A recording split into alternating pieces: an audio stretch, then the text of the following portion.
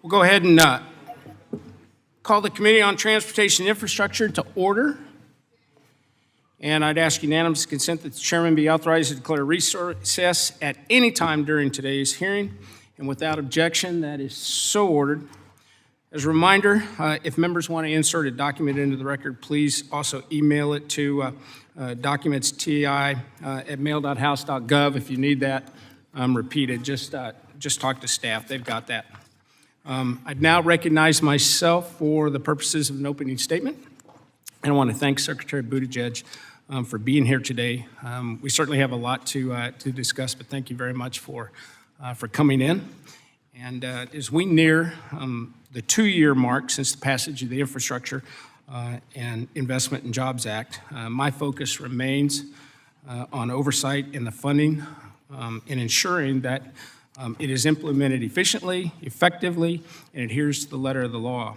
Due to persistently high inflation, Americans continue to struggle to pay for food and clothing and gasoline and other necessities with their hard-earned dollars. And companies that are working in the transportation space continue to face high prices on commodities and materials such as aggregate, asphalt, concrete, diesel, you name it.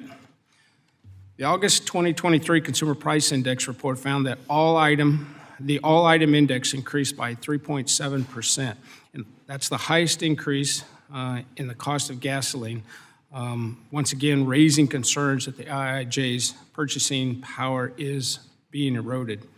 That's why the Department and Congress have to ensure that every dollar from the IIJA counts and is directed towards projects safely and efficiently to move people, to move goods, and prepare our supply chain for obviously the future challenges that we're going to have. However, many stakeholders have already expressed concerns about the implementation of the infrastructure law, including the pace of implementation, whether it's following the intent of the law. A 2023 AGC survey of its member companies found that just a mere 5% of the companies who responded say that they have worked on IIJ-funded projects to date, and only 6% who responded indicated they even successfully bid on projects for which work has yet to begin. We have to ensure that the regulatory burdens and confusion over guidance are removed in order to efficiently administer the infrastructure programs. According to the Department of Transportation, they have distributed or announced more than $184 billion in infrastructure funding. The DOT Office of Inspector General repeatedly recognized the risks of fraud and waste and abuse that's associated with the IIJA funds. So responding to the OIG's concerns, DOT indicated plans were in place for every program that received IIJA funding to complete a fraud risk assessment by the end of 2023. And we look forward to receiving those assessments on time.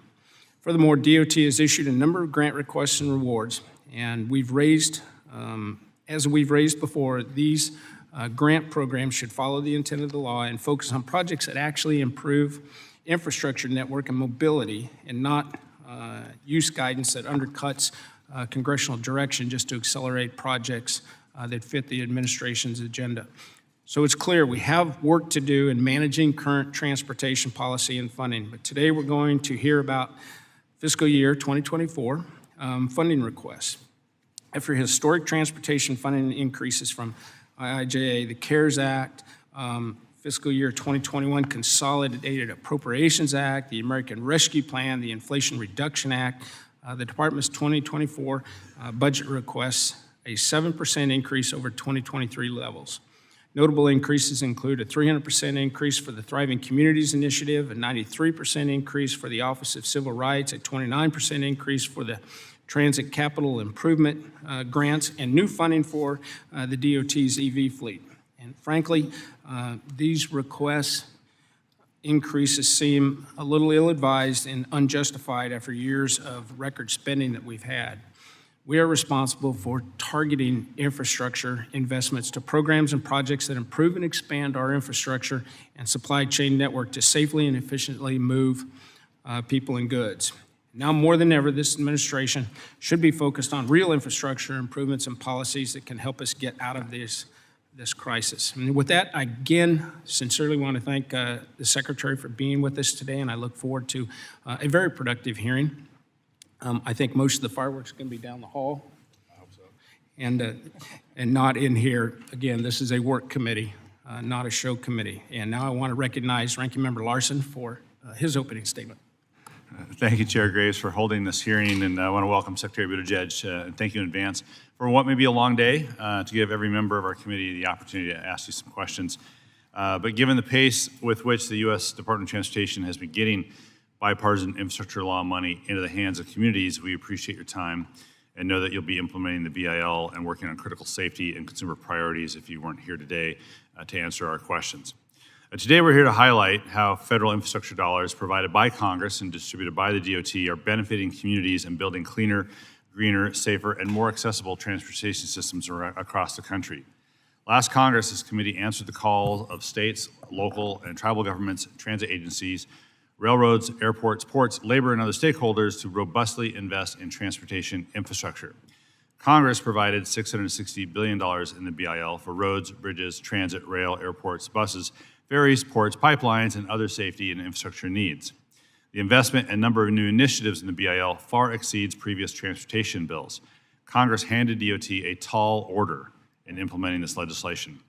I'm pleased to say that the pace of funding distribution has been impressive. In the first 2 fiscal years of the BIL, the department has distributed over $125 billion in highway funds, mostly directly to states, which states then paint with state money, and we get no credit for the work. Same with $39 billion in transit funds and nearly $10 billion in airport funds to states and localities. Funding has gone out under more than 3 dozen competitive grant programs, and more is on the way. As just one example, FRA plans to announce the availability of $14 billion under 3 rail grants by the end of this year.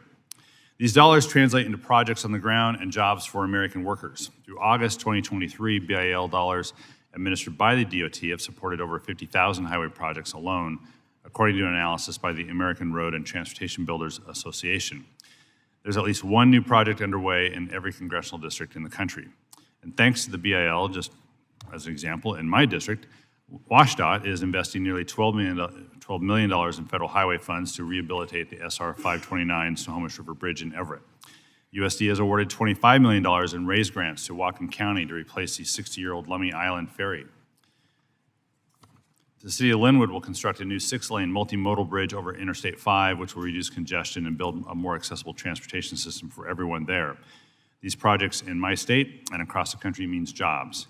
Jobs with good wages, benefits, and working conditions for transportation workers. The BIL means more jobs in the transportation, construction, transit, trucking, aviation, rail, and maritime sectors. Congress did its job to give the transportation sector the long-term resources it needs. And without these investments, the economy would be in far worse shape today. Now, our job is to conduct fair oversight of implementation efforts by the DOT, state DOTs, project sponsors, and industry to ensure these projects are delivered quickly and effectively, and that the law is implemented in line with our intent. Congress directed investments in the BIL for many things, including to address climate change and reduce carbon pollution and improve safety and equity outcomes in our transportation networks. Congress followed the example of states, cities, counties, and tribes across the country who are working to modernize and transform the way people and goods move and to improve outcomes and experiences for the traveling public. The federal policy changes are now in the hands of U.S. DOT to execute. I especially want to applaud the Department's efforts to date on this front and the steps taken to prioritize equity consideration in grants to ensure disadvantaged business enterprises reap the benefits of BIL funding as well, to address the spike in traffic deaths, and to measure and reduce carbon pollution from transportation sources. We now have to build on the success of the BIL by enacting a strong FAA reauthorization. This House passed H.R. 3935, the Securing Growth and Robust Leadership in American Aviation Act, in July by a strong bipartisan 351 to 69 vote. Came out of this committee 63-0. This bill is a bipartisan effort done in good faith to secure the future of the U.S. aviation system. It will help advance American leadership in aviation safety and aerospace innovation, strengthen and diversify our aviation workforce, improve consumer protections and accessibility, and make groundbreaking investments in sustainability and resiliency. I am sure, Mr. Secretary, the DOT is eager to see this bill enacted into law so you can begin implementing it as well. And I urge the Senate to act as soon as possible so we can complete a final long-term reauthorization and communities and the traveling public can reap that bill's benefits. But aviation is not the only mode in need of our attention. Rail incidents and accidents continue to occur around the country, endangering people and communities. In the 7 months since the Norfolk Southern derailment in East Palestine, there have been more than 500 train accidents, and yet this committee has not yet held a rail safety hearing. And I urge the committee to take this long overdue action on rail safety. And we are soon as well expected to act on a pipeline safety authorization next week. And according to the Pipeline Safety Trust, pipeline incidents and accidents in vulnerable areas have risen over the past 20 years, highlighting the need for Congress to enact additional pipeline safety measures. So I hope today's hearing can be an acknowledgement and celebration of the infrastructure benefits each of our districts and constituents are reaping. This committee continues delivering bipartisan solutions for all Americans thanks to the leadership of Chair Graves. This stands in contrast to the chaos we're seeing right now in the FY 2024 funding talks that is threatening to end in a self-inflicted government shutdown, which I hope we can avoid. Thank you, Mr. Secretary, for your steady hand in guiding the department and the priorities Congress has asked you to implement. I look forward to today's discussion. With that, I yield back. Thanks, Rick. I'd ask unanimous consent that the witness's full statement be included in the record, and without objection, that is so ordered. So with that, Mr. Secretary, you're recognized. Again, thanks for being here. Thank you very much, Chairman Graves and Ranking Member Larson, and let me congratulate you as well on taking these well-deserved leadership roles since the last time I was here before this committee. And also, before starting, I want to take a moment just to send our heartfelt condolences to a member of this committee, Representative Mary Peltola, who lost her husband after a plane crash in Alaska last week. I know a lot of us have been in touch with her, and our prayers are with her and with Jean's family and friends. To everybody on the committee, I want to thank you for the opportunity to testify today and for our ongoing partnership. The first time I came before this committee, we were making the case for an infrastructure package to address decades of underinvestment, deal with clear risks on our roads, rails, and in our skies, and confront a pandemic that shook transportation in every way. The second year I testified here, the bipartisan infrastructure law was a reality, and we were fast at work standing up new programs and preparing to get much-needed funding out the door. Today, I'm proud to report that the Biden administration has over 37,000 infrastructure projects moving forward in every state and territory. Through those projects, we are making Americans safer, we are creating jobs and addressing transportation inequities in big cities and on rural main streets. We are making our infrastructure more resilient against extreme weather while reducing the transportation emissions that are contributing to climate issues. And we're strengthening supply chains to keep goods moving and reduce prices. Let me highlight just a few recent examples. Last week, I was outside of Salem, South Dakota, where we are helping to repair 28 miles of I-90, which is a major freight corridor, and adding new truck parking, which we consistently hear from truckers is their top priority to improve the safety as well as the quality of that job.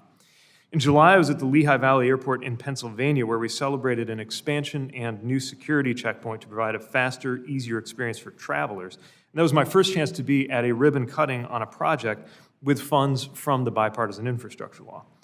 And a few weeks ago, I was in northern Indiana, where we are helping to relocate a freight rail interchange that's going to improve a rail crossing. That's a problem for hundreds of kids getting to high school, while supporting goods movement for the many manufacturers in that area and helping to improve the safe transport of hazardous material that sometimes passes through the community of Elkhart.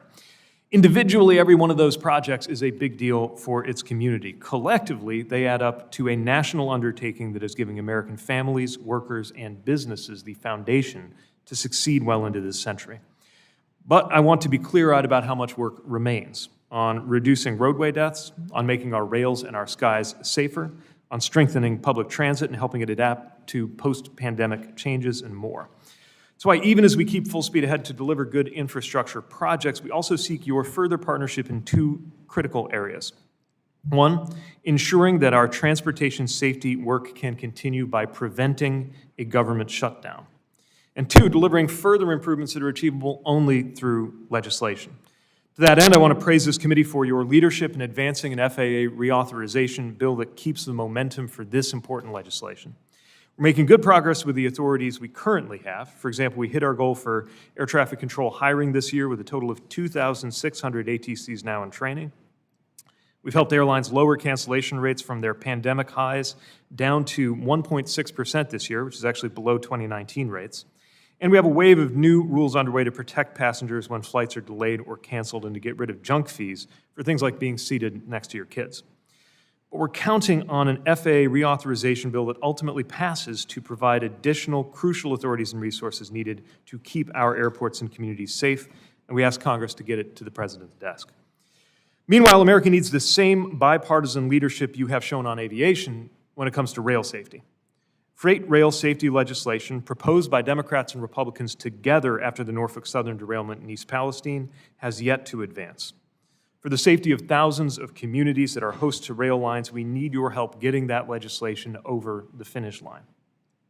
Again, the DOT is doing what we can. We have proposed requiring at least 2 crew members on trains and are right now working to finalize the rule establishing minimum crew member requirements. We're conducting more than 6,000 focused inspections on routes over which high-hazard flammable trains travel. We're making the biggest investment in rail infrastructure in modern memory and more. But if America is going to see a day when 1,000 derailments a year is no longer just accepted as the cost of doing business, we need new authorities to better hold railroads accountable, which this legislation could provide. I believe the 2020s will be known not just for those early years when the pandemic upended transportation, but for the years we're entering now, where transportation gets safer, more affordable, and more efficient.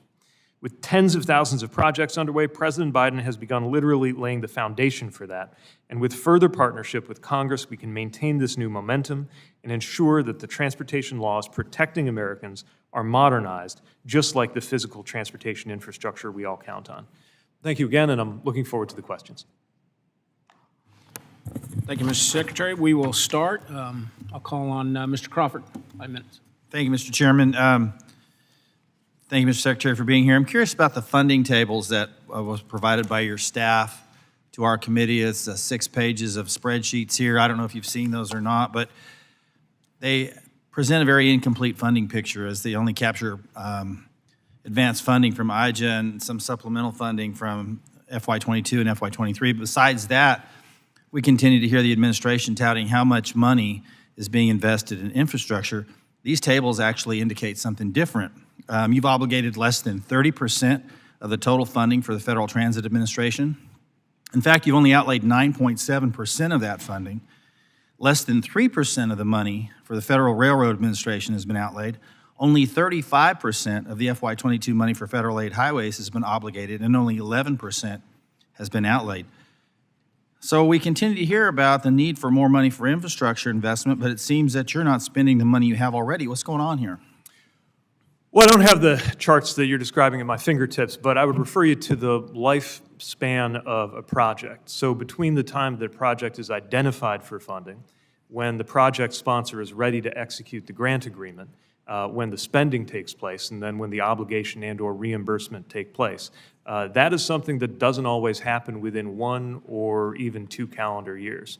Now, for our part, we want to do everything we can to make sure that any part of that timeline that's under our control is swift. But of course, that also depends largely on the readiness of project sponsors. So there is often a lag, 1, 2, 3, sometimes more years between when funding is appropriated and authorized and when those dollars had been assigned to a project. But again, Yes, but in the interim, the obligation of those funds, which we're also seeing a significant amount of funds that aren't obligated, let alone outlaid. So I understand the time lag, and I get that completely based on the timeline for appropriations versus the money actually being there.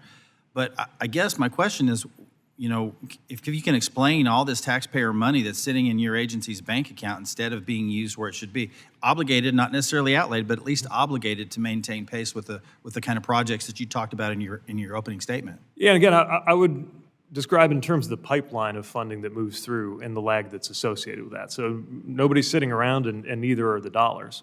But the gap between the fiscal year in which it's authorized or appropriated and the moment when that construction takes place. That's very real. And of course, it depends on the project, right? We can get something out through formula dollars often more quickly than a complicated project that involves perhaps multiple modal administrations or multiple project sponsors working across state lines. But you have my commitment that anything that's under our department's control, we are going to move as swiftly as possible. I would not infer that the fact that it takes some time to spend those dollars is an argument for doing less in the future to improve our physical infrastructure. Well, I think you missed the point of my question. So a lot of the times we hear from, for example, municipalities or county governments or state governments that say we could do a lot more with our money if we got it in a timely fashion. For example, the obligation of the funds can start things moving if the funds aren't obligated. And as I indicated in these percentages, we're well into to IJA, for example. And we still have a significant amount of money that hasn't even been obligated, let alone outlaid. So, I hope you'll consider that, because the feedback that we get from home all the time is, where's the money? And it appears that you have quite a bit of it in your account based on the spreadsheets that your staff's provided for us. But let me move on to something else. The Federal Highway Administration announced a notice of proposed rulemaking to require states and MPOs to establish a new performance measure with declining targets for carbon dioxide and to measure and report greenhouse gas emissions associated with transportation under the Federal Aid Highways Program. This was done despite the department having no authority to impose such a requirement. In fact, a greenhouse gas performance measure requirement was specifically omitted from IJA. How can you claim that imposing a GHG performance measure is consistent with the law or the intent of Congress, given that it was considered and specifically excluded from IJA? Because under the law as written, we have the authority to implement performance measures. And just because Congress did not require it of us does not mean that we're not able to do it. Now, we believe this is consistent with other instances in which Federal Highway Administration or other operating administrations have developed performance measures, whether on safety or other domains. And I want to emphasize that this is not a mandate. It doesn't set a target for states. We're simply requiring that there be some kind of measurement of the performance of something that relates to the impact of how the federal taxpayer dollars we're sending. I would argue that the states perceive that as a mandate based on your implementation of that, and what other action are they supposed to take? I mean, given the fact that you don't have the authority and yet you're continuing to leverage that and put that on the states. My time is expired, so I yield back. Mr. Larson. Thank you, Mr. Chair. Mr. Secretary, thanks again for coming in. I want to start off with a question we've asked you about in the past, as well as visited Washington State a year and a half ago or so, and that's on the with regards to the culvert program. DOT announced $4 million that end up in my district as well as other districts, but $4 million in my district to advance 11 culvert projects at 11 sites in Whatcom County to address fish passage right of areas. This is great news, and not that we're not appreciative. I was hoping you could help us understand when we expect to see the next notice of funding opportunity for the next round of culvert money. Well, thank you. We're excited about this program. I'll admit it was not on the list of things I thought I would be working on when I first accepted this job, but having learned the economic as well as societal importance of anadromous fish passage, especially but not only in the Pacific Northwest, I know how important this program is. In our first year, we awarded over 195 million grants for 169 passage improvement projects, including those 46 passage improvements in Washington State. What I'll say without having a date certain for the next round to be put out is that this is one of many programs that was really novel in kind, created by the infrastructure law that our department stood up. So it's safe to say that that first year, setting that program up for the first time, is more labor intensive than it will be getting it out the next time. We're always going to refine and tweak for the next NOFO based on the input we got from project sponsors. But I think it's safe to say that we'll be able to spend less time getting the next notice of funding opportunity out than we did getting the first one. I remember promising you that the first one would be out by the time the salmon were running. I didn't say where the salmon would be running, but they're beginning to be running in northern Michigan, and I take that as a reminder to get to work on getting that next round ready. And different salmon run at different times as well. So,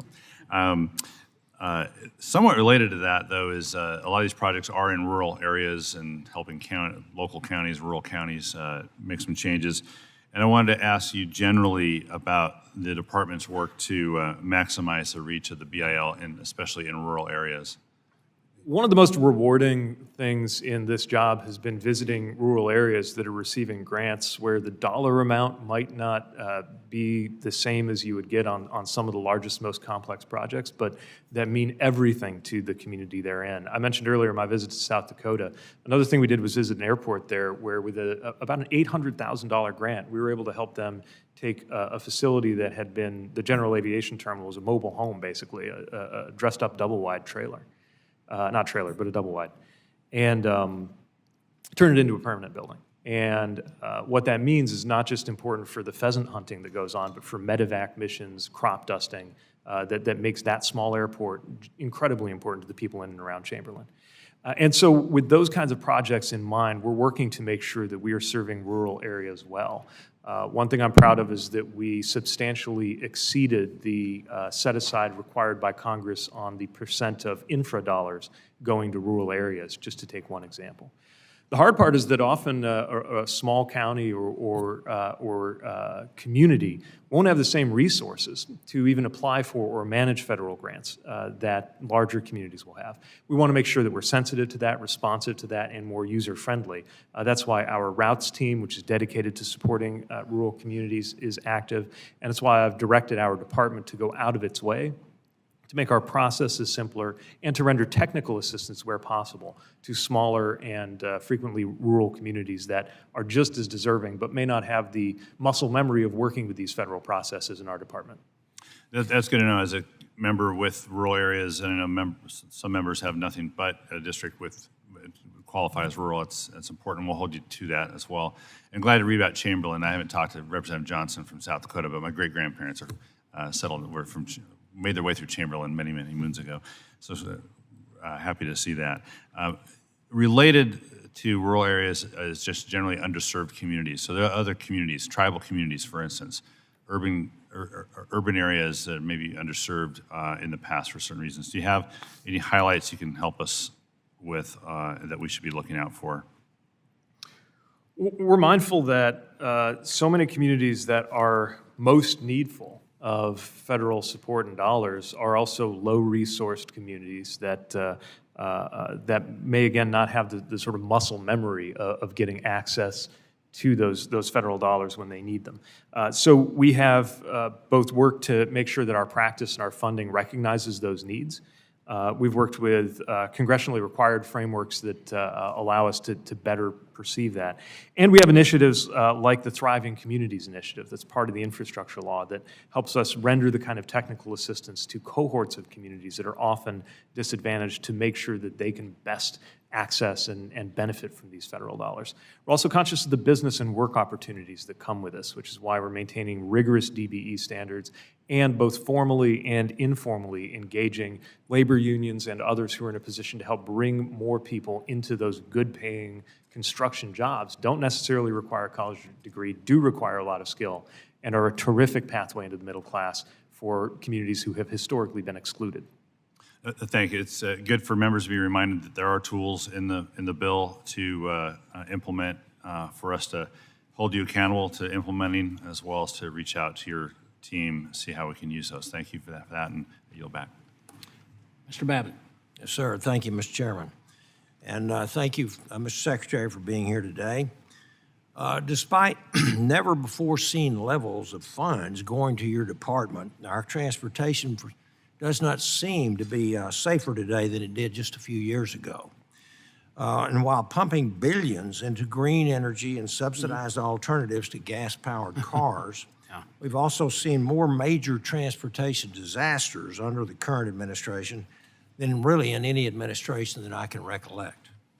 Record-level car fatalities, trains derailing, chemical accidents, sky-high gas prices, ports with record-breaking logjam delays, which I represent several, union strikes, workforce issues, delays at airports, near misses on runways, grounded planes, system-wide failures, the terrible, horrible 2022 holiday flight cancellations that saw so many American families separated on Christmas and New Year's.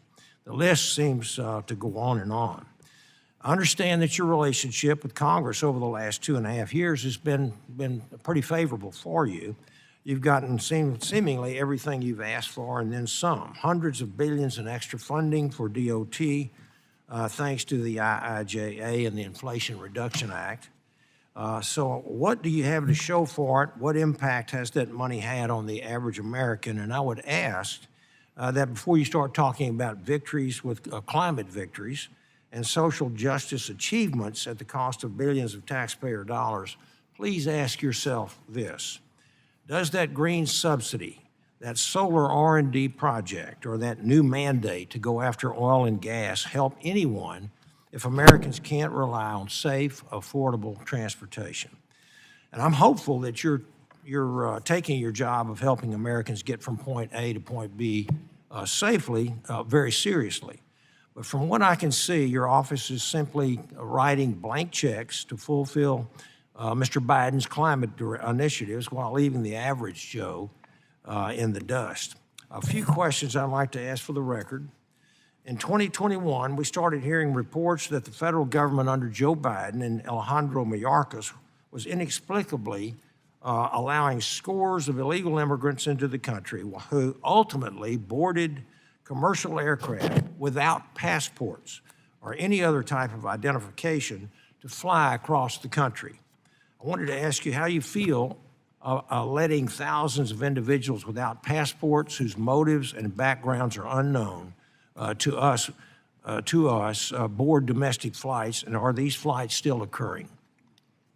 Well, I don't know all the details of the Homeland Security side of that, but I would point out that as a general rule, when you get on a domestic flight, you don't have to show a passport. That's true for anybody.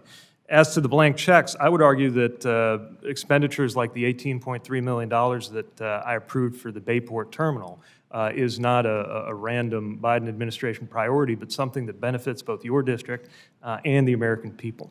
We are investing in roads and bridges, ports and airports, rail, transit, and I'm also puzzled by the implication or the assertion that the rate of railroad accidents or other safety issues is higher under our administration than in previous administrations, when that's simply not supported by the record. You mentioned flight cancellations. Right now they stand at 1.6%. That is actually lower than they were in 2019 before the pandemic. I would be happy to provide further data to help clear up any of the inaccuracies in your question so that we can get to the most important facts about safety. Having said that, I don't believe that we should be satisfied with the current status quo on safety, which is why I would love to get you on the record in favor of that Railway Safety Act, Congressman. I'd love to see those, Mr. Secretary. And the domestic flights allowing people on without passports who are foreign, who have entered illegally, doesn't seem to square with the security of our nation. Congressman, if you're of the opinion that every passenger boarding a domestic flight needs to produce a passport, I'd be happy to refer that to Homeland Security, but that's not our jurisdiction at DOT. I understand. Members of this committee are very frustrated with the ongoing delays that applicants are experiencing by the Maritime Administration. I understand the need for a thorough evaluation process, but the current process has consistently failed to meet the 356-day statutory timeline for a record of decision. For example, of the 6 applications currently with MARAD and pending a record of decision, 2 of these applications are well past the 356-day statutory timeline, one nearing the 1,400-day mark and the other nearing an 800-day mark.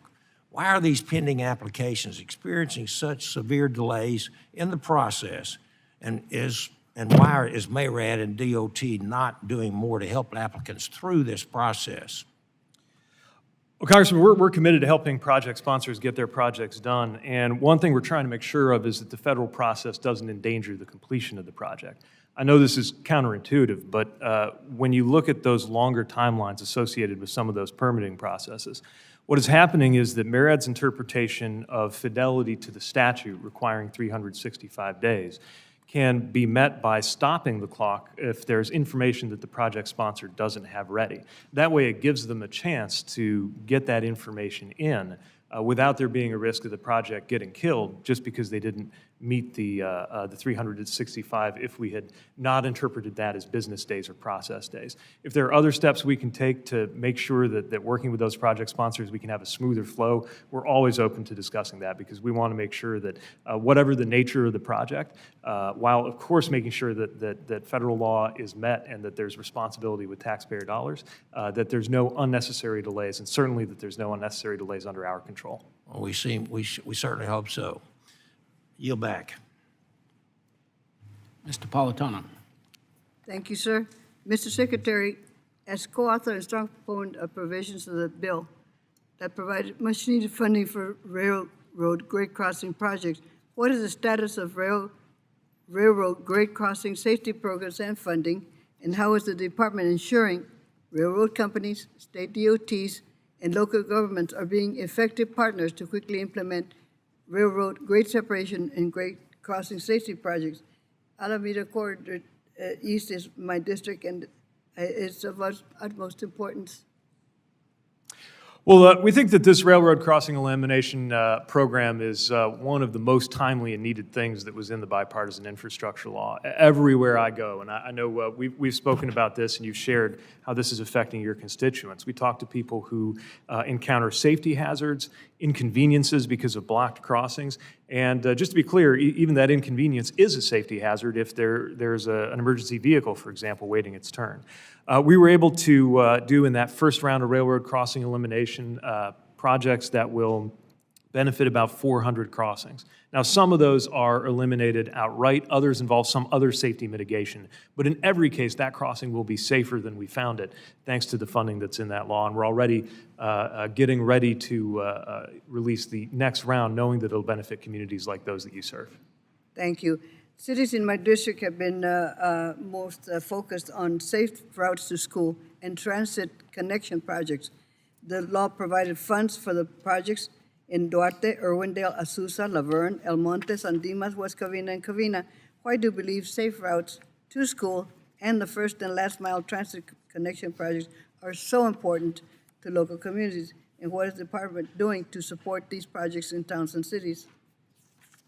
Well, I strongly agree, and going back to my days as a mayor, the Safe Routes to School funding was an important part of how we were able to improve the way that many kids were able to get to where they were going.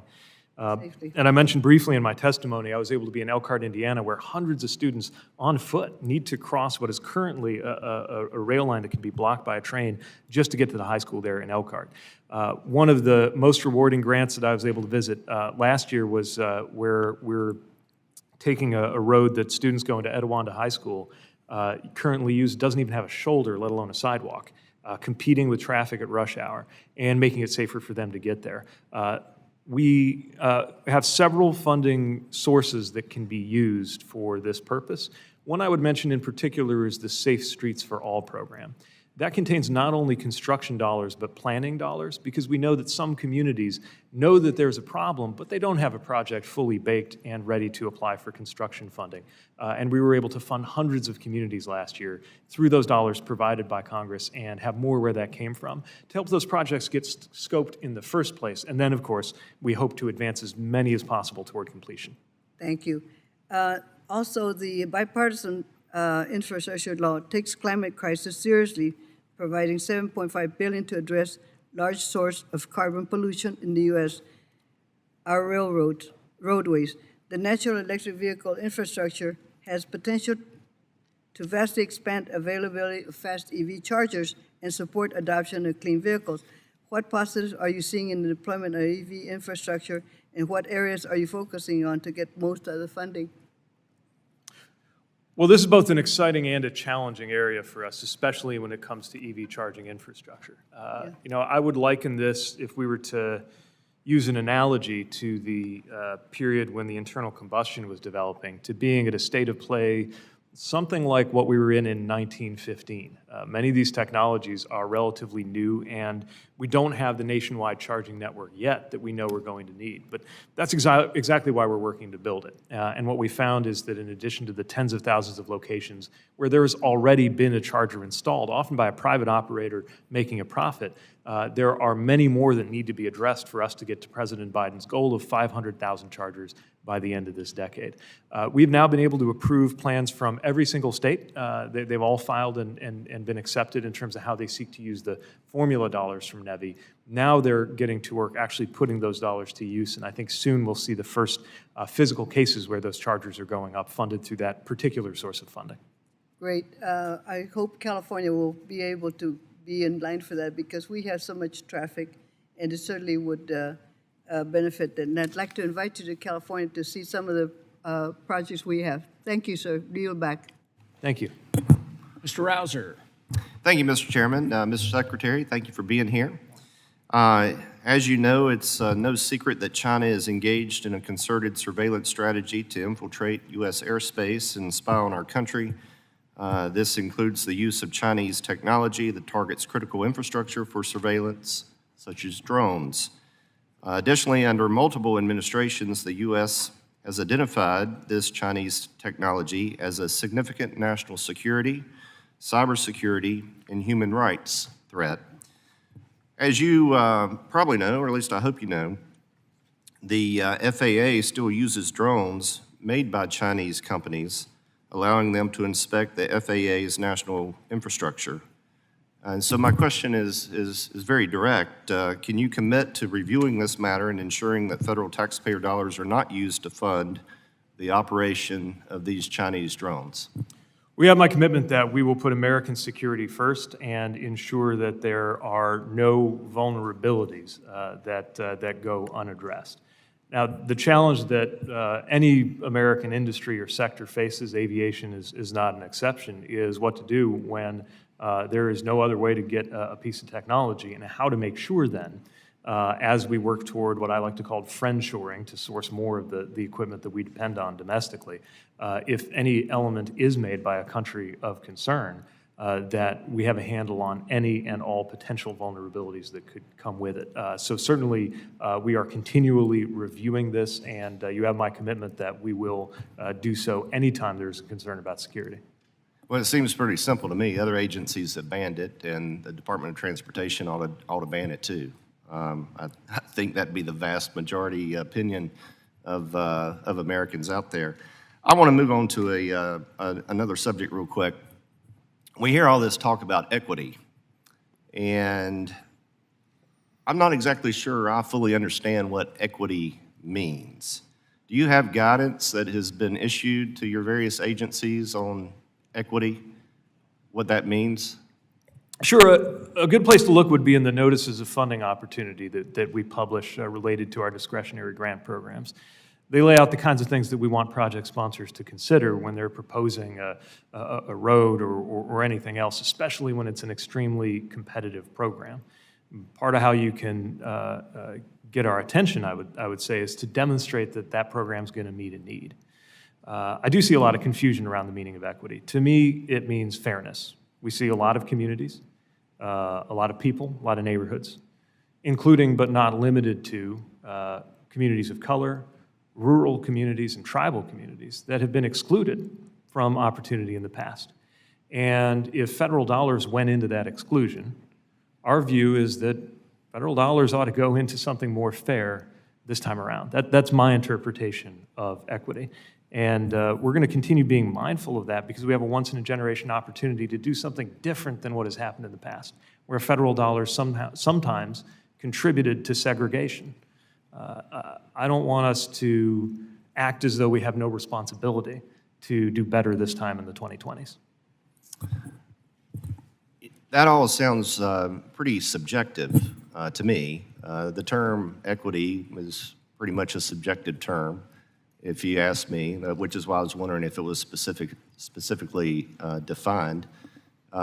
Disadvantaged communities, that seems to be somewhat of a subjective area as well. So I guess the fundamental question, and we all want to help those that need help, but we have scarce dollars, and the one concern I have is with all this focus on equity, how are we ensuring that Americans' taxpayer dollars are going to the most important projects that support everyone, that support all of society, including obviously disadvantaged communities, no matter how that may be defined. I think that's a real public policy question that needs to have more of a definitive answer. I think anytime our values meet our criteria, we have to be as transparent and objective as we can without pretending that everything can be reduced to a mathematical formula. And so we've sought to include as many objective criteria as we can make clear. And sometimes, of course, those are provided by Congress or in frameworks like those that call for us to identify what are defined as areas of persistent poverty, just to take one example. But I think also as we're applying American values to our overall work, there is an element that can't simply be computed in a formula, and I think that's why we have human beings rather than computers making some of these decisions. Thank you, Mr. Secretary. Mr. Chairman, my time's expired. I yield back. Thank you. Mr. Cohen. Thank you, Mr. Chair. Secretary Pete, welcome to the committee. Thank you for being here. Thank you for all the work that y'all have done to implement the bipartisan infrastructure law. Little more bipartisan in the other chamber than this one, but still bipartisan. And it's delivering billions in much-needed funding to all of our districts. We had, in Memphis and Shelby County, we had 2 RAISE grants, $25 million for MATA, our public transit, which was important, crosstown corridor safety and multimodal enhancement program, and another $13 million for eliminating barriers on North Watkins. Those would be helpful. These projects include many complete streets elements to ensure safety and accessibility for all road users. This will transform the community and make it much safer to get around. That's one of the areas I put a lot of emphasis on in getting the bill passed was complete streets. Memphis has recently been named the 3rd deadliest city for pedestrians, ranked 1st as a city with the worst drivers based on traffic fatalities and the least bike-friendly in the nation. The city was recently awarded a Safe Streets for All award of $640,000 to assist in the development of comprehensive action plans to significantly reduce those fatalities. But the statistics I mentioned are staggering, and they're all across the country, and much needs to be done to reduce those deaths. What can the department do to increase the efficacy of the Safe Streets for All programs and how it is helping advance the nation's goal of 0 roadway deaths? First of all, Congressman, let me applaud and identify with your stated goal of 0 roadway deaths. I think that's the only acceptable number. Right now, we're at more like 40,000. The first step in reversing the rise of roadway deaths is to see it stop. We think it has stopped, but we're a long way from having cause to celebrate. One of the pillars of the National Roadway Safety Strategy that we put out, alongside things like safer vehicles and safer people, safer speeds, better post-crash care, is safer streets. And that's why we've embraced a complete street strategy. We launched a complete street initiative in March of 2022. We've delivered a report to Congress called Moving to a Complete Streets Design Model to try to encourage designs where across the streetscape and sidewalk, cyclists and pedestrians and vehicle traffic and transit and everything else can coexist peacefully. But we know that there needs to be not just moral support, but funding. That's where the $5 billion in that Safe Roads and Streets for All program is so important. Though I should emphasize, that's not the only source of complete streets funding. You mentioned some of the benefit coming to your district from the RAISE program. And as we look at the RAISE program, about $1.1 billion of the awards we announced this year are for projects that are going to improve safety. You mentioned improving efficacy. And so the other thing I would point to is that in that Safe Streets for All work we're doing, we're going to gather a level of data that's just never been accessible to us before. So many places that are getting the treatment, so to speak, of this kind of funding and these kinds of improvements. And I think that will help us refine our understanding of what works best and what works most effectively and target the dollars to where we know it can save the most lives. And I know you know this, but the facts are in minority communities, it's more likely that there are not going to be sidewalks. It's more likely they're going to have not have median strips that help. There are crosswalks for people to get across and pedestrian passing. And that's one of the reasons we have so many high deaths on pedestrians and even bicyclists. And that just needs to be rectified and go back in those communities and give them the opportunities to have foliage and the different things that make for safer streets. We have to incentivize our state governments too, because they put out a lot of these grants. And can you do things to incentivize the state governments, kick them in the rear or something? Well, I don't think we have congressional authorization to kick anyone in the rear, but we do work with state DOTs, knowing that we all share in principle a commitment to safety, but believing that there are specific interventions that would make the biggest difference. And we, of course, have a great deal of regard and respect for the separation of the division of labor and the separation of responsibilities that's there. But what we're trying to do is draw attention to the eligibility of formula funds that the states are going to decide what to do with, but they may or may not be cognizant of just how many ways they could use that to the benefit of safety. I'll give you another example that I touched on briefly in my remarks, truck parking. This is something that I'm not sure all states are aware they can apply federal aid highway formula dollars to help solve. I'm about to lose my time, and I appreciate that. Rail, passenger rail is important. I'd like to see Memphis to Nashville, or state recommended something, Nashville, Atlanta, Chattanooga, Atlanta. If you could get Memphis to Nashville in there and get all that together. And I just want to remind you, your mantra should be, Memphis is the center of the country. We've got the bridge that goes across the Mississippi River. We've got commercial aviation. We've got FedEx. What's good for Memphis is good for America. I yield back my time. Understood, sir. Mr. Boss. Objection. Thank you, thank you. Thank you, Mr. Secretary, for being here. I'll actually, probably by the time my statement is done and my question is asked, I'll let you finish an earlier thought that you were having there. I saw that you took a trip to highlight the infrastructure projects related to truck parking. One project you visited was 10 additional spots, which is helpful, although the money came from our infrastructure funds. In addition, your department announced 86 new grants last week, and those 86 grants, only 4 even mentioned truck parking, and they have to do with IT systems at the truck stops. Now, my question is based on the information that I've just given. You've created 0 additional truck parking locations, even with the record amount of money that was given to you in the infrastructure bill that we passed. You haven't done anything substantial to expand new truck parking locations, so the problem still exists. What do you plan to do about fixing the problem instead of ever just continuing to talk about it? Well, again, we are funding projects that are both increasing the physical availability of parking, truck parking by adding truck parking spaces, and helping to optimize the parking that's there. So when you hear about an IT-oriented project, what we're trying to do is correct the fact that in addition to there just plain not being enough spaces out there, which is certainly a problem that won't be solved by 10 spots here or 12 spots there, that we're also giving truck drivers better access to insights about where the spaces are going to be. Because what we hear a lot when I'm talking to drivers is they'll be over the road, they'll have a look at their electronic logging device, they know they're coming into that last hour. And now they're faced with the choice of either giving up income and not going as far as they feel they ought to, or even as far as their employer expects them to, because they know there might be a space, or pressing forward, taking a bit of a gamble on whether there's going to be a space nearer to where they'll be when they time out. And so if they have more reliable information, and a number of states, Florida's DOT is one that's working on this, and I think Tennessee's done some work on this too.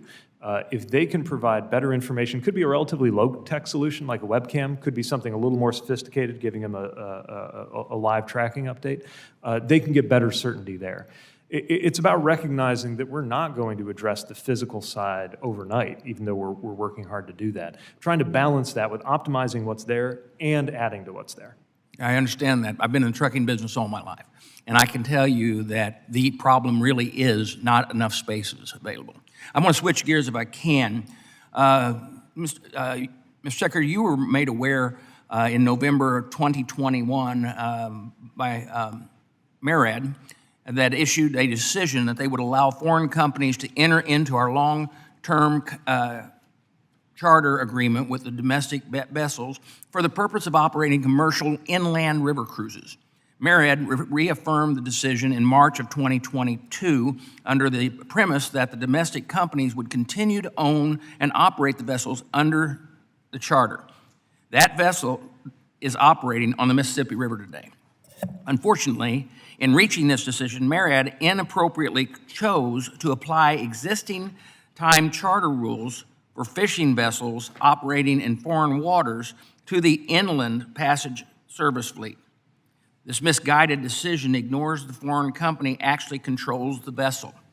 from selling tickets through the website to seeing the ports of call, all while the profits are sent overseas. In addition, the hospitality crews would be supplied by the foreign companies, which I believe significantly it causes a safety issue. This action raises some significant concerns with the Jones Act community and has a real possibility of extending well beyond passenger cruises to all inland operations that utilize long-term charters. What can you tell us about this decision and whether your office is going to take a closer look? For an administration that supports the Jones Act, this was a highly troubling decision. Well, as you noted, we support the Jones Act, and MARAD always works to the best of their ability and judgment to apply the law as written. I welcome your invitation to pay closer attention to this specific matter, especially if there's a concern in your view that it is either not playing out as expected or that there's a discrepancy in terms of viewpoints on how that conforms to the legislative guidance that MARAD has, and would welcome the chance to follow up with your office. For And I would wish that you would do that, because the reality is that the Jones Act is in place for a reason. That's to keep foreign enemies from working inland into our United States, and the Mississippi River would allow that. With that, my time has expired, and I yield back. Thank you. Let's see, Mr. Garamendi. Thank you, Mr. Chairman. Mr. Secretary, you're doing one hell of a job. Thank you. I recall our early hearings in this committee as we developed the Transportation Infrastructure Bill. You were right there. You provided us with key information that we needed, and now you're into the implementation stage. Thank you. Thank you for the 2 grants that we've received in my district for electric buses to replace old diesel buses that are breaking down. And by the way, those buses are going to be made in America. So this is just one piece of a very important project. You are in a position to provide this nation with a significant and extraordinarily improved infrastructure. You got a big challenge out ahead. You're hearing from my colleagues over there on the right side, basically whining about this or that. Not one of them voted for the bill. So they want the dough without the vote, which is not uncommon around here. But the reality is we're making progress. All of us have things that we would like to see done faster, better, and I have my list too. I could probably go through them here, and I probably should, but I'm going to simply put it this way. You're doing one great piece of work. There's more to be done. We're going to press you on those things. The TIFIA for airports, yeah, we don't like the way you've written the rules. Talk to your general counsel and tell them, wait, listen to what we actually put into the law, not what they think it ought to have been. So, yep, if you'll pay attention to that one, thank you. I know you're going to have a challenge out ahead, providing the rest of the money that is out there. I was looking at that chart that was mentioned earlier. Obligations, money actually flowing. We need to understand in depth how that works. I want to give you a chance to go back over that again, and if you would, please do so now. Thank you. So one thing that we're working to do is make sure that every stage between the moment we identify that a project has successfully been chosen for funding and the moment we get to cut the ribbon, even if it's a future secretary who gets to do the honors, that we and there'll be a Republican there also. But they're more than welcome. It's important. That we compress anything that can be responsibly compressed without sacrificing fidelity to the checks and balances that are very important about the use of federal taxpayer dollars that are in there. To take one example, historically, the amount of time simply between when a grant award announcement is made and when a grant agreement is signed can be a year or longer. Now, that's not because people at USDOT are just sitting around. Often that's a result of the back and forth, making sure that all federal requirements are met. But I do think we have a responsibility to help project sponsors do that more quickly. That's just one of the steps that's needed in order for that obligation to happen. I would also argue that even when the obligation has taken place, which maybe traditionally is when USDOT would have imagined that its responsibility is complete, that we stay in touch with the project sponsor to make sure the delivery is going well and to identify any nationwide issues around construction that could affect project timelines. And again, we're happy to be as transparent as we can about the data and the dollars and the numbers as they move. Thank you, Mr. Secretary. There is a little matter out there about Buy America, a 1983 waiver that was granted by the then Transportation Department. That is still in place. That waiver deals with manufactured products that would be used in the federal highway program. It's extremely important that that waiver be eliminated. I know that you're working on it. I bring it to your attention, bring it to the attention of my colleagues here, but the Buy America provisions in the current law are being pushed aside because of that 1983 waiver. To say that it's out of date is insufficient description of that waiver. So if you would pay attention to that, if you want to make a comment on that, I would welcome it, but mostly I'd like you to get that waiver killed. Thank you. I recognize your attention to this and would add that my boss is, of course, very focused on making sure that products that are and projects that are funded with taxpayer dollars are built with American labor and materials.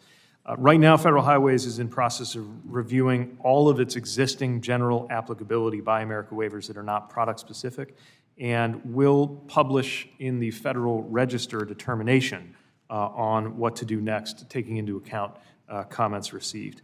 As you know, Federal Highways published its first review via request for comment in March and reviewed all of the comments that came through that. The next step will be to move forward on that rulemaking. Well, and your we'll keep you boss posted on that.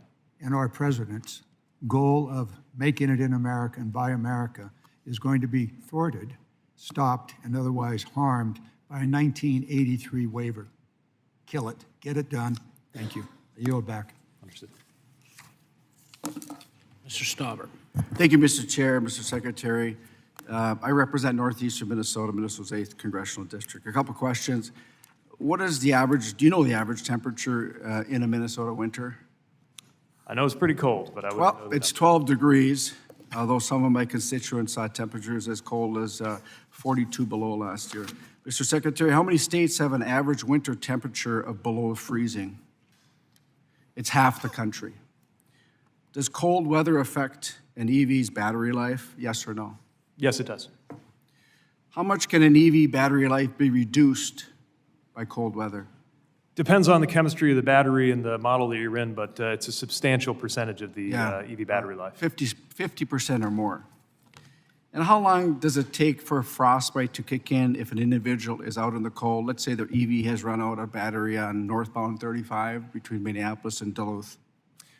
You know, I once got stuck on northbound 35. Well, and 30, I know it about doesn't 30 take very minutes. It's about 30 minutes before frostbite. Mr. Secretary, do you know the average income household in the district that I represent? You probably don't, so I'll tell you. It's $69,000. Do you know what the average price of an EV vehicle is? Sure, I pulled the latest numbers. The models are starting around $30,000 for sedans. They're getting into the 40s for According to trucks. Kelley Blue Book, the average price for electric cars was over $53,000. Surely you're last aware that July. they start closer to 30, right? My constituents would have to work a full year to pay for this unreliable car and would barely have enough left over to care for their family. What is the average median income of a single individual EV buyer? It's $150,000. As of when? It's $150,000 As of when? I'm just asking because that number is going down each passing year. this month. This month. And how much of a taxpayer-funded subsidy is given to those high-income earners to purchase their EV? As you may recall, the You should Inflation know this. Reduction Act was set in such a way that there was an income cap on how you could benefit from it, so that the wealthiest $7,500. people are not able to take advantage of that. But we do wish we had your Mr. support Secretary, in would lowering you- the cost of Mr. EVs. Secretary, would you agree it's $7,500? Say again? Would you agree it's $7,500? $7,500 is the maximum credit that is eligible, and we think that making For the EVs cheaper elites for to buy working their families luxury to the vehicle. tune of It's my- $7,500 Mr. is a good Secretary, move. excuse me. Do you think that it's fair for your administration to force constituents to purchase these electric vehicles when they're not working, especially in northern Minnesota? Well, the premise of the question is false because we're not forcing anybody to purchase any technology. Can you refer to any particular policy that forces anybody to by purchase any vehicle? by 2035, you want 2/3 of Americans to be using electric vehicles. They don't work in northern Minnesota in the cold weather today. And I want to just share something with you. Mr. Garamendi, and I agree with him, buy American. Last July, you sat in that same spot and answered our questions. And I told you about a concern that I have with child slave labor in the Democratic Republic of the Congo.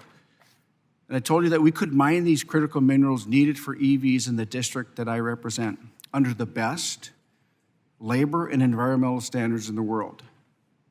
But you and the administration went ahead with an MOU with the DRC in January of this year.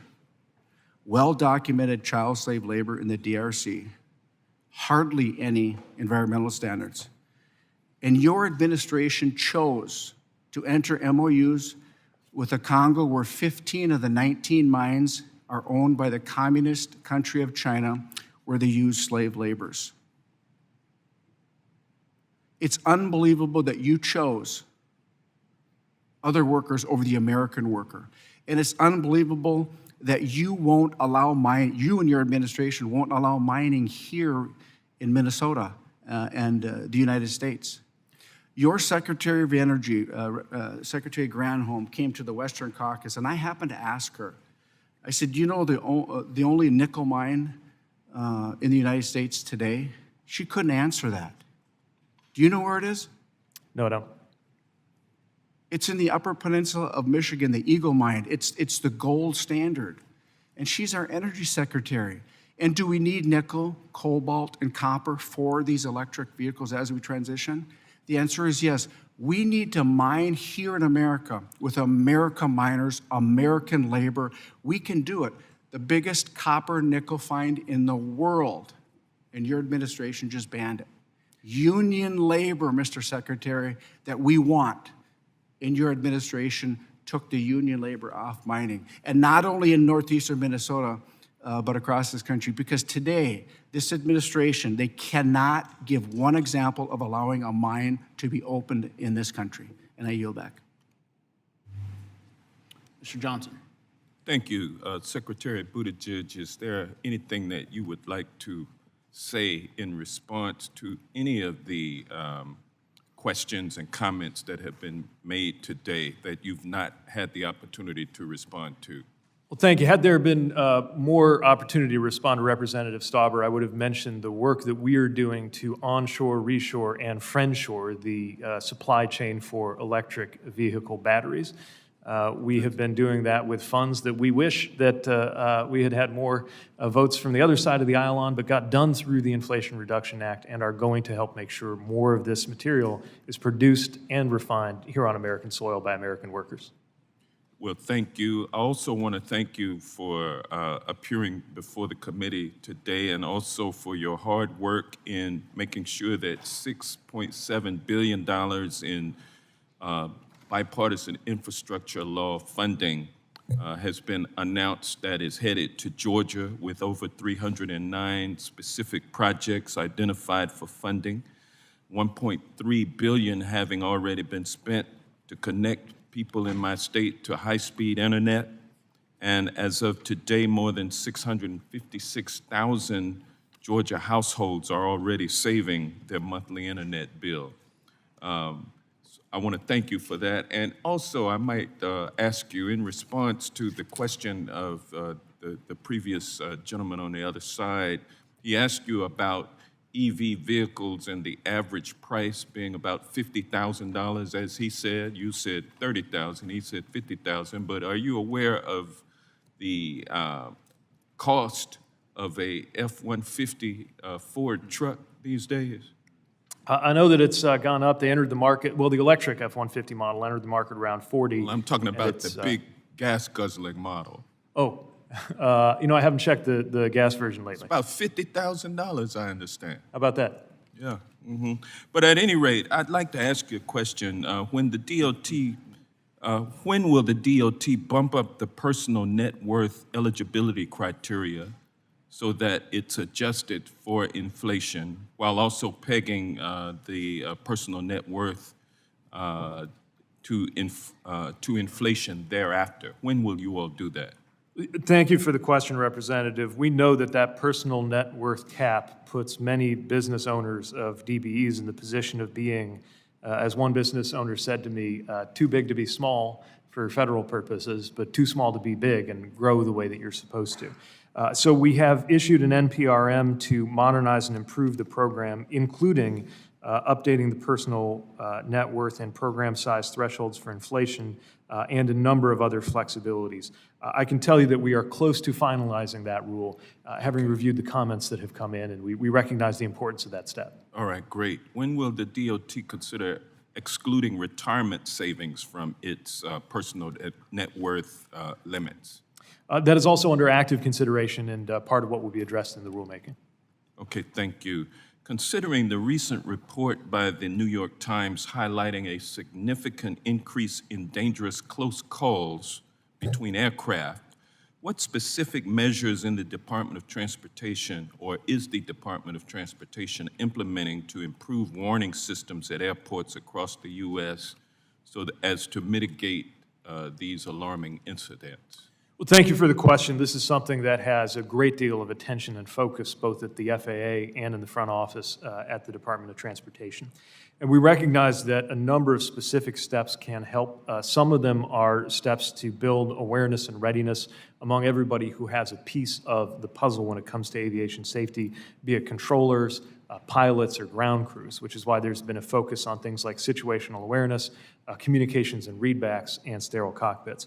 But some of this is also a matter of having the right kind of infrastructure, and we're making sure that we're engaging with airports on that through, among other mechanisms, runway safety action team meetings that take place at airports, and the work that the FAA does generally to make sure the latest technologies are available.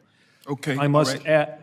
Let me ask sorry, you this go ahead, quick sir. question about the hiring of the 1,500 air traffic controllers to meet the 2023 goal that is needed to rebuild the training pipeline. Can you tell us how that is moving forward? I'm pleased to say that we hit our target of 1,500 this year to be hired, and we have about 2,600 air traffic controllers in the pipeline. But I would also be remiss if I didn't mention that a government shutdown would stop us in our tracks when it comes to hiring and growing the ATC workforce at exactly the wrong moment. While those who are qualified controllers in the tower would be permitted to continue working, it would stop training at just the moment when we're finally trending positive again in terms of the number of people ready to take those seats. Yeah, it looks like we're barreling towards a government shutdown, unfortunately, and I hope that we can avoid it. Thank you. I yield back. Mr. Nels. Thank you, Mr. Chairman. Good to see you, Mr. Secretary. You have $66 billion, 66 with a B, for rail and IIJA. That's a lot of money at your department's discretion. The California high-speed rail project started 15 years ago. Big promises in that project. It was supposed to be the next best thing in transportation in America. And for the record, I just want to let you know and everybody know that I support high-speed rail in America. I just don't support this project. And here's why. I have a document here. It's the California High-Speed Rail Peer Review Group letter from March 23rd, 2023, and I'd like to submit it for the record. Are you familiar with this document, sir? I can't recognize That's okay. it at a I'll make distance, sure but you I'm get aware one. that there's been Fair a lot enough. of reporting. Yeah. This document is nothing more than, it's an SOS warning to cancel the California high-speed rail project because it's riddled with billions in cost overruns. The numbers in this document almost make it seem criminal. And I'm going to quote directly from the letter written to the board members. This group was created by Proposition 1A and is required to report to the state legislature in California on the California High-Speed Rail Authority. In this document, the peer review group says, since 2008, a consistent theme emerges. Project costs, schedules, and ridership estimates are uncertain and subject to significant risk of deteriorating. The project is underfunded and its financing is unstable, rising costs and making effective management difficult, if not impossible. Most importantly, more legislative oversight is needed. In the peer review 2023 project update report, it states that project costs continue to rise with no clear end in sight. The current contract values are 97%, Mr. Secretary, higher than the original award values. Phase 1 grew from $68 billion in 2012 to $92 billion in 2022, and now projected to be $106 billion in 2023. The scheduling on the costs, it says a construction project was awarded in August of 2013, and it was to be completed in 2018. This is before COVID. Don't use COVID as an excuse. And now they say the current completion is December of 2026. Ridership, big idea, 2009, big business plan, 41 million people. Now you know what they project for 2023? Down to 31 million people. Why do they have 10 million less? I don't know. But the report, and you need to get this, sir, because you need to see it. The report recommends that the legislature may want to request the selection and appointment of the Inspector General be given high priority. This project needs to be looked at. This is billions of dollars of taxpayers' money. It's my understanding now they want $3 billion more from the federal inner-city passenger grant program. And I want to make sure, sir, that we're not throwing good money after bad. The letter highlights that even if the project gets $8 billion, they will still be short of at least another $2.5 billion, even after the state of California funds are included. Have you visited the project, sir? I haven't been to the construction. Oh, you got to get there. You got to get there, sir. This is billions and billions of dollars. Are you willing to invest more taxpayer dollars on this project, which seems highly unlikely to succeed, versus sending that limited money elsewhere? Well, I want to take care, let me start with where we agree, which is support for high-speed rail in general, and supporting high-speed rail in general I'm with doesn't you. necessarily mean that one would support a particular project. Because this particular project is in active application for some processes that are underway, I want to be careful not to prejudice that process.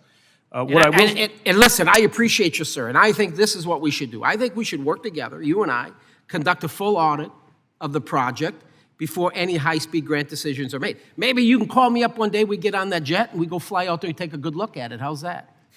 You want to go look at that? Because I'm telling you, this gives high-speed rail a bad look. It's just costing billions of dollars, and they're going to come to your office, and they're going to request more. I got to move into something else because I have 29 seconds. Do we have a pilot shortage, my friend?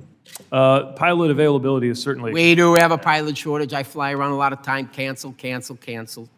Do you believe that at a certain age that people should be forced to retire, this arbitrary age of 65? You think that's fair, that's right? Yes. You do. How about having people in the highest office in our nation over 80? I think most of us can agree I'm just that asking you a certain question. professions like flying an Should we be aircraft forced to are retire as a different president of the than, United States at 80? You know, I think there are a lot of folks here who could do a great job regardless of their age, but I Let's wouldn't keep our necessarily want them experienced flying my pilots airplane. in the air, sir. Let's keep them in the air. With that, I yield back. Who's next? Mr. Carson. Mr. Carson. Thank you, Mr. Chairman. That's a tough performance to follow. Mr. Secretary, it is a pleasure to welcome you back, sir, to TNI. First, I want to thank you for traveling back to your home state, the great Hoosier State, and the city of Indianapolis last month to examine some of our transformational investments in our bipartisan infrastructure law, and that includes the $25 million raise grant to make our downtown streets safer. You and I, sir, spent some time at the Sheet Metal Workers Local Apprenticeship and Training Program to learn firsthand how a new generation of tradesmen and women are learning their crafts. Mr. Secretary, what is the department doing to expand these kinds of programs, sir? And how are you working to strengthen the transportation workforce with diverse participants, including minorities, disadvantaged, or underemployed individuals and returning citizens? And how can this committee help expand the department's work? Well, thanks, Congressman, for the question. Thanks for a great visit to the Indianapolis area. I was really moved by what I saw in terms of the work that is going on to prepare those workers of the future for all of those jobs that are now materializing. And it's an extraordinary thing to have gone from not that many years ago wondering where all the work was going to be to now being more concerned about where the workers are going to come from. But that's certainly where we are right now. And we are actively working through a number of funding streams and programmatic authorities at the Department of Transportation to do our part to help with the workforce issue. I'll offer just one example that's included in the IIJA that I think is instructive, which is that there is a requirement in the programming that we use to acquire low and no emission buses for transit agencies, that at least 5% of that funding be put toward a workforce program, whether it's in partnership with a labor union, a community college, or another entity, in order to make sure that those workers who are qualified to repair and maintain diesel buses are ready to work on those low and no emission buses. That's just one example, but another thing we're doing is urging project sponsors like state DOTs to recognize the availability of formula dollars, often for workforce purposes. And I know that you have been a leading voice in advocating for attention to those excluded and minority workers who have not historically had as much of a role in the building trades, but are, of course, as capable as anybody of delivering that next generation of transportation infrastructure. We've enjoyed working with a number of entities, from transit agencies to labor union locals, that have been taking steps forward to include people who may not have that multi-generational background in the building trades, but can get on those ladders to the middle class and bring good incomes to their families through those good-paying jobs. Sir, and lastly, Mr. Secretary, how can disadvantaged communities get better connected and plugged into EV infrastructure? Indiana was awarded $100 million, but the capital city only received $15 million. And I'm going to offer a record, for the record, an op-ed from our state NAACP describing our concerns for your review. And I understand, sir, there are some discretionary funds available to help fill those gaps. Can you give us an update on how those gaps are being filled, sir? Yes, thank you. This is one of the primary purposes for the community infrastructure element of the electric vehicle charging funds that were included in the IIJA. And in addition to those formula dollars, which, by the way, are subject to Title VI and other requirements that the states follow through on their civil rights obligations, we also have these discretionary dollars that we can use to plug those gaps. Often it is disadvantaged communities who could, in theory, benefit from the most from the fuel savings that come with an EV, but only if two other things are true. One, that they can afford access to the EV in the first place, which is one of the reasons why those tax credits and moves in the IRA to cut the sticker price are so important. And two, that they have access to chargers, including in places where it might not yet be profitable for corporations to install them. That's where we believe policy can make a difference, and that's where we're going to be targeting many of these funds. Thank you, Mr. Secretary. I yield back, Chairman. Chair thanks the gentleman. Chair now recognizes himself for 5 minutes. Secretary, thank you for coming. Thanks for listening to our questions. I want to pick up where we left off in July of 2022 regarding what I view as the administration's anti-market policies in regard to EVs. They are expensive.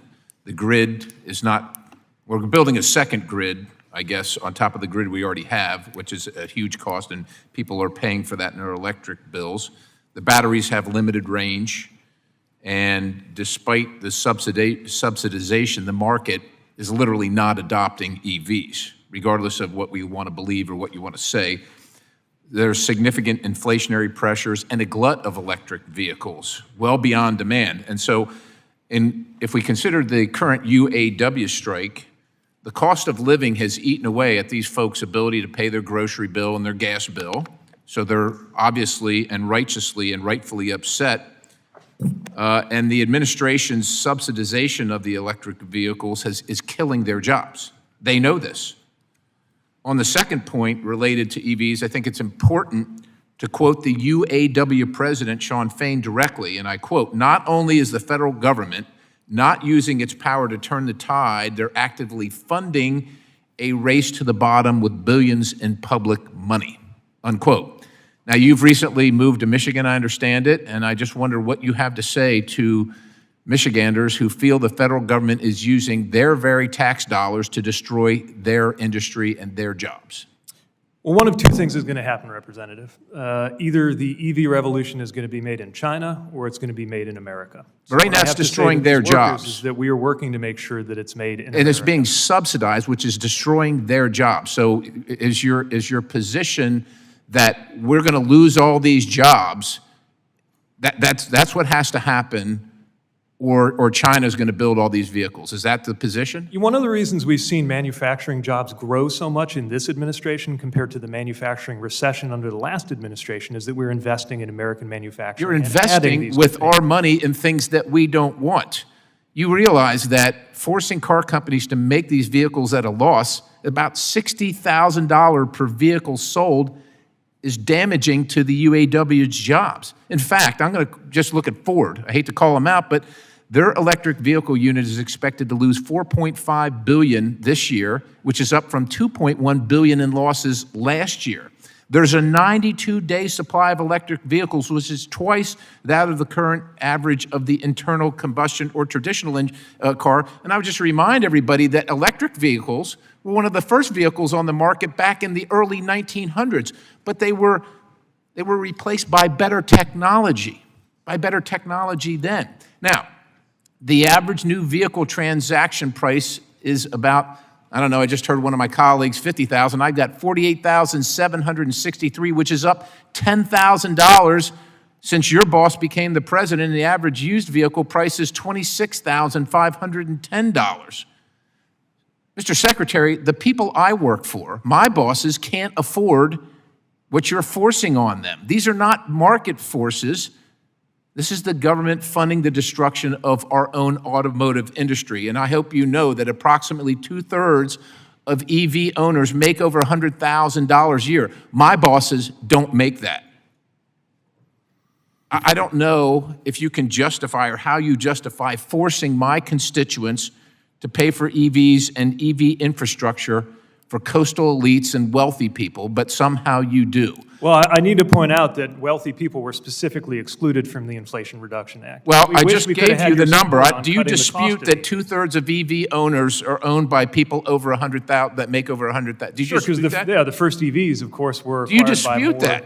I No, mean, but that number's going down. Those are the facts. It doesn't matter if they're going down now. why were you The folks against that cutting I the price of represent EVs? can't afford them today, sir. Why were you against cutting their costs? All these factors. I'm not against cutting their costs. The market should do it. But you want the government, you want my taxpayers to pay to cut the cost, which isn't cutting the cost. If you were of the it's view, subsidizing the cost. respectfully, Congressman, Sir, if you were with of the all view these that there should be factors no combined, subsidy to propulsion all these vehicles, then are factors you against combined oil and gas mean subsidies? that for Do you every believe that oil EV and gas sold, sir, subsidies at a should be- loss, that the cost of the, as my colleague on the other side, the gas-guzzling pickup truck is higher now to pay for the loss as you kill your administration, and you in particular kill the auto industry. And I'll remind you, in 2008, after the financial crisis, the federal government bailed out this industry. So while you're here today, will you commit and will you pledge to oppose any effort to bail out the auto industry after you force it into bankruptcy again? Will you do that today, sir? Congressman, I got started in politics when I guess the answer is no. I Indiana yield the- factory was at risk of being shut down because an elected official in my state tried to block the administration from saving Chrysler. I got involved and stood with the UAW to save those jobs, and I'll always be with auto jobs being preserved.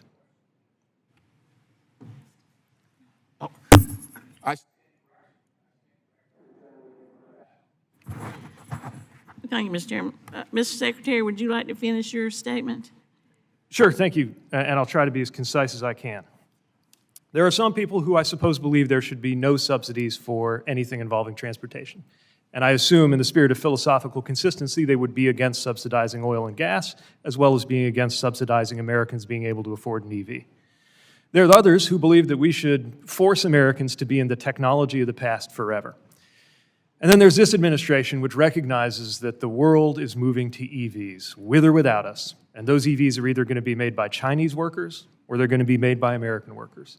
And we respect the UAW standing up at the dawn of a new chapter in the automotive industry that created my hometown to make sure that those are not just American jobs, but good-paying American jobs.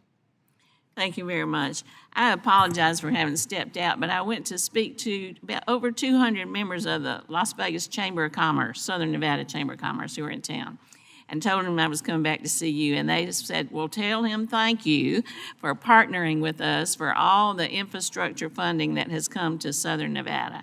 We've gotten about $3 billion already, $120 million for the airport. It's everything from safe streets for the kind of underrepresented areas of the community, mass transit. All of those we think are great investment and help business come back in Southern Nevada. Our airport is also coming back. We had a record 52.7 million passengers through the gates Last year, we're on track to go back to pre-COVID times. So I wonder if you would talk a little bit about the shutdown and how it's going to impact air traffic controllers and the progress that we've made so far, and maybe set back our very vital travel and tourism industry. Well, thank you, Representative, for the question. We're proud to see so many great projects taking shape in your region of Nevada. And it's a region that reminds us just how important the aviation sector is to the American economy. Even if you don't work in aviation, so many people who work, for example, in Las Vegas in tourism and travel-oriented industries depend on aviation to be in good shape. It's one of the reasons why we viewed the cancellations and disruptions last year as unacceptable, and it's why we're pleased to see the numbers getting better, but we know that there's more work to be done. Part of that work is having the air traffic control workforce that we need. We estimate there are about 3,000 plus more people we need qualified than we have today. And that deficit didn't build up overnight. We're not going to be able to address it overnight, but we now have 2,600 air traffic controllers in training. A government shutdown would stop that training. Even a shutdown lasting a few weeks could set us back by months or more because of how complex that training is. And we cannot afford that kind of politically driven disruption at the very moment when we finally have those air traffic control workforce numbers headed in the right direction. Thank you. We're very concerned about that because that is the lifeblood of Southern Nevada. You know, we're becoming a big sports center now, as well as entertainment. We're going to have the Super Bowl. We're going to have F1. If those air traffic controllers aren't out there, we're in big trouble. Speaking of people coming into the state, I want to ask you about the super speed train. If there are any other projects besides the Bright Line project from Southern Nevada to Southern California that are as far along in the process as we are, with labor agreements, with environmental studies completed. We think we're real competitive, and we've been working on this for a long time, and that would not only spur business, commerce, trade, open up ports from Southern California into the interior, as well as tourism, in both directions. Well, thank you for the question, and as you know, both I and President Biden are enthusiastic about passenger rail, including high-speed rail. And again, I'll issue the caveat that I'm not going to speak to any active application that's underway that's being reviewed by our department. But I will note, as you said, that the proposed Bright Line West project really has a unique combination of advancements under its belt, made a number of advancements on both the permitting and the right-of-way for the project this calendar year. And that a lot of that is because of an innovative design that reduces impacts by using that I-15 right-of-way that's right there. I think a lot of people who envision high-speed rail where they live wish that there were such a ready right-of-way to take advantage of. So that is certainly a project that I know, I can tell you has our attention, and I know the enthusiasm for it in your district and really across the Southwest. It has regional significance, it's bipartisan and by state, so we appreciate your giving that consideration. Thank you, and I yield back. Chair thanks the gentlelady from Nevada. Chair now recognizes the gentleman from California, Representative LaMalfa. Thank you, Mr. Chairman, and Mr. Secretary. Welcome to our committee lair. Glad to have you here today. So we've covered a lot of interesting topics so far. High-speed rail in California, that's always a fun one for me since I've watched that evolve for a long time as a Californian, and still the fact remains that the price of the thing has quadrupled from what the taxpayers originally sold when they approved about $10 billion worth of bonds, and the ARA Act in about 2009 supplemented with about $3.5 billion more when all the other states threw theirs back in the pot and California got it all. We've only been able to supplement that with some CO2 auctions at the state level. So we're going to be probably 70, 80, 90 billion dollars short to complete that project. So however much begging they come with hat in hand to this Congress here, to DC, that's what they're going to be ultimately asking for because it'll never pay for itself. So it's time to move on to something else. I was found it interesting here earlier on the price of electric vehicles that an F-150 is $50,000 now because it's about $10,000 higher it should be because of supply chain and a COVID shutdown that was much longer than it should have been. So you can see an F-150 at 50 grand, but you can see the Lightning version up to all electric is about 70 to 80 grand. You can look that right up. So EV vehicles are going to be much costlier than the same equivalent, same size of a internal combustion vehicle. So that's a reality that consumers are going to face as they get pushed out of having the choices. Is what Mr. Perry was saying. Ford is losing their rear end on these things right now, and that's going to have to affect the price of everything else as well as the jobs. So the thing that it comes down to is that we're going to have to make them here, we're going to let China make them. Well, even China making them is something that people aren't asking for unless they have a free choice. So what I want to get at, Mr. Secretary, first, why are we doing all this? Is it high-speed rail? Is it because we're chasing a few tons of CO2? All these electric vehicles, is it because we're chasing CO2? Is that really the whole deal? Here's the way I look at it. The EV revolution is happening with or without us. Exercising their free choice, Americans have tripled the proportion of cars that they are purchasing electric already, and we're still at the very outset of this revolution. You add to the fact that the cost of producing the cars will come down, and that if you've ever driven one, you probably know that it has superior performance, lower maintenance costs, lower cost of fueling it. Not in my rural and district, fewer sir, moving because parts. I have to drive many, many miles, and I can't, people don't want to come to my district so much because they can't count on being able to charge their vehicle if they want to go way up to Modoc County or something. So Yeah, for sure. If you're driving more than a couple hundred miles a day, then you really depend on that charging infrastructure, some of which isn't there. On the other hand, the vast majority of Americans will do what Chasten and I do, which is we got a hybrid plug-in minivan. We just charge it in the garage, and it does what we need for most purposes. But anyway, the point is to get to that very important question you asked: why, if EVs are coming anyway, why have a policy intervention? No, they're Why being spend forced. taxpayer money? They're The answer being is forced. this. They're being forced by No, government. nobody's being forced. CEOs of these corporations don't have a spine. They're all falling in line. I don't know if you sat down with these CEOs, but I would say they're pretty tough and smart No, they're business. scared of Washington, D.C. You know, years ago when the mandate was to have 54.5 mile per gallon average, oh, we can do that by the year 22 or whatever. No way in hell they can hit that before all this electric stuff started happening. It was 25, I think. You know what a 54.5 mile per gallon internal combustion vehicle looks like? It's about this big. Okay, so Yeah, nobody wants those. Nobody wants these electric vehicles unless you're an elite that can afford them. People in my district sure as hell don't want them. So keep going. Why are we doing this? Is it over CO2? Yeah, we're doing it for 3 reasons. Even though the EV revolution is going to happen anyway. I Oh, think it's a that's revolution caused I would by love to be able to answer your question, Congressman. Yeah, okay. Even though we think that transition is happening in the automotive sector no matter what, there are 3 things that we think are not guaranteed. Will it happen quickly enough to materially help with climate change? Will it happen on equitable terms that are available to people who aren't wealthy and Okay, might I'm not be running able? short on and time, three- so if I could just please finish my answer. Let's drill If I on could the climate just change. finish Let's- for the let's drill- third. let's Will it be drill made the on climate- American It's soil about or not? CO2, isn't it? How's what that? What percent of the atmosphere is CO2 that we're chasing here? I'm sorry? What percent of the atmosphere is CO2 that we're chasing here? Because you talked about climate change. I don't know the percentage of atmospheric gases. You don't know the that exist percent of the CO2. atmosphere. What I can tell you is that climate change is real. We got to do something about it. Yeah, this one's And we've called been- autumn, sir. So I'm sorry? This one's called autumn right now, so yeah. I'm sorry, I couldn't make out what you said, sir. This climate change right now is called autumn, yes. Yeah, that's the seasons changing, Mm-hmm. which respectively is not the same thing as the climate changing. And as somebody who is hoping to retire in the 2050s and who has kids who will be old enough to ask me as they're getting to their 30s whether we did enough to deal with climate change or whether we just did what was convenient, I take that really seriously. Reclaiming my time, thank you, Mrs. Secretary. The trillions and trillions we're going to cost our kids to chase a tiny percentage of CO2 will bankrupt all of us, and bankrupt our economy, and ship it to China for all the other reasons. So I yield back, Mr. The gentleman's time has expired. The chair now recognizes the gentleman from California, Mr. Huffman. Mr. Secretary, it's good to see you.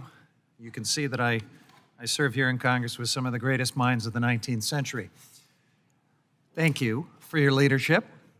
I will tell you, as the representative for the North Coast of California, it warms my heart when I hear a Midwesterner correctly describing the importance of anadromous fish passage. That was one of many points in your testimony that met with my strong approval. I appreciate that. And I really want to appreciate the hard work you're doing to quickly and efficiently roll out these historic investments from the IIJA and the IRA. A lot of good work is happening because of your leadership in my district. One of those culvert replacement projects, a $20 million one, $20 million worth of those projects in Humboldt and Mendocino County. Good for transportation, great for anadromous fish. And of course, we were there at the Golden Gate Bridge to celebrate the $400 million investment that is going to make that iconic landmark and critical infrastructure asset safe from seismic risk for the next 100 years. It is especially exciting that all of these investments from the IIJA and the IRA are just getting started, so we can expect more good news to come, and that's particularly true for the incentives to transition to electric and zero-emission transportation sources. I'm really proud to see the state of California leading on this. Our Advanced Clean Cars 2 rule will require that all vehicles sold in the state be zero-emission by 2035. As you've acknowledged, other states are following this standard as well. It's not just California, and the industry itself is heading in this direction. So thanks for acknowledging the imperative of owning and leading on this important transition. But we still have to tackle the thing that's kind of complicating and holding back this transition, the chicken and egg problem of charging infrastructure. So I wanted to ask you a bit about that. We're especially challenged to see more charging infrastructure in higher density areas and in less affluent communities. So California is certainly ready to lead in this space as well, but we're in desperate need of funding assistance. EVs have become so popular in California that the vehicle to charging station ratio is especially dire. We need more chargers in California if we're going to continue to lead. So I hope that you will give fair and equitable consideration to that as you continue to roll out the funding for charging infrastructure. The need is even greater when we look at medium and heavy-duty vehicles that produce a disproportionately higher amount of greenhouse gas emission. Currently, there's just 4 publicly accessible charging stations and 3 hydrogen fueling stations to serve zero-emission trucks on the entire West Coast. And so I know that California and Washington and Oregon have come together on a joint application for funding. It is the West Coast Truck Charging and Fueling Corridor Project. It would deploy 34 publicly available charging stations, 5 hydrogen fueling stations to support zero-emission medium and heavy-duty vehicles on the West Coast. We hope you will give that your full and equitable consideration as well. And in that regard, I just want to ask you, what can communities do to complement all of this historic federal funding that is becoming available and make EV charging more accessible and equitable? Well, thanks. It's a great question because sometimes I fear that communities or states see that we're doing a lot federally and think that means, well, we shouldn't be doing much locally. Of course, the best way to unlock and take advantage of this national and federal push is for there to be local and state commitments as well, and we're seeing a lot of that. I think it's also important for local jurisdictions to provide whatever data they have on where the need is greatest. This is not like gas stations. It's different. It's both easier and harder. It's easier in the sense that unlike gas, a majority of Americans will wind up doing a majority of their charging at home. On the other hand, it's harder because unlike gas, it can take a lot more than 3 or 4 minutes to fill up, depending what kind of vehicle and what kind of charger we're talking about.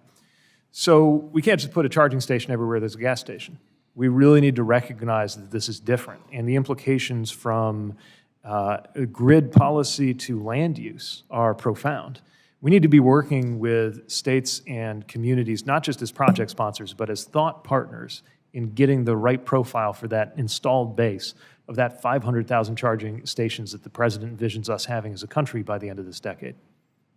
Thank you, Mr. Secretary. And in just a few seconds, I also want to invite you to come and visit a port modernization project we've got to service offshore wind in Humboldt County, also within your jurisdiction. I think it would be of great interest. We'd love to have you there, and we can show you some anadromous fish passage projects while you're there. Mr. Chairman, I will yield back, but I will ask unanimous consent to enter into the record an article that is pretty responsive to the comments that my colleague from Minnesota made about EVs not working. It is from the Twin Metals Mining Corporation of Minnesota announcing that they are converting their whole fleet to electric vehicles. So apparently they're pretty excited about EVs in frigid Minnesota. And with that, I yield back. Without objection, so ordered. Chair thanks the gentleman. The chair now recognizes Representative Westerman for 5 minutes. Thank you, Chairman Perry. Secretary Buttigieg, thank you for being here today. I would like to, I've been listening to some of the debate, and there was talk about a revolution, the EV revolution. I thought a revolution was something that came from the people. And, revolutions are often compared to anarchy, where the people rise up. And I don't think the people are rising up asking for EVs.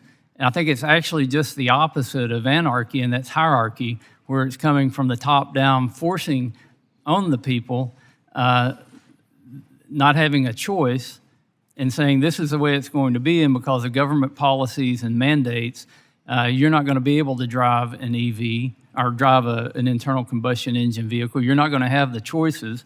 And we know that hierarchy, according to scholars, leads to fascism. That's where that comes from.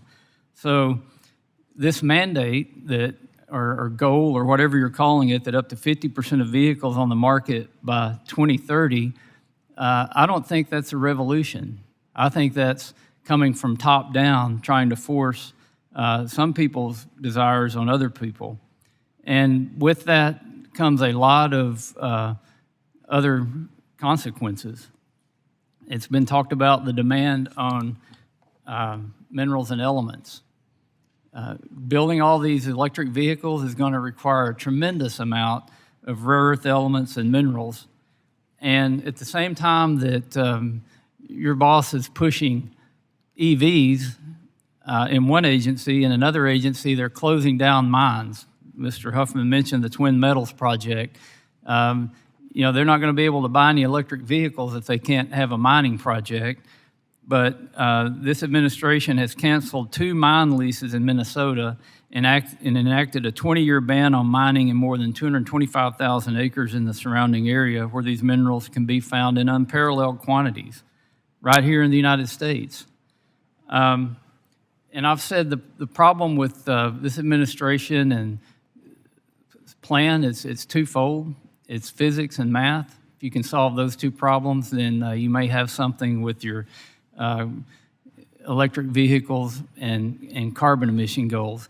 And I would contend that you're not even going to be able to achieve these carbon emission reductions. The policies of this administration are actually increasing global carbon emissions because they're forcing more energy to be produced in other countries. They don't have near as good of controls as we do. China's building 38 gigawatts of coal-powered plants a year. The global use of coal was at an all-time high last year. We can't put our head in the sand and say one energy source is better than another energy source. And by the way, America, you're going to be forced to drive EVs. I was back home in my district, took my pickup in to get it serviced, and I was talking to a salesman at the car dealership that I've known a long time. And I said, it looks like you've got a few more cars on the lot than you had before. He said, yeah, we're starting to get them. He said, but the problem is nobody can afford them. I said, what do you mean? He said, we don't have any cars under $30,000. He said, a big part of our sales used to go to people who could only afford to buy a $20,000 or $30,000 car. And now they simply don't have an option. It's not in a used vehicle. They don't have an option. Now, he had a $115,000 pickup on the lot. He said, actually, we sell some of these.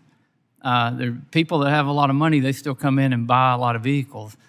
But my constituents back in the 4th District of Arkansas are the ones that are looking for that $20,000 or $30,000 vehicle or the $5,000 to $10,000 used vehicle.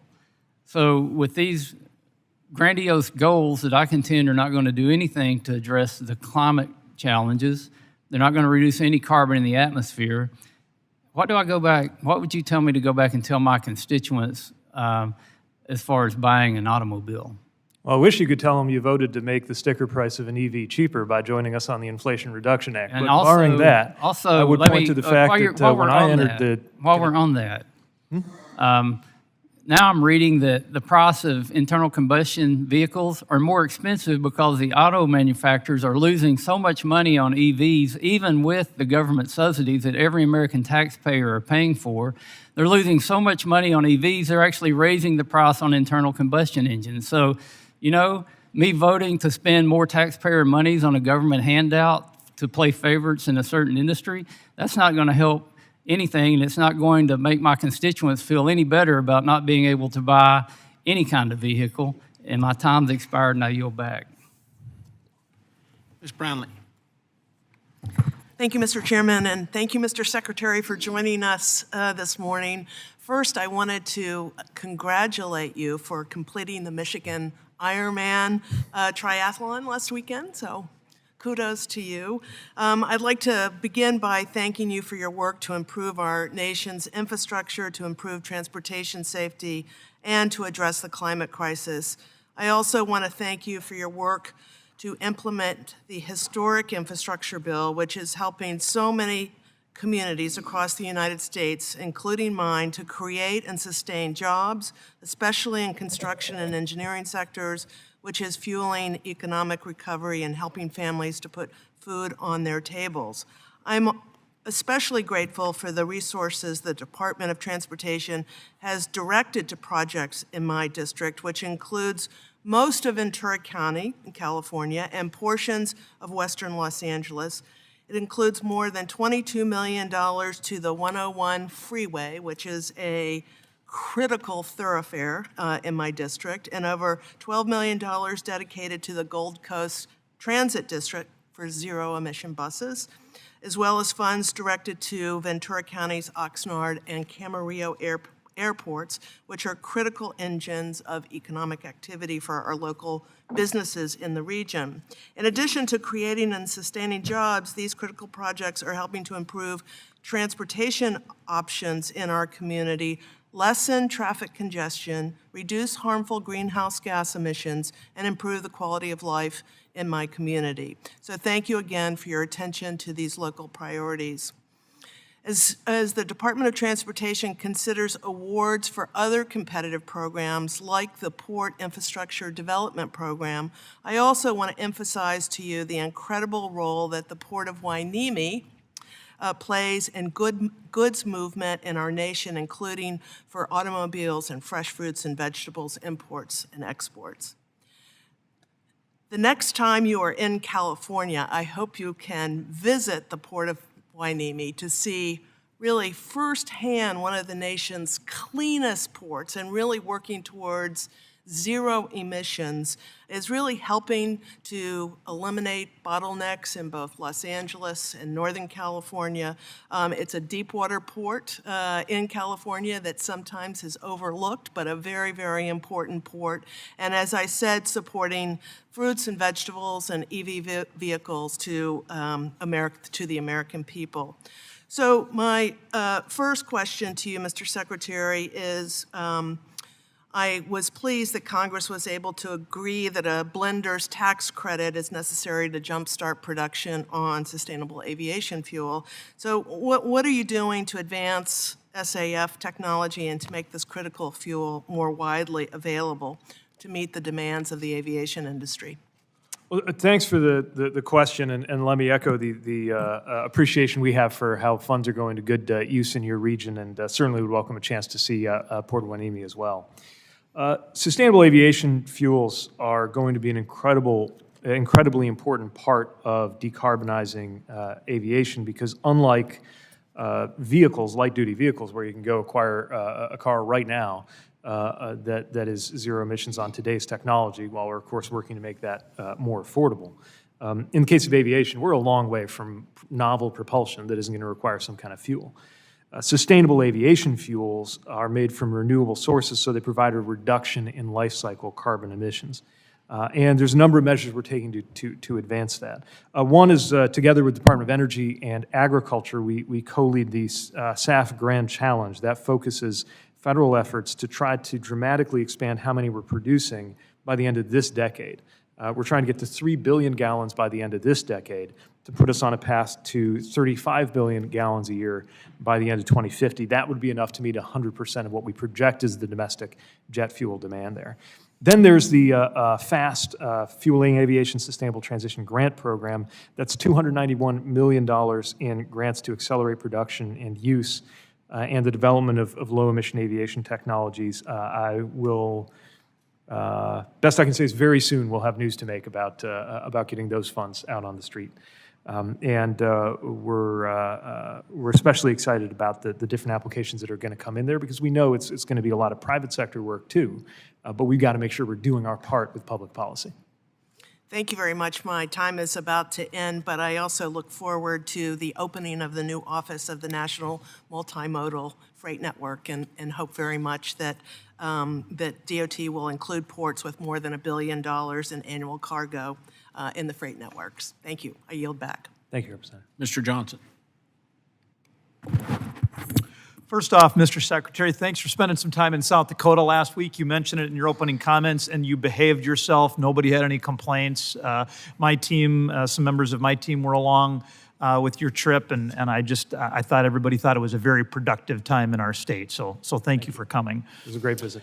You and I share a passion for permitting reform. It does seem like we've had a number of different views about the future of EVs and what is the proper role of government in that future, and I think it's appropriate. Reasonable people can disagree about that, but it does seem like we should find some common ground on the fact that it should be a lot easier to cite both transportation infrastructure and the kinds of mines that are necessary for us to not be as reliant on China in the future as we have been on the Middle East in the past. And so because we've talked the last couple times you've been in committee, you and I found some common ground. We've talked about some specific things to do. Of course, Mr. Secretary, you know that's the problem. Everybody wants to do something. The actual specifics get a little hard to do. I do want to give a shout out to Mr. Stanton on this committee, as well as Senators Lummis and Kelly in the Senate. We've got a bipartisan plan, the Interactive Federal Review Act. I know you know about it, sir, but just for everybody else, this would cut down on some of the inefficiency of agencies taking these static PDFs and emailing them to one another as they're working through the citing process, and instead use a dynamic cloud-based platform to try to make sure that our federal government works a little more efficiently. I just wanted to give you an opportunity, sir, to talk about your agency's interest in or supportive of our bill, or support of our bill. Thanks. We welcome, we're piloting what we can, but with legislative support could do much more to make these processes less paper intensive. We know that so much of the red tape has to do with passing information back and forth between project sponsors, states, the relevant federal agencies, sometimes between federal agencies. So anything we can do to simplify that process, we welcome. We're doing what we can on our own with things like developing partially automated gating through the web forms that project sponsors use to apply. Give them a heads up if something's out of compliance while they're still putting the application together so they can address it instead of having that bureaucratic back and forth. But certainly what you're talking about would introduce new tools that I think could be very helpful. I mean, are there other specifics that Congress could work with the administration on regarding this permitting? As you know, as part of the Fiscal Responsibility Act, there was a pretty substantial reform in the timelines, the shot clocks that agencies will have to complete EISs and EAs. That's probably the most substantial permitting reform in a couple of decades. What else can we do? Well, let me point to one thing that's now underway, but there's going to be more opportunity where that came from, and that's categorical exclusions. So the Fiscal Responsibility Act added that new provision to Section 109 of NEPA, which made it possible for one agency to adopt another agency's CE. This is so new, it may have actually technically not happened yet, so you wouldn't have had a chance to see it. But today, through a Federal Register notice, DOT's adopted the Department of Energy's categorical exclusion on EV charging stations. That's one example, of course, that maybe is closer to some members' priorities than others, but it's one of the first adoptions of another agency's CE using that capability, and certainly envision other areas where that could be possible in the spirit of that one federal decision concept. And we're committed to looking for other places where it's appropriate to use that possibility created by the Fiscal Responsibility Act. I think another thing that will be important, and this is part of what's at stake in some of the technical assistance work that we do, like Thriving Communities, is for us to accept some level of responsibility for a project sponsor's ability to get through the NEPA process. And what I mean by that is I think sometimes there is an understandable but unhealthy tendency on the federal side. If there's a step in the process taking too long and it's because the project sponsor is struggling, to say, well, that's not our fault, that's their fault, so it's going to take however long it's going to take. I want to make really sure that in addition to mastering any process we can do more quickly or more efficiently, that if something in NEPA is taking longer than it should because it's something that rests with the state, the city, the airport, whoever it is, that we work with them to try to get through it and have a proactive sense of our own responsibility, even if it's on them to get the right information or to be compliant. That it's on us to help them see the way to it. And I do think those TA resources, and we could be in dialogue about beefing them up, but we got a lot to work with in IIJA, could be put partly toward that use. Thank you very much, Mr. Chairman. I yield back. Who do we got? Mr. DeSaulnier. Thank you, Mr. Chairman. First, Mr. Secretary, I want to thank you about the work you've done on aviation safety. Sometimes I've been critical of the FAA in that process. It was never directed. It was complementary to the work you're trying to do, and I hope you took it that way. In that regard, the great work that this committee did under the leadership of the chairman and the ranking member to get reauthorization out has a lot of component parts that will help with that in aviation safety, and I hope you can help us get that to the president's desk. I also want to thank you. We've heard a lot of comments about people asking you to come to their districts. Thank you for coming to my district to look at the Gomentum station on an old naval weapons station. We're very proud of that. The Contra Costa Transportation Committee and the California Transportation Committee are working with the auto industry to look at best technology on self-driving cars and reduction in pollution, including carbon. When you came, you couldn't have missed, I don't think, the heavy fossil fuel footprint in our area. There are 5 refineries in that area. The headquarters, Chevron, is in that area. The CEO is a constituent. But we're doing great work to the conversation about whether this is a either-or conversation about energy. And I loved your analogy about the historical aspect. Henry Ford said then, his great quote was, our job is to produce an affordable car, high-quality car, at an affordable price with the highest possible wages, which is interesting given what's going on right now. But also part of that is gas stations weren't electric charging stations or fuel cell stations, but if you read David Yergin, which I think every person on this committee and the Energy Committee should at least spend 10 minutes in the history of this, is John Rockefeller just didn't create gas stations all over the country. The analogy to the infrastructure, although different, is a telling story. So in that, again, I want to mention that I was able to get grants, and thank you and your regional office for safe communities, which are all tied into smarter mobility. So when we talk about this in the historic infrastructure, in the infrastructure bill and the Inflation Reduction Act, $380 billion. I represent an area that, in addition to the other things, we have 3 national labs, one of the originals at Berkeley, 2 at Lawrence Livermore. People at MIT would argue this, but the best transportation research school in the country at Berkeley and one of the best at Davis. We're transitioning this. So in our area, we're a model where the workers at those refineries are working with the environmental community to transition, knowing that we're at a pivot point. Just like the early 1900s, it's pretty clear that the investment community is going in that direction. The Chinese, and as you and I have talked about in the bill that we were able to get incorporated into the Inflation Reduction Act, the Clean Corridor Act, they're creating 100,000 charging stations and fuel cell stations a month. yes, they're hedging their bets. So in that context, the interagency working group in the White House has been terrific. I'm sorry that Gina McCarthy left. Secretary Walsh also came out to our district to talk about this transition. It's not an either or, and the marketplace is speaking. It's changing. It's more efficient, there's a higher return on investment, and there's a similar challenge as we had with fossil fuel. So how are you working to make sure we're doing this thoughtfully? Last time you were here, I mentioned that we should go where the early adapters are.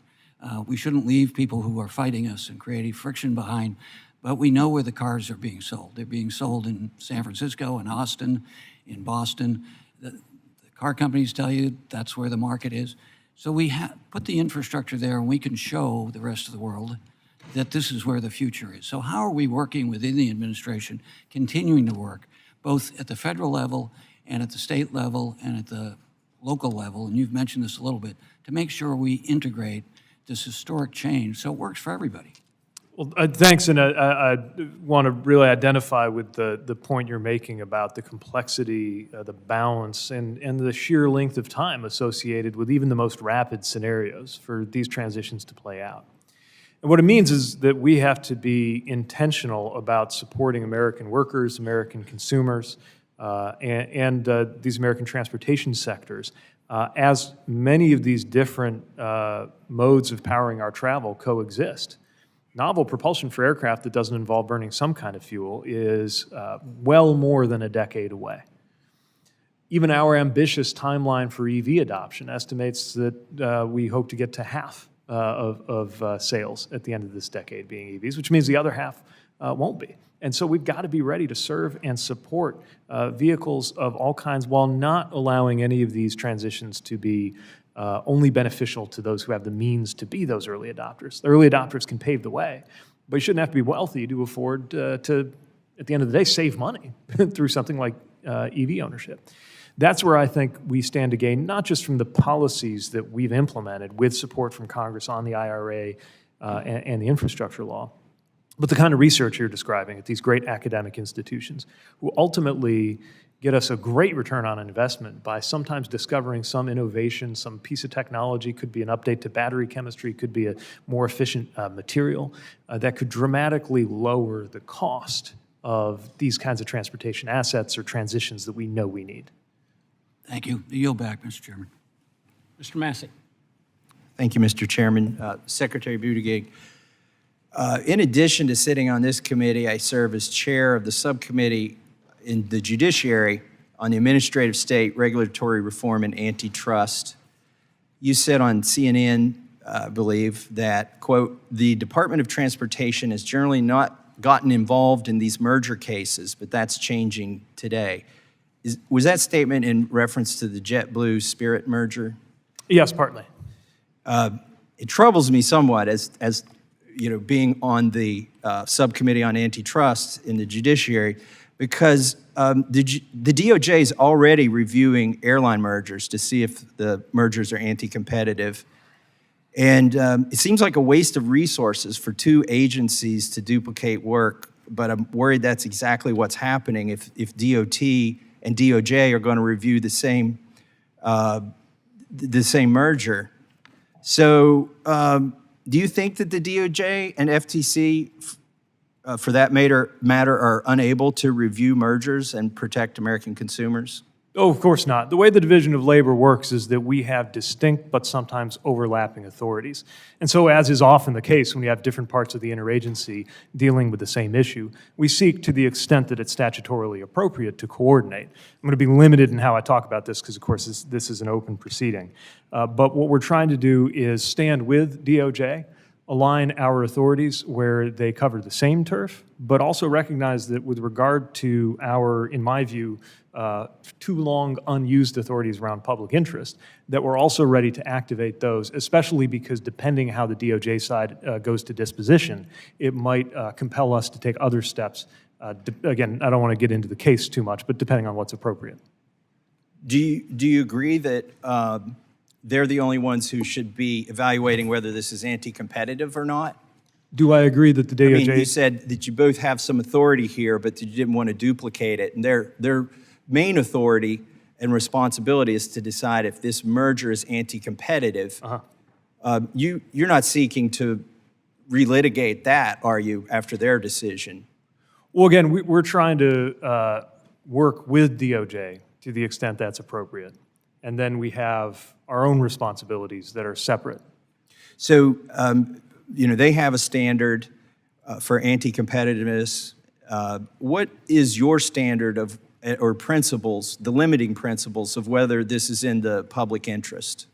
Well, again, let me take care to caveat that I'm not commenting on the open proceeding, but I'm Right, I'm about how we talking approach generally. this. So it really follows from what the law calls for. And again, there's really two sides of this. So there is DOT's responsibilities and authorities with regard to competition policy that are laid out specifically in the law, even though they haven't been used very much.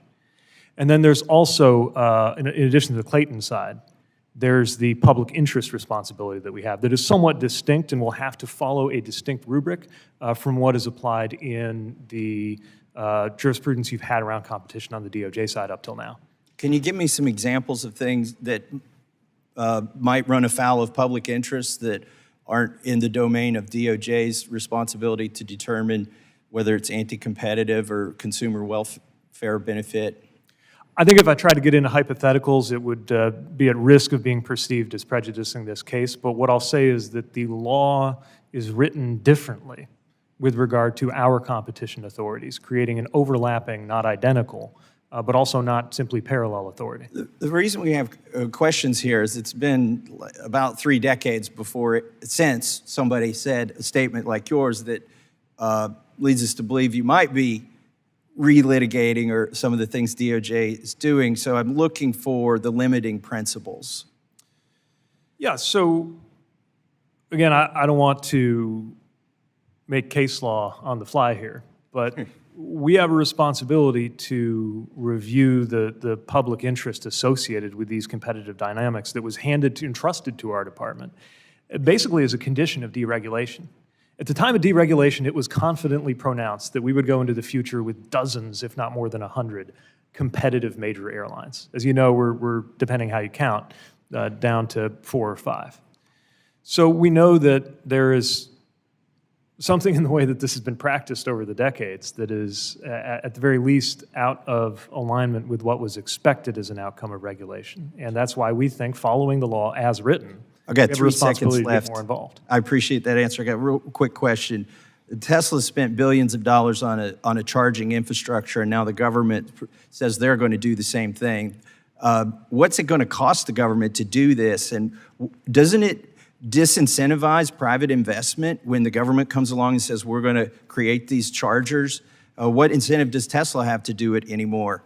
And when will there be enough charging stations available nationally that no family will again be prohibited access from one of these chargers due to a cabinet member's promotional tour? What's great about Tesla's decision is that they're opening their chargers to not be a walled garden, but to be available to other vehicles too. We welcome that.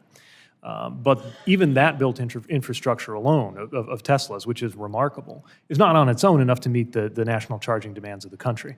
The simple answer to your question of how much is that we have $7.5 billion going against this goal as provided by IIJA. But the other thing I would point to is that there will be gaps in areas that it might not be profitable yet for a company to install a charger. And I would point here to rural areas or low-income areas as an example, where we want to make sure we accelerate that process. And so that's why we think it's appropriate and important to introduce those federal dollars to speed up that process alongside the private sector dollars. And it's going to be a race. I mean, getting to that 500,000 chargers that the president envisions by the end of this decade will require both those installed with and those installed without federal subsidies to move at a really fast clip. My time's expired. I don't think there should be a race between government and private enterprise. Oh, it's not a race between us. We're racing in the same direction. And I yield back.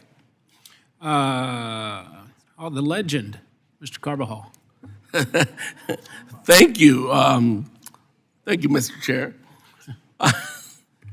Secretary Buttigieg, before I get to my questions, I wanted to commend you and the Biden administration for getting out the bipartisan infrastructure law funding out the door quickly. Certainly, the bipartisan infrastructure law represents the largest federal investment in infrastructure in many decades.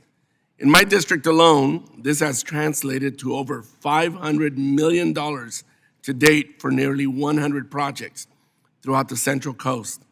And airports in my district have received more than $19.5 million through the Federal Aviation Administration. I recently had the opportunity to tour some of the airports in my district to highlight this funding and all that the funding will be able to achieve. And they have shared with me that this will make certainly a big difference. However, they have also highlighted significant challenges with PFAS, forever chemicals and pollution. As a result, I recently introduced 2 bills aimed at helping airports successfully transition from old firefighting foam containing PFAS to alternative products that will be much safer for our environment and first responders. Now that there is a product officially listed on the qualified products list, I have a 2-part question. What role will the Department of Transportation play in helping airports successfully transition to this new product? And what can Congress do to help? Thanks for the question, and this is a very important issue that we hear about in so many communities. To answer the first part of your question, the FAA highly encourages airports to transition away from firefighting materials that contain PFAS to reduce the potential human health and environmental impacts that come from that contamination. Earlier this year in May, the FAA published the Aircraft Firefighting Foam Transition Plan to ensure the orderly transition, and to develop that, did a lot of work with critical stakeholders and formed a fluorine-free foam transition working group to assist with the development of a national transition plan for Part 139 certified airports. We're also going to continue working with DoD, which of course has its own lines of effort with regard to this, and we're going to share with the airport operators any best practices that we develop on that side. And to help the ARFF, the rescue and firefighting personnel, we're developing a training handout, video, other information depicting tactics and techniques for utilizing these materials. As to the second question, we welcome any help from Congress in addressing this issue, because it is something that is needed, it is urgent, but it represents a sea change in how firefighting has been handled at aviation facilities. Thank you. On August 14th, OMB issued revised guidelines or guidance on the implementation of Build America, Buy America. I appreciate that OMB followed the law and listened to concerns raised by me and many of my colleagues to ensure that guidance will not hinder any shovel-ready projects. The compliance date is fast approaching, as all impacted projects have to be completed by October 23rd. Could you talk about how DOT is working to implement the BABA provisions and working to ensure clear guidance is provided to state DOTs and other partners to ensure a seamless transition and ensure that we prevent delays and confusion on the ground? Thanks. We want to make sure there is clear, consistent, and predictable information when it comes to Buy America and Build America, Buy America provisions. And what we've been focused on is reviewing the general applicability waivers that aren't product-specific, some of them that have been around for decades without being thoroughly reviewed, and also looking at some of the more specific cases that come up that really vary by industry. With regard to chargers, for example, in February, Federal Highways issued the Build America, Buy America implementation plan, and then on July issued Q&As to get information to project sponsors that are facing these issues right now. We also, in August, did issue a public interest waiver for de minimis costs and small grants, trying to balance our very important policy aims with common sense. Then there's the OMB guidance that you mentioned with the general effective date of October 23rd of this year. In it, OMB states it's going to issue an updated guidance memorandum prior to the effective date. So that will come from OMB, but then the Federal Highway Administration will use that guidance that comes from OMB to make sure we push that out in our own Q&As so that our project sponsors get the information that they need about how that affects anything that touches federal highways. Thank you. I look forward to you coming to my district. I I've asked many times, but I know you'll find some time to come in the near future. With that, Mr. Chair, I'll yield back. Thanks, guys.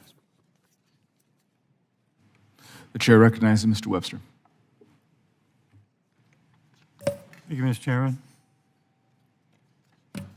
Mr. Secretary, if we continue on with what Mr. Massey was talking about with the JetBlue Spirit merger,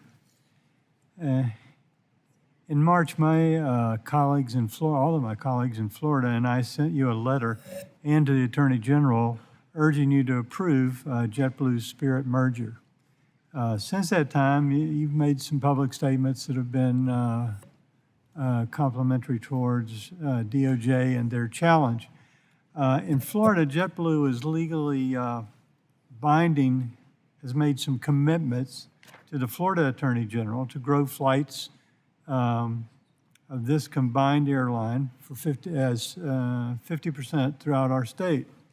The agreement also requires employee growth, including 2,000 new jobs. Current employee numbers of both airlines will also be retained, and 1,500 jobs currently outsourced will become Florida jobs. I just say, please be mindful that the state with the most overlap of the two carriers is overwhelmingly supportive of the agreement of the merger. So do you have any comments about the pending matter, or can you make comments on the pending matter? I need to be careful in commenting about it because it is an open process. But what I would take care to emphasize is that anytime we consider how to apply our competition authorities in aviation, it's with a view to making sure that we're preventing unfair methods of competition and that we're benefiting the public interest. Whether we're talking about just the cost of air travel, airfares themselves, or whether we're talking about the customer experience. It's critically important, especially in an industry that has a lot of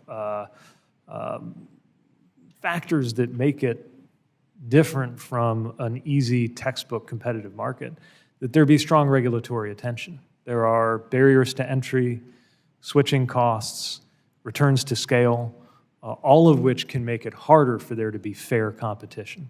We're not rooting for or against any company, and we certainly are always happy to see the American aviation sector thrive and its firms and its employees thrive. We just want to make sure we're doing our job as a watchdog so that no unfair methods of competition or developments that are against the interests of passengers emerge in a way that's inconsistent with the law. Thank you. And I'm sorry not to get more specific, but I want to be cautious here. Yeah. So turning to the current discretionary process for the IIJA, it's extremely time-consuming and costly to states, at least from the state of Florida's perspective. Even if a state was awarded, the agreement with US DOT would take over a year and sometimes up to 18 months. To date, the Florida DOT has, I think, entered into 2 agreements. 2 of the 7 that they were approved for have been awarded, but no word on when they're going to even receive the money. How can DOT make the process more efficient and effective, cost-effective for states? Well, thanks for the question. It's a big focus on our part. We want to shorten the timeline between when we're able to give a state DOT or a city or a transit agency the good news that they got an award in a discretionary program, and the date that we can celebrate the groundbreaking and ultimately the ribbon cutting of that project. And our aim is not only to, what we generally do, which is to clear the funds the moment it's been established that it's compliant with all federal requirements, but to shorten the process of establishing that in the first place. And we recognize the responsibility to create more user-friendly processes, to try to take steps and hours out of the process, provided we can do it in a way that doesn't undercut any of our policy responsibilities. And we'd be happy to follow up with you if there are any particular projects that it seems in your view need to get unstuck. But more generally, you have my commitment to continue working on this because we want to get to those ribbon cuttings just as much as anybody. As a follow-up, have you considered possibly eliminating discretionary grant process and just rely on some kind of formula funding of some sort? We think there's a good reason why Congress has created two different tracks. The formula funds that go out by mathematical rubric to the states, and discretionary funds that allow us to weigh considerations that project applicants can bring forward that maybe don't show up in the math. Now, don't get me wrong, we still have a very methodical approach driven by staff and connected to objective criteria to do that. But at the end of the day, many of these programs are oversubscribed by as much as 10 to 1. And in the difficult work of identifying the winners, we really want to make sure that we're doing right by the qualitative as well as quantitative. Thank you, Mr. merits of those Secretary. The gentleman's time has expired. The chair now recognizes Mr. Stanton. Thank you very much, Chairman. Mr. Secretary, thank you, and thank you for your leadership in making sure the historic investments under the bipartisan infrastructure law reach communities across Arizona. Every corner of Arizona is benefiting from these investments. My district is no exception. More than $220 million has been allocated to reconstruct and expand the I-10 Broadway curve, one of the most heavily trafficked sections of freeway in our region. This project, which runs right through my district, will enhance safety, reduce travel times, increase access to our largest employers, and support our growing population. And at Sky Harbor Airport, a $194 million investment is underway for a new taxiway to help us grow smarter and provide us with the capacity to operate this 3-runway airport as if it had 4 runways. This is why this investment matters so much. That's why the bipartisan infrastructure law matters so much. Without it, we couldn't get these projects done, period. Even with these significant investments, there is still more work to be done and projects that need federal support if they are to become a reality. And one of those is the expansion of I-10 in Arizona. Arizona has invested wisely in widening the I-10 because it is a major artery for passenger and freight traffic in the southern United States. And while a majority of the I-10 between Phoenix and Tucson has been widened, there is one significant gap that remains, only 2 lanes, and it lies wholly within the boundaries of the Gila River Indian community. I doubt it would surprise any of us that the improved portions of the I-10 end at the reservation boundary and pick up on the other side of the reservation boundary because for decades, centuries even, partners in federal transportation programs. Widening I-10 and adding an interchange is vital to improve safety, provide direct access to the Gila River Indian community's government services and hospital, and accelerate response times for emergency services. And it will prevent traffic from detouring onto the reservation when bottlenecks or accidents close or otherwise restrict traffic. To complete this expansion project, the Gila River Indian community and the state of Arizona have formed a unique partnership to plan, design, and widen this last section and connect the community to this vital economic artery. I'm not aware of any other joint tribal state partnership like this anywhere in the country that it addresses an infrastructure project in such a collaborative way. While significant non-federal resources have been committed to this project, we simply can't do it alone. Federal assistance is required to make it a reality, assistance that directly benefits a historically disadvantaged community and helps to fulfill the administration's commitment to direct 40% of the infrastructure dollars to historically disadvantaged communities like Gila River. This leads to my question for you, Mr. Secretary. Can you tell me how the department is considering the President's Justice 40 initiative as it considers projects such as this one that directly benefits the Gila River Indian community for infrastructure funds, including under the competitive programs like MEGA and Infra? Well, thank you for the question, and I have certainly heard from both you and from the Gila River Indian community about the importance of this project. And in that context, I want to emphasize our commitment to the Justice 40 principles, that we will do right by those overburdened and underserved communities that often stand to benefit the most in terms of safety as well as economic outcomes from good infrastructure investments. So that's certainly something that we've sought to be as transparent as we can in terms of how it is incorporated in the notice of funding opportunity, so project sponsors understand how to put their best case forward. And if a Justice 40 criterion helps them make their case, we certainly welcome that and are looking for that in the process. That's great. In the recently passed FAA reauthorization bill passed by this House unanimously in a bipartisan way, it included the Drone Infrastructure Inspection Grant Act, better utilizing drone to save dollars and more safely inspect important infrastructure around the United States. Unfortunately, we want to do more with drone inspections for infrastructure. We don't want to get caught up in red tape. Mr. Secretary, can you commit today to the committee that the FAA will take action to enable low-risk, high-value drone infrastructure inspections this year, actions such as summary grants or predefined risk assessments consistent with the FAA's safety and environmental goals? I'll commit to speaking to the FAA about how to make sure that process is prompt, consistent, of course, with our responsibilities, but also not holding back innovations that could make a positive difference.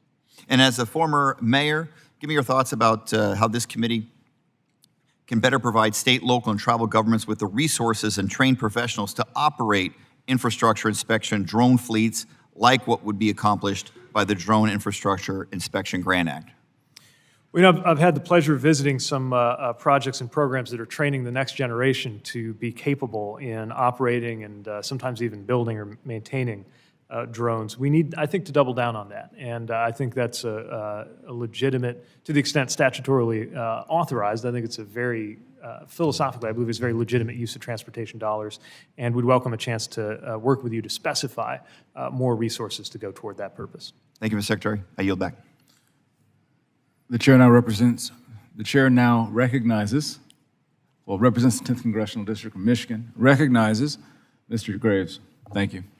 Thank you, Mr. Chairman. I appreciate it. Mr. Secretary, thank you for being here. Good to see you again, and I appreciate you spending time with us today. I understand a number of my colleagues have grilled you on criteria related to grants, and I'm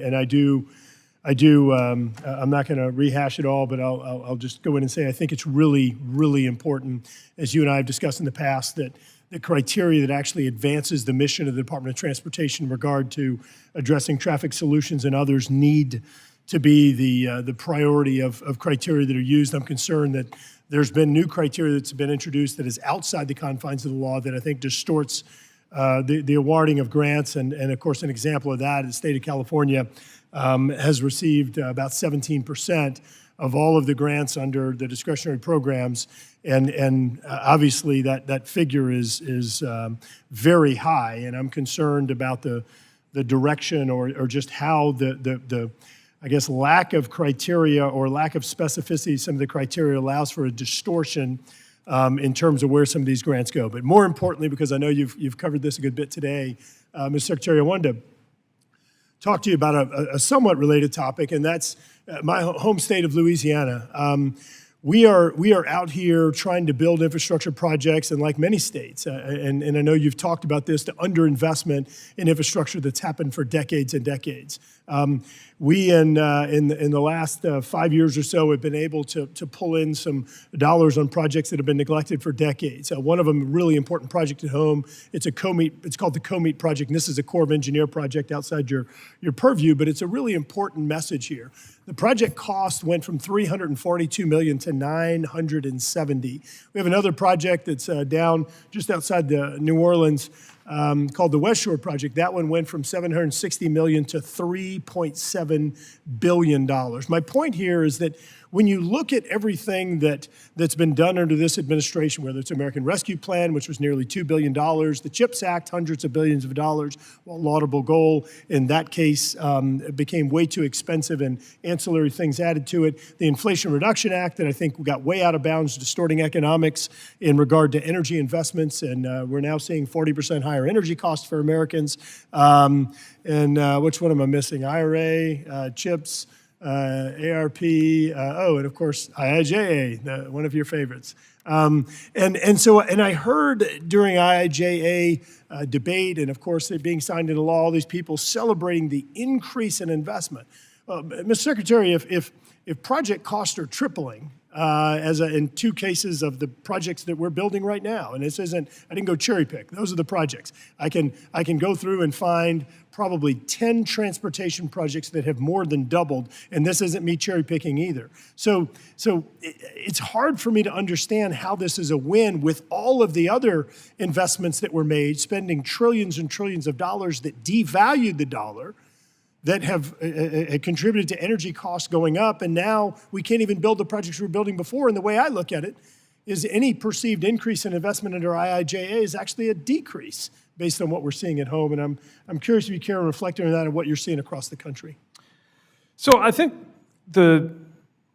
first of all, the reality of the increase in project costs is real. It's a concern. It's one of the main threats to the successful implementation of this bill and something we think about every day. I would challenge the view that anything we do to invest in the productive capacity of this country is necessarily inflationary, and would suggest, on the contrary, that one of the things that creates inflationary pressure is sometimes a bottleneck or a deficiency in our built infrastructure that can only be addressed with good investment. When we talk about the attention we're paying to ports or bridges or certainly things like rail infrastructure, I view this as something where part of the return on investment comes in the form of reducing some bottlenecks that can in fact contribute to inflationary pressures. But I agree with you that the value of a project is not the dollars in, but the outcomes. I agree that and I don't want to be perceived as saying that we shouldn't make investments because it's going to cause inflation. Please don't interpret it that way. I mean, look, Mr. Burleson wants a Ferrari, but he drives a Chevrolet. And in some cases, you got to prioritize and make sure that you're truly spending what is appropriate and you're prioritizing the dollars. Look, I just have a little bit of time left, and something else that I know you and I share concerns with is the FAA. We've seen a number of safety issues. Right now, we have 20% of the agency's leadership positions that remain vacant. I appreciate, as you and I have discussed, the FAA nominee, but just curious if you could perhaps quickly reflect on the vacancies in the top positions. Well, you know, the most important way to address that, of course, is the swift confirmation of our nominee. Most of these aren't confirmed positions. Say again? Most of these are not confirmed positions. That's right, yeah, and you know, in addition to the people who have been performing sometimes in acting capacities, we have the confirmed positions, which I think ought to have a hand in shaping the leadership team. But just to be clear, there's no empty chairs there. The work is getting done. At the same time, we would benefit from having confirmed, or we're not confirmed, permanent people in each of their roles. We hope to have more announcements soon on that. And of course, in addition to that top group up there, we're also concerned about just making sure we fill those rank and file positions of the air traffic controllers, which is one of many reasons we're very hopeful that this chamber can avoid a shutdown that would stop our training. Look forward to continuing discussion, Mr. Chairman. Thank you. Thank you, sir. The chairman now recognizes Mr. Allred. Thank you, Mr. Chairman, and Mr. Secretary, good to see you again. Thank you for being here. I want to thank you for being what I consider to be an incredible partner to the passage and now implementation of the historic investments included in the bipartisan infrastructure law. Your leadership has been vital in ensuring that we're able to get funding out into our communities and to finally take action to repair our nation's crumbling infrastructure. One project of many that I could pick from that I'd like to highlight is the Federal Transit Administration's recent award to the Dallas Area Rapid Transit System, or DART, in my district. This $103 million grant will allow DART to modernize its bus fleet, replacing 186 of its oldest buses with new low-emission buses. That's a big deal for our community. Now, these kinds of investments were made possible by the IIJA and are helping DART and other transit agencies in our communities modernize and upgrade their services to keep our cities healthier and thriving for generations to come. And I want to thank you and your agency for working with Congress to implement the funding for this historic investment. And I want to discuss a project that I think has great economic and connectivity benefits for my state, high-speed rail, particularly the project connecting Dallas-Fort Worth and Houston. I was glad to hear of your support earlier in this hearing, but I'd like to give you an opportunity, if you would, to expand on some of the benefits that your department believes these kinds of projects can bring to the country. Well, thanks for the question, and let me echo our congratulations to DART and your district on successfully competing for and winning that grant. I know you're a strong advocate for those funds to be put to use there. When it comes to high-speed rail, we see benefits in terms of economic development, in terms of safety, in terms of emissions, and I think that there are many geographies around the U.S. that are especially suited to this. And again, I'm going to have the caveat that I'm not commenting on any ongoing application process.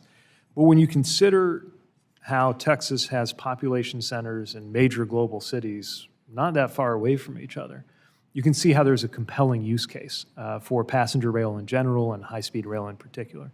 And I've had an opportunity to speak with and meet some of the people involved in the technologies that would be put to use in that proposal, and think, as I believe in high-speed rail generally, certainly believe in the Texas case that for many Americans, seeing would be believing, and experiencing that value being created on American soil would create that much more appetite to further develop a genuine national high-speed rail in the future. Yeah, no, I agree. And I just want to point out for folks that this line would connect the 4th largest metro area in the country in DFW with the 5th largest metro area in the Houston metro, 2 areas that account for about half of the population of the state of Texas and about half the economic output of the state of Texas, and that are predicted to grow by nearly 50% by 2045. So we have to provide more options for getting around, but it would also be reliable, safer, faster in most cases, and as you mentioned, environmentally friendly. And I think that the time for investments in these kinds of projects is now. And if you recall, House Democrats in 2021 provided $10 billion in funding for high-speed rail projects. I just wonder, how can we work with your department to ensure that we're providing sufficient levels of funding for these projects as we continue to implement the IIJA? Well, the IIJA provided, especially through the Fed-State partnership, the means to introduce high-speed rail or accelerate it in places where we don't have it. It did not, though, honestly, contain enough funding for a full national high-speed rail network. There's a lot of work we have to do just to take care of what we've got in our nationwide freight and passenger rail network. But I believe that there are the means within IIJA to fund more than one high-speed rail project with this authorization in the 5-year life of this bill. And I think that the success of those projects will be an important part of how future potential investments could be justified. Yeah. Well, in the time I have left, as you know, I have American Airlines and Southwest Airlines headquartered in my area, and I just have to note how critical it is that we continue to make progress addressing the shortage of air traffic controllers. I want to thank you for your work in that regard and your department's work in that regard, and just stress how critically important it is that we get the FAA reauthorization across the finish line and avoid what I think would be a disastrous shutdown. That's not a question for you, sir. That's just something I want to put on the record and say for my area and for our economic output, for the thousands of jobs that are relying on it, it's critically important. So thank you for being here. I yield back. Thank you, Mr. Allred. The chair now recognizes Mr. Van Drew. Thank you. Thank you, Chairman. Mr. Secretary, welcome. Are you familiar with the William J. Hughes FAA Technical Center in southern New Jersey? Yes, I haven't had the opportunity to visit, but I'm certainly aware of it, yeah. Good. I hope you do visit sometime. For those who don't know, the FAA Technical Center is critical to national security. It supports our national airspace and traffic control systems. It also conducts classified research. In fact, I recently toured it again and learned that this secure facility blocks not millions, but billions of cyber attacks every single day, most of them through China.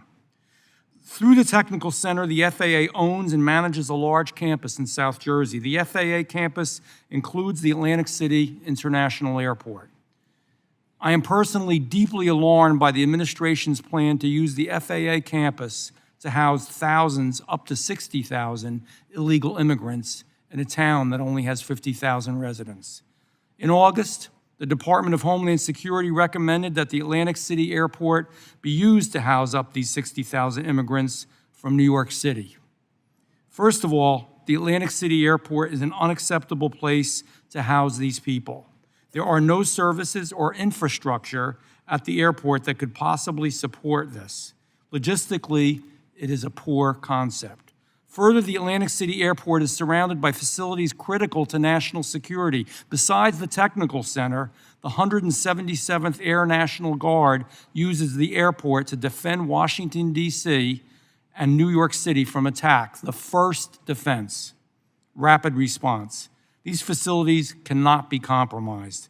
Atlantic City Airport was recommended for migrant housing because it is part of the federal FAA campus. It's federal. Decisions about the use of this property, Mr. Secretary, ultimately fall to the Department of Transportation. This is your responsibility.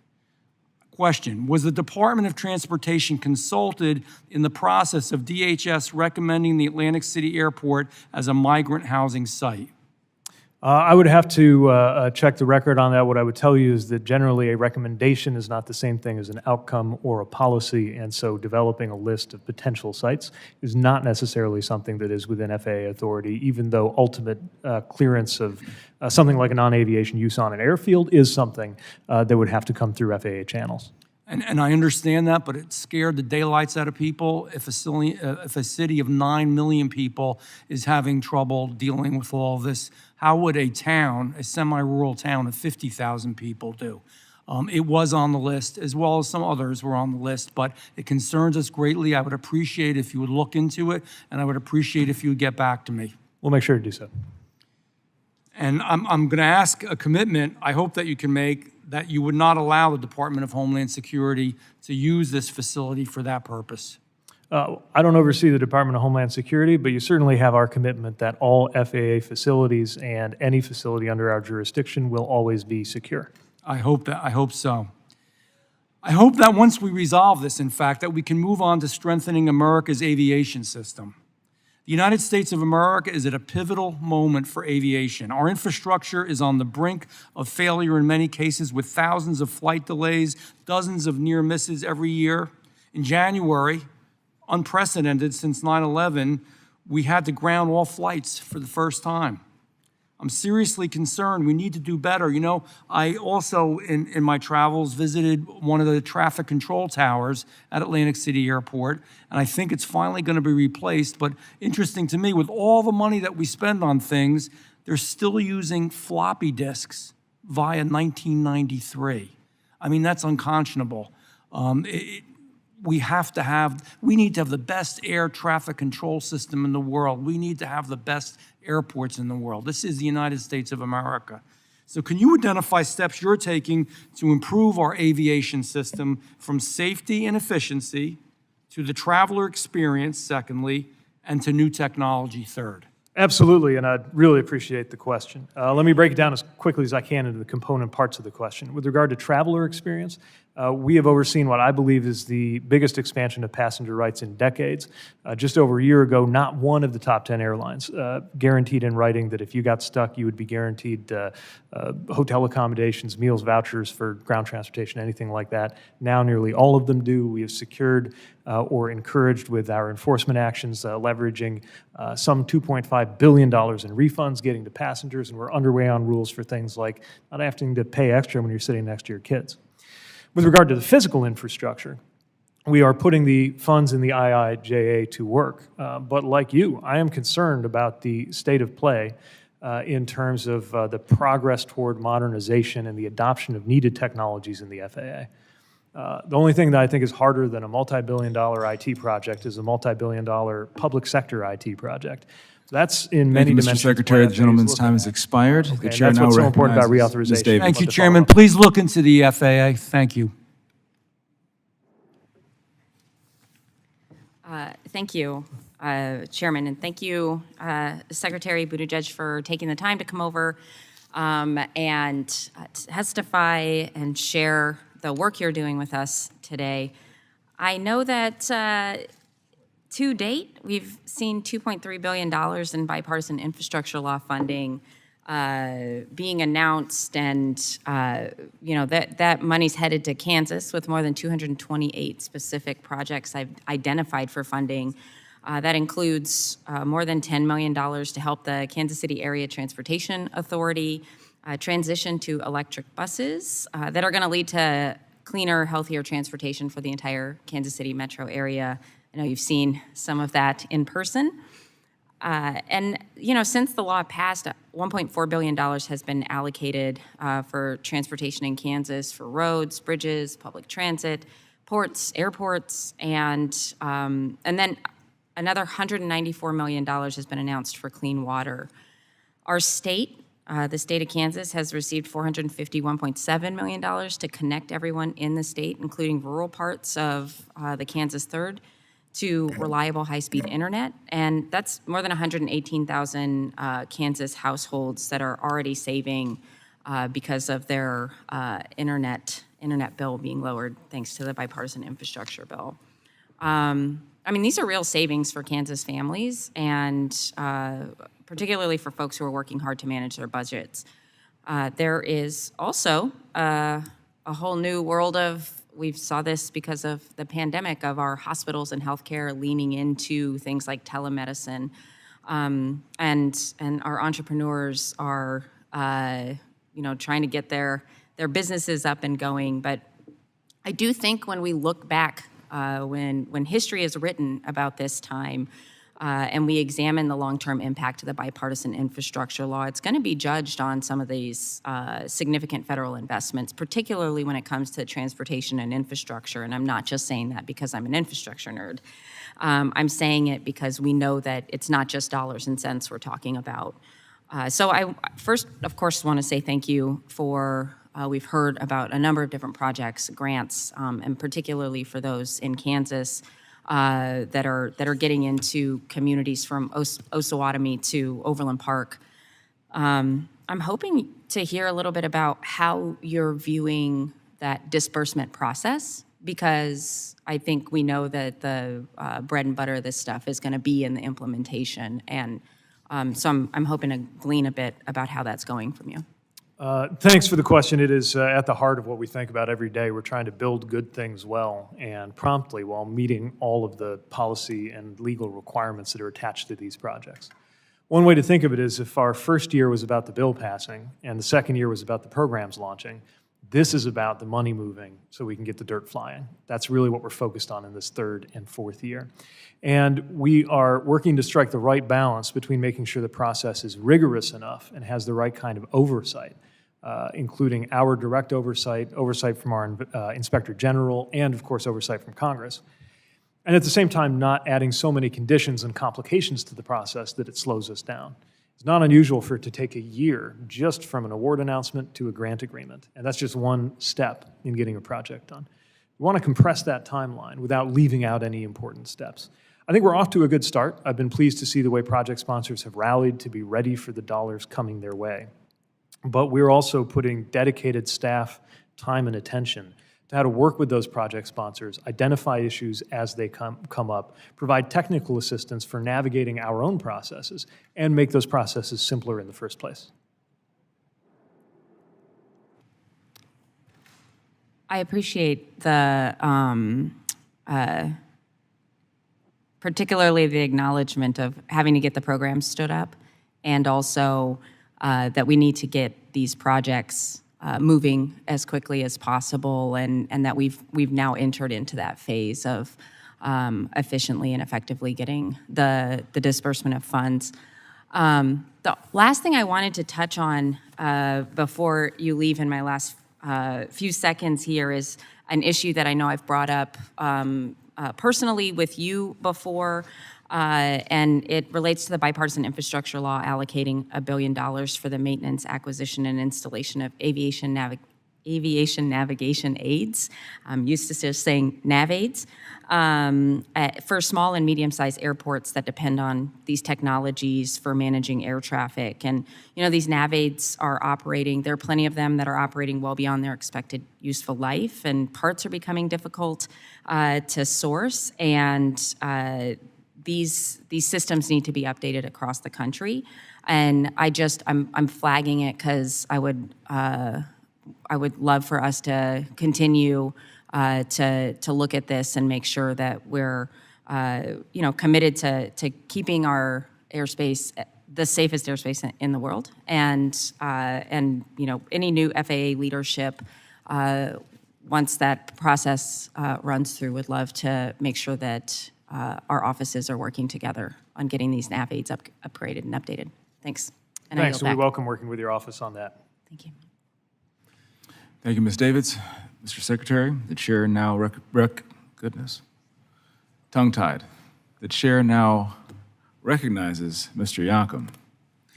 Thank you, Mr. Chairman. Mr. Secretary, it's good to see you. Likewise. As you know, the Infrastructure and Jobs Act, or IJA, expanded discretionary grant funding by 500%. But as you and I discussed on a recent phone call, on a per capita basis, Indiana ranks dead last in being able to secure IJA discretionary grants. And when I say dead last, I mean we're behind all of the U.S. territories as well.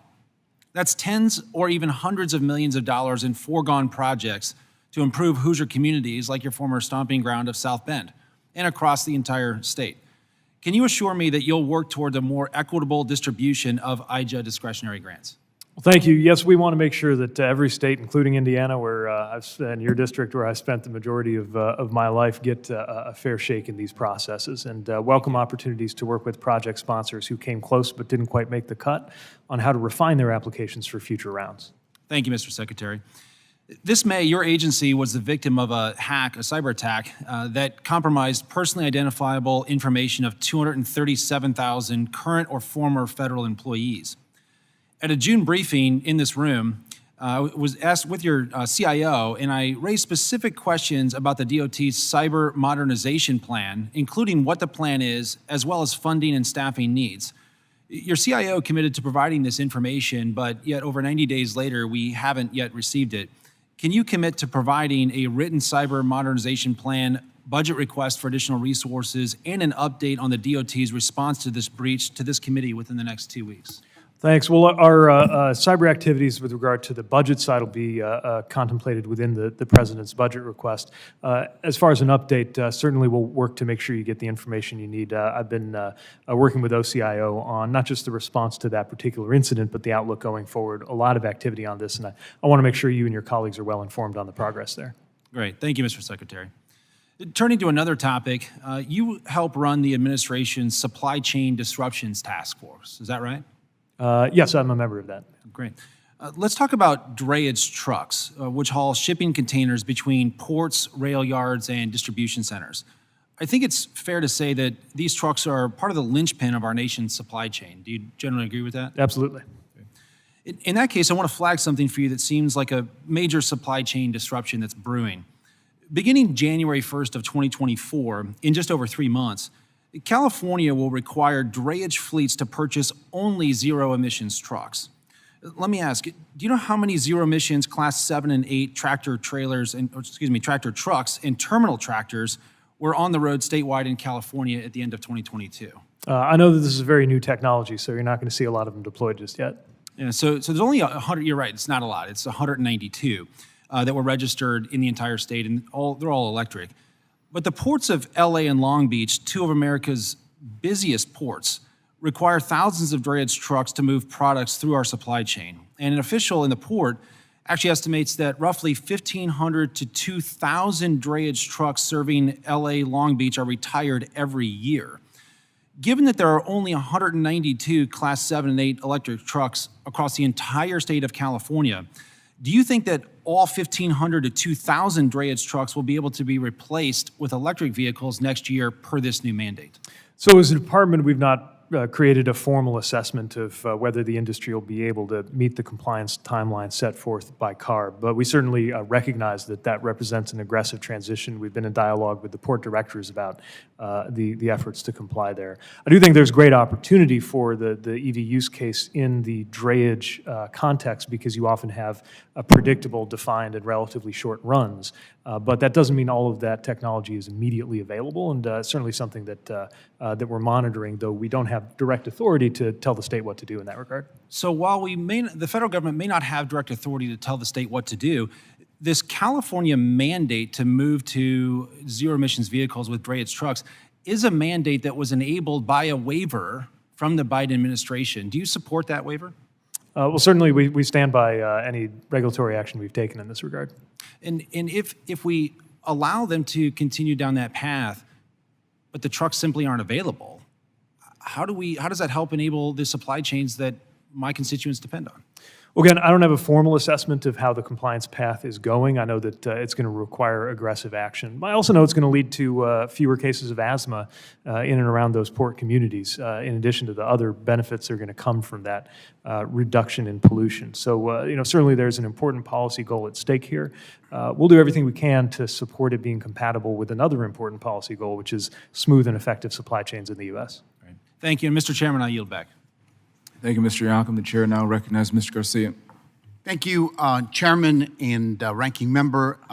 Secretary Buttigieg, great to have you here as we approach the 2-year mark of passage of the IIJA, and as you have rightly pointed out, the potential of decades definition of improving our infrastructure across the country. And I'm proud to say that we're already seeing some of the benefits coming to places like Chicagoland, including federal dollars to complete the Chicago Transit Authority's Red Line extension that was first promised to the far south side of Chicago in 1969 when I was in 7th grade, and money for a rail grade separation project that will help make the suburban communities that I represent safer and more connected, and hopefully more funding will be on the way as well. But we've still got a lot of work to do. And of course, this bill's historic potential becomes an inclusive, equitable reality, which brings me to my first question. Secretary Buttigieg, the Department of Transportation initially announced that its proposed rulemaking to modernize disadvantaged business enterprise, or DBEs, and airport concession, DBE, regulations during the summer of 2022. However, the proposed rulemaking has not yet been finalized. Rules that could make a real difference for small, minority, and women-owned businesses long excluded from the federal bidding process as we undertake this great venture. When will the rulemaking on DBEs become final? We await eagerly. Well, thank you, and I can assure you so am I. This is a very important policy. It also represents the most comprehensive changes to date for the DBE program, making it easier for eligible firms to become and remain certified, expanding the pool of eligible participants, moving closer to nationwide reciprocity, simplifying the process. So we are very close to being able to finalize that, and I'm looking forward to sharing the good news when we're ready. I hope it'll be soon. What additional steps is DOT planning to take to help DBEs participate in infrastructure projects funded by IJA? Will the Department of Transportation look at creating technical assistance programs for small businesses in the construction industry that focuses on the industry's unique needs? A couple things I would point to that I think will be helpful in addition to the modernization of the DBE program. One is making sure there's better transparency and predictability in the flow of these projects as they emerge. Often one thing that keeps incumbent firms sometimes able to box out competition is just a level of knowledge that we think should be transparent to all. So part of what our Office of Small and Disadvantaged Business Utilization, or OSDBU, focuses on with their what I call their roadshow of connections marketplace events is to try to make the right connections between where the work is coming from, who's in charge of it, which of course is often a body like the CTA, even if the dollars are federal, and those DBEs that could be participating. The second thing that I would bring to the attention of this committee is that we're being very intentional, I think and hope more intentional than ever, in working across the interagency to support this. So I've hosted both the SBA's leadership and the MBDA's leadership, knowing that, sure, there are different departments. MBDA sits in commerce, SBA is independent, but we all have the same goal, and we should be participating in the same events, reaching the same DBE community with all of these wonderful opportunities that are emerging. Look forward to that. Moving on to another topic, the manual uniform traffic control devices, which, as you know, influences street design across the country. The MUTCD hasn't been updated since 2009 and is outdated. Updating the MUTCD can help improve pedestrian and cyclist safety, advance complete streets, and promote the use of public transit. Many improvements have been suggested to make that vision a reality, but earlier this year, the Federal Highway Administration missed its deadline to release a new edition of the handbook. Mr. Secretary, why was the deadline missed, and what's the new timeline for the updated manual, and what kind of major structural changes can we expect to encourage safer, more vibrant streets? Well, as you know, because it provides national standards for traffic control devices, the MUTCD can almost have the force of law, even though it is not a design guide. And so we recognize the importance of the MUTCD and the importance of an update to it. The update that we're doing is an exceptionally complex piece of work, and since making the notice of proposed amendments, we've received more than 35,000 comments. And so the Federal Highway Administration has worked promptly but judiciously to take all of those comments on board, hoping that we can get that update issued as quickly as possible, and then get to a more regular cadence of updates. So instead of waiting between 2009 and now, we're in accordance with the requirement that was in the IIJA, which will call for a 4-year cycle of updates. Thank you, Secretary. Mr. Chair, I yield back. Thank you, Mr. Garcia. Mr. Secretary, the chair now recognizes Mr. Diaz-Pasito. Thank you, Mr. Chairman. Secretary, thank you for being here this morning, this afternoon. Staffing shortages are disproportionately affecting New York City area airports. In fact, the New York TRACON, located right in the center of my district, is the key facility that directs planes in and out of the New York City area. It is staffed at 54% of the 2014 levels. This past Friday, the FAA announced that they will extend cuts to minimum flight service requirements at New York City area airports through October of 2024. Do you consider safety and maintaining normal operation as your foremost job as Transportation Secretary? Yes, in that order. First, safety, and then a close second, smooth operations. Thank you. Smooth sometimes. What is your plan for hiring and training enough air traffic controllers to meet current and future demand? We recognize there is a clear gap that didn't build up overnight but needs to be addressed quickly between how many controllers we have available and how many we think we should have. Matter of fact, we have trued up our estimates of the size of that gap and placed it at over 3,000. Now, the good news is we have 2,600 air traffic controllers in the pipeline right now. This year, we set and met our goal of hiring 1,500. Our budget request for the coming fiscal year would allow us to hire another 1,800. But of course, there's attrition that is draining the bucket, so to speak, just as we're filling it. We're finally getting ahead. But a shutdown would stop us in our tracks because it would shut down air traffic control training. It's one of many reasons we think it's so important to keep things up and running. I agree with you. We should keep it up and running. You said you have 2,600 air traffic controllers in the pipeline. Correct. What does the pipeline actually mean? So what that means is a training process that begins at the Academy in Oklahoma City, but it doesn't end there. Becoming qualified to work at an air traffic control facility, especially one as complex and important as N90, requires additional certification in that specific airspace with a lot of on-the-job training. And my understanding of the consequences of a shutdown is that on-the-job training would stop too. So people would be pulled, if they're not in a fully qualified status, they'd be pulled out of the towers, out of the TRACONs, unable to build that experience. So you mentioned attrition. How many air traffic controllers did you lose in 2022? I'll have to pull that number. What I'll tell you is we're finally getting to where we're adding more than we're losing, but not by much. But out of that 2,600 number, that doesn't mean that all 2,600 of those individuals will become air traffic controllers. It's True. like the New York City Police Department. You get in, you may not get out. That's right. Okay. Have there been any discussions about temporarily reassigning fully certified controllers from the other less impactful facilities to provide relief at New York TRACON? I'd have to check on specifically with regard to the TRACON. What I can tell you is that we use reserve mechanisms or other approaches to the extent that it's possible under work rules to try to alleviate that. And let me also just make clear that the staffing level at the N90 TRACON is, in my view, unacceptable. We'll never allow anything to not be safe, but in terms of just the pressure that's putting on the people who are there and on smooth operations, there clearly needs to be a swift path toward a higher I agree. ratio of It's staffing. one of the reasons that during the FAA reauthorization, I fought so strongly to make sure that those individuals weren't leaving the TRACON facility and reassigned to Pittsburgh as the plans were in place. How do you plan to direct, there's 2,600 individuals in the pipeline, let's just say for argument's sake, half of them make it through. I don't really know what the numbers are that bring people through the training and eventually become air traffic controllers. How do you plan to direct additional controllers towards facilities with the most need, similar to ones like TRACON?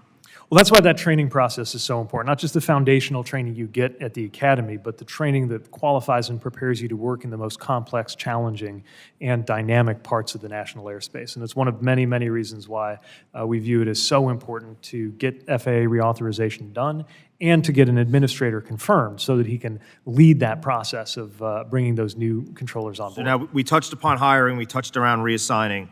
What other actions is the FAA taking to maximize operational capacity at New York TRACON? You just mentioned, I think the term you used was unacceptable as to the staffing there. So what actions besides the hiring and the reassigning, what other actions can be taken to maximize operational capacity at New York TRACON?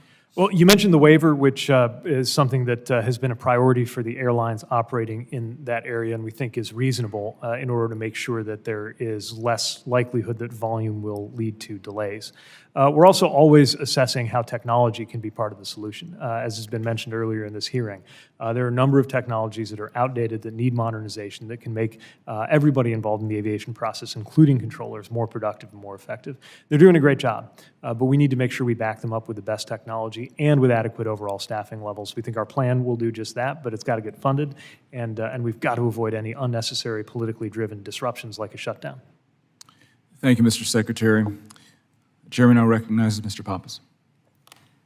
Thank you very much, Mr. Chairman, Mr. Secretary. Thank you very much for your attention to all the details of the bipartisan infrastructure law and the purviews of your department. I thank you for visiting New Hampshire on at least a couple of occasions to announce funding for critical local priorities, and we'll have you back anytime.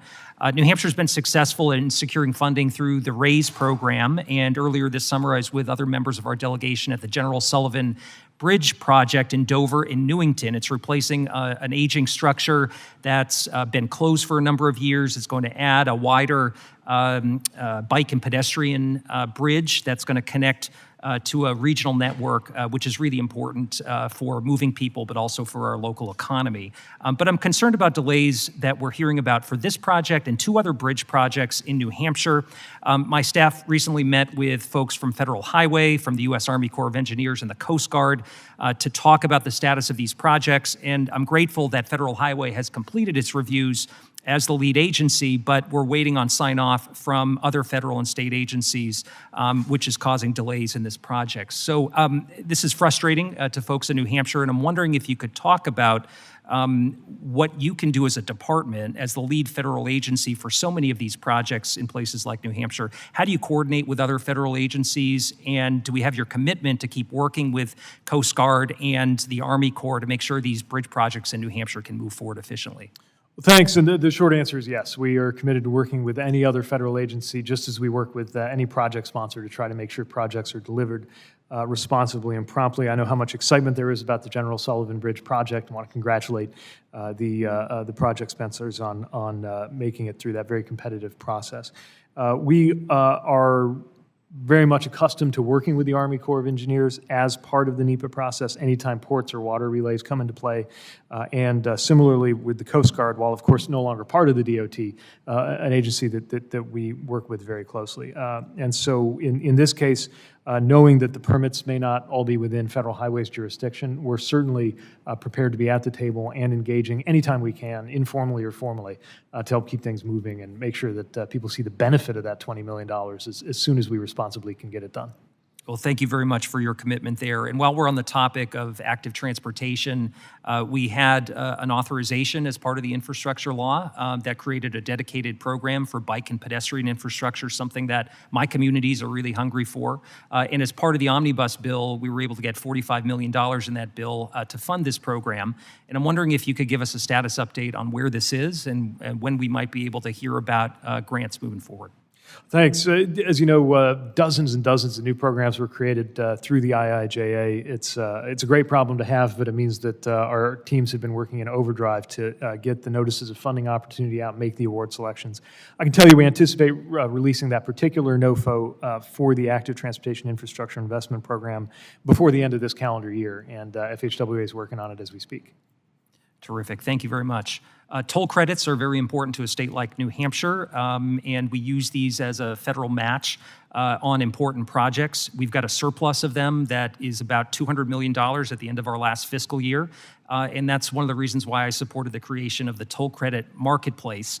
And I understand that a pilot program should be stood up soon. It was included in the infrastructure law. Can you update us on that toll credit marketplace that will benefit states and allow them to stretch those dollars even further? Thanks. This is another example of something that we're working as promptly as we can to deliver. It's complex and it's new, but establishing that toll credit marketplace and just completing the procedural dimensions, the application process, selection process, is underway right now. So we'll follow up with your office as we anticipate a date to be able to put that out. But certainly the work on that program is underway. Okay. And as you know, as part of the infrastructure law, the base formula for highways wasn't changed. We did see an increase in my state significantly over what we had been receiving for highways.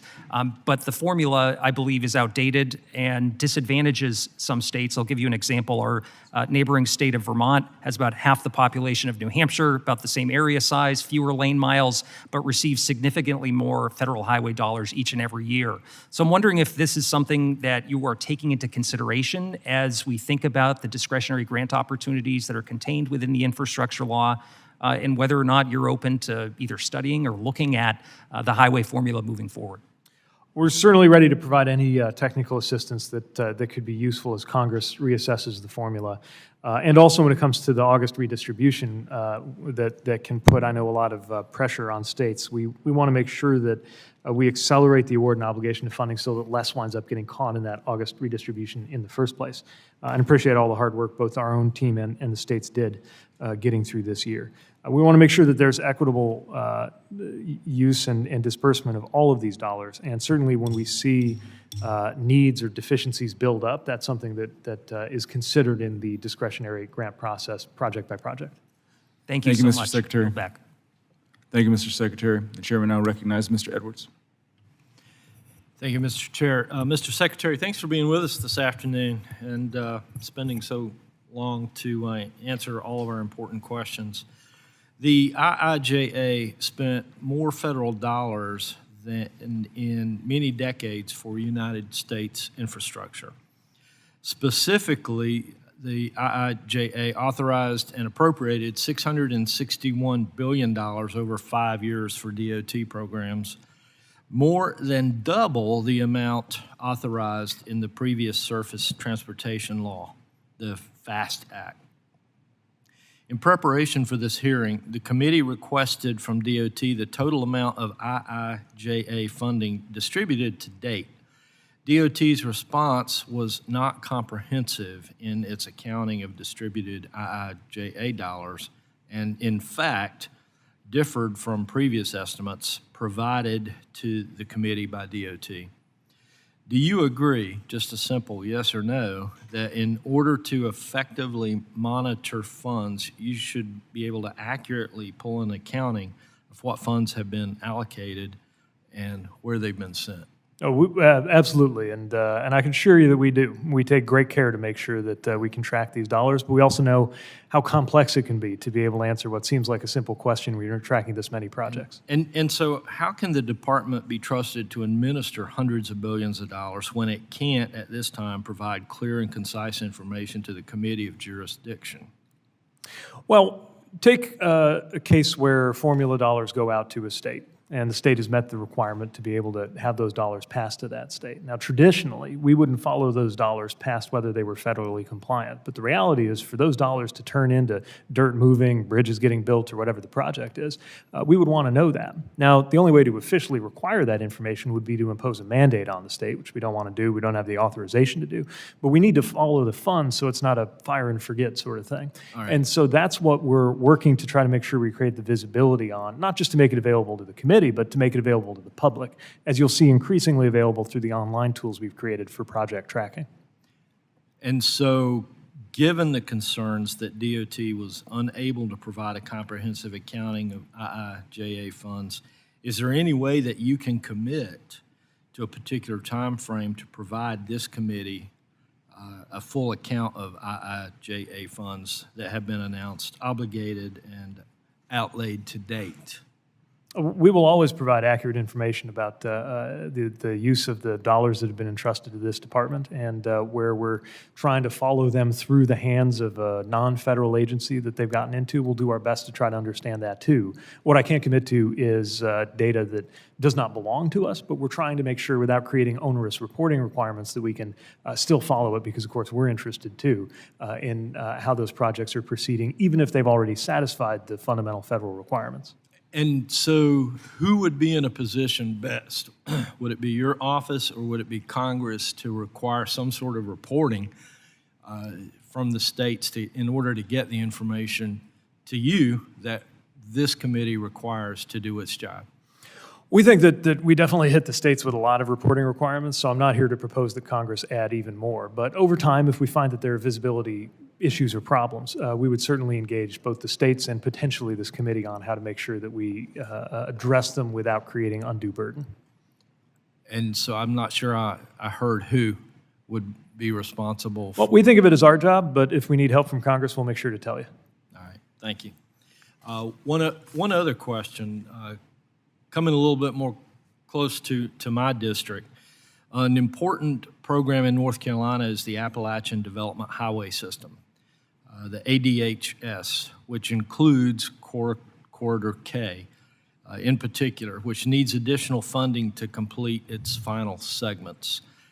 Can you share your thoughts on the importance of the ADHS and projects like Corridor K to improve access and mobility for isolated rural populations, including what that can be done for economic activity and quality of life in rural areas like I represent? We strongly believe that connectivity to highways and ultimately to the federal and interstate highway system is an important part of the lifeblood of any economy. And when there are communities, including Appalachian communities, that have been left out of that level of connectivity, we know that limits opportunities for families, for workers, for cities and towns and counties, which is why the ADHS is important and I know enjoys a high level of support from Congress and from us too. When you have that kind of connection, horizons open and it becomes more likely that people who live in these rural communities don't have to fear that the next generation won't find any opportunity on the soil that produced them. And we're very committed to doing our part to use transportation to benefit the future of those communities, including through efforts like the ADHS. All right. Thank you, Mr. Chair. I yield. Thank you. The chair now recognizes Mr. Auchincloss. Thank you, Chairman. Good afternoon, Secretary. Earlier, a gentleman from Arkansas insinuated that the Department of Transportation wasn't moving on getting critical money out of the door. Do you agree with that assessment? No, but I certainly share the impatience to get that money out the door. We're making sure we get it right, and we're making sure we do it promptly too. Appreciate it. I want to move now to highlight an important safety issue that impacts pedestrians, cyclists, and other road users. Under the New Car Assessment Program, NCAP, the National Highway Transportation Safety Association currently grants 4- or 5-star safety ratings to increasingly large vehicles because the program focuses only on the safety of those within a vehicle and not on how those vehicles impact those around them. Last year, NHTSA responded to concerns about this rating system by proposing an optional pedestrian crash worthiness test within NCAP. With fatalities and serious injuries among pedestrians and cyclists skyrocketing by more than 50% in the past decades, it's clear that vehicle design can play an important role in reducing fatalities, including by improving driver sight lines and reducing weight and height. Mr. Secretary, does NHTSA have any plans to incorporate pedestrian crash worthiness ratings into a vehicle's final safety ratings? And what additional steps can your department take to improve safety for pedestrians and cyclists? We know that the increase we've seen in roadway deaths has largely been driven by what happens to pedestrians and cyclists. And so if our understanding of vehicle safety only includes what is inside the vehicle, we're missing an important part of the story. And it's one of the reasons why we're paying attention to how to upgrade our NCAP program to provide additional information. That includes attention to the effect of a car's design on those who are outside the vehicle. And NHTSA is working on upgrading the program to provide more information about various things that could lead to improvements and avoid crashes. Things we're considering include blind spot detection, blind spot intervention, lane keeping support, and importantly, AEB, automatic emergency braking for pedestrians, which I think is important. We have published a request for comment, NHTSA has, to try to get public comment on adding a crashworthiness protection testing program to NCAP, which we also think would be important to have a data-driven approach here, and are continuing to advance on that. And of course, there are other steps that NHTSA is taking, like the proposal for a federal standard on AEB that we think could make a difference here and could be integrated into FMVSS. An important part of improving walkability for our communities is the infrastructure investments in cycling and walking infrastructure, but also, of course, ensuring that vehicles are more safe, not just for those inside of them, but for the pedestrians and cyclists who are endangered by them. Mr. Secretary, you also opened up your testimony talking briefly about the work that DOT has done on junk fees for airline passengers, as well as your work on hiring air traffic controllers, which had been a critical bottleneck that had led to some flight delays. I want to allow you to expound upon the work that you have done on junk fees and how the flying public will see those impact them in the coming year. Thanks for the question. We take seriously our authorities to make sure that the passenger experience is a better one. And part of what is especially frustrating for passengers is when you find that you were stuck with some fee that was not transparent to you. So we're working on several things at once. Part of it is the transparency piece, just to make sure that when you book a ticket and not afterwards, you can see any and all ancillary fees or charges that are associated with your ticket. Another thing is making sure that you get your money back if you don't get that service. We require that if your flight's canceled, you can get your airfare back, but need to make sure that there's companion rules so that if your baggage doesn't get there, but you paid for baggage, or if you paid for Wi-Fi and the Wi-Fi doesn't work, that you can get your money back on that too. And then there are fees that we think just should not be charged in the first place. A good example of that is the idea of being charged to sit next to your kids. Something that I was reminded of the other day when Chas and I were bringing our toddlers back to Washington from Michigan.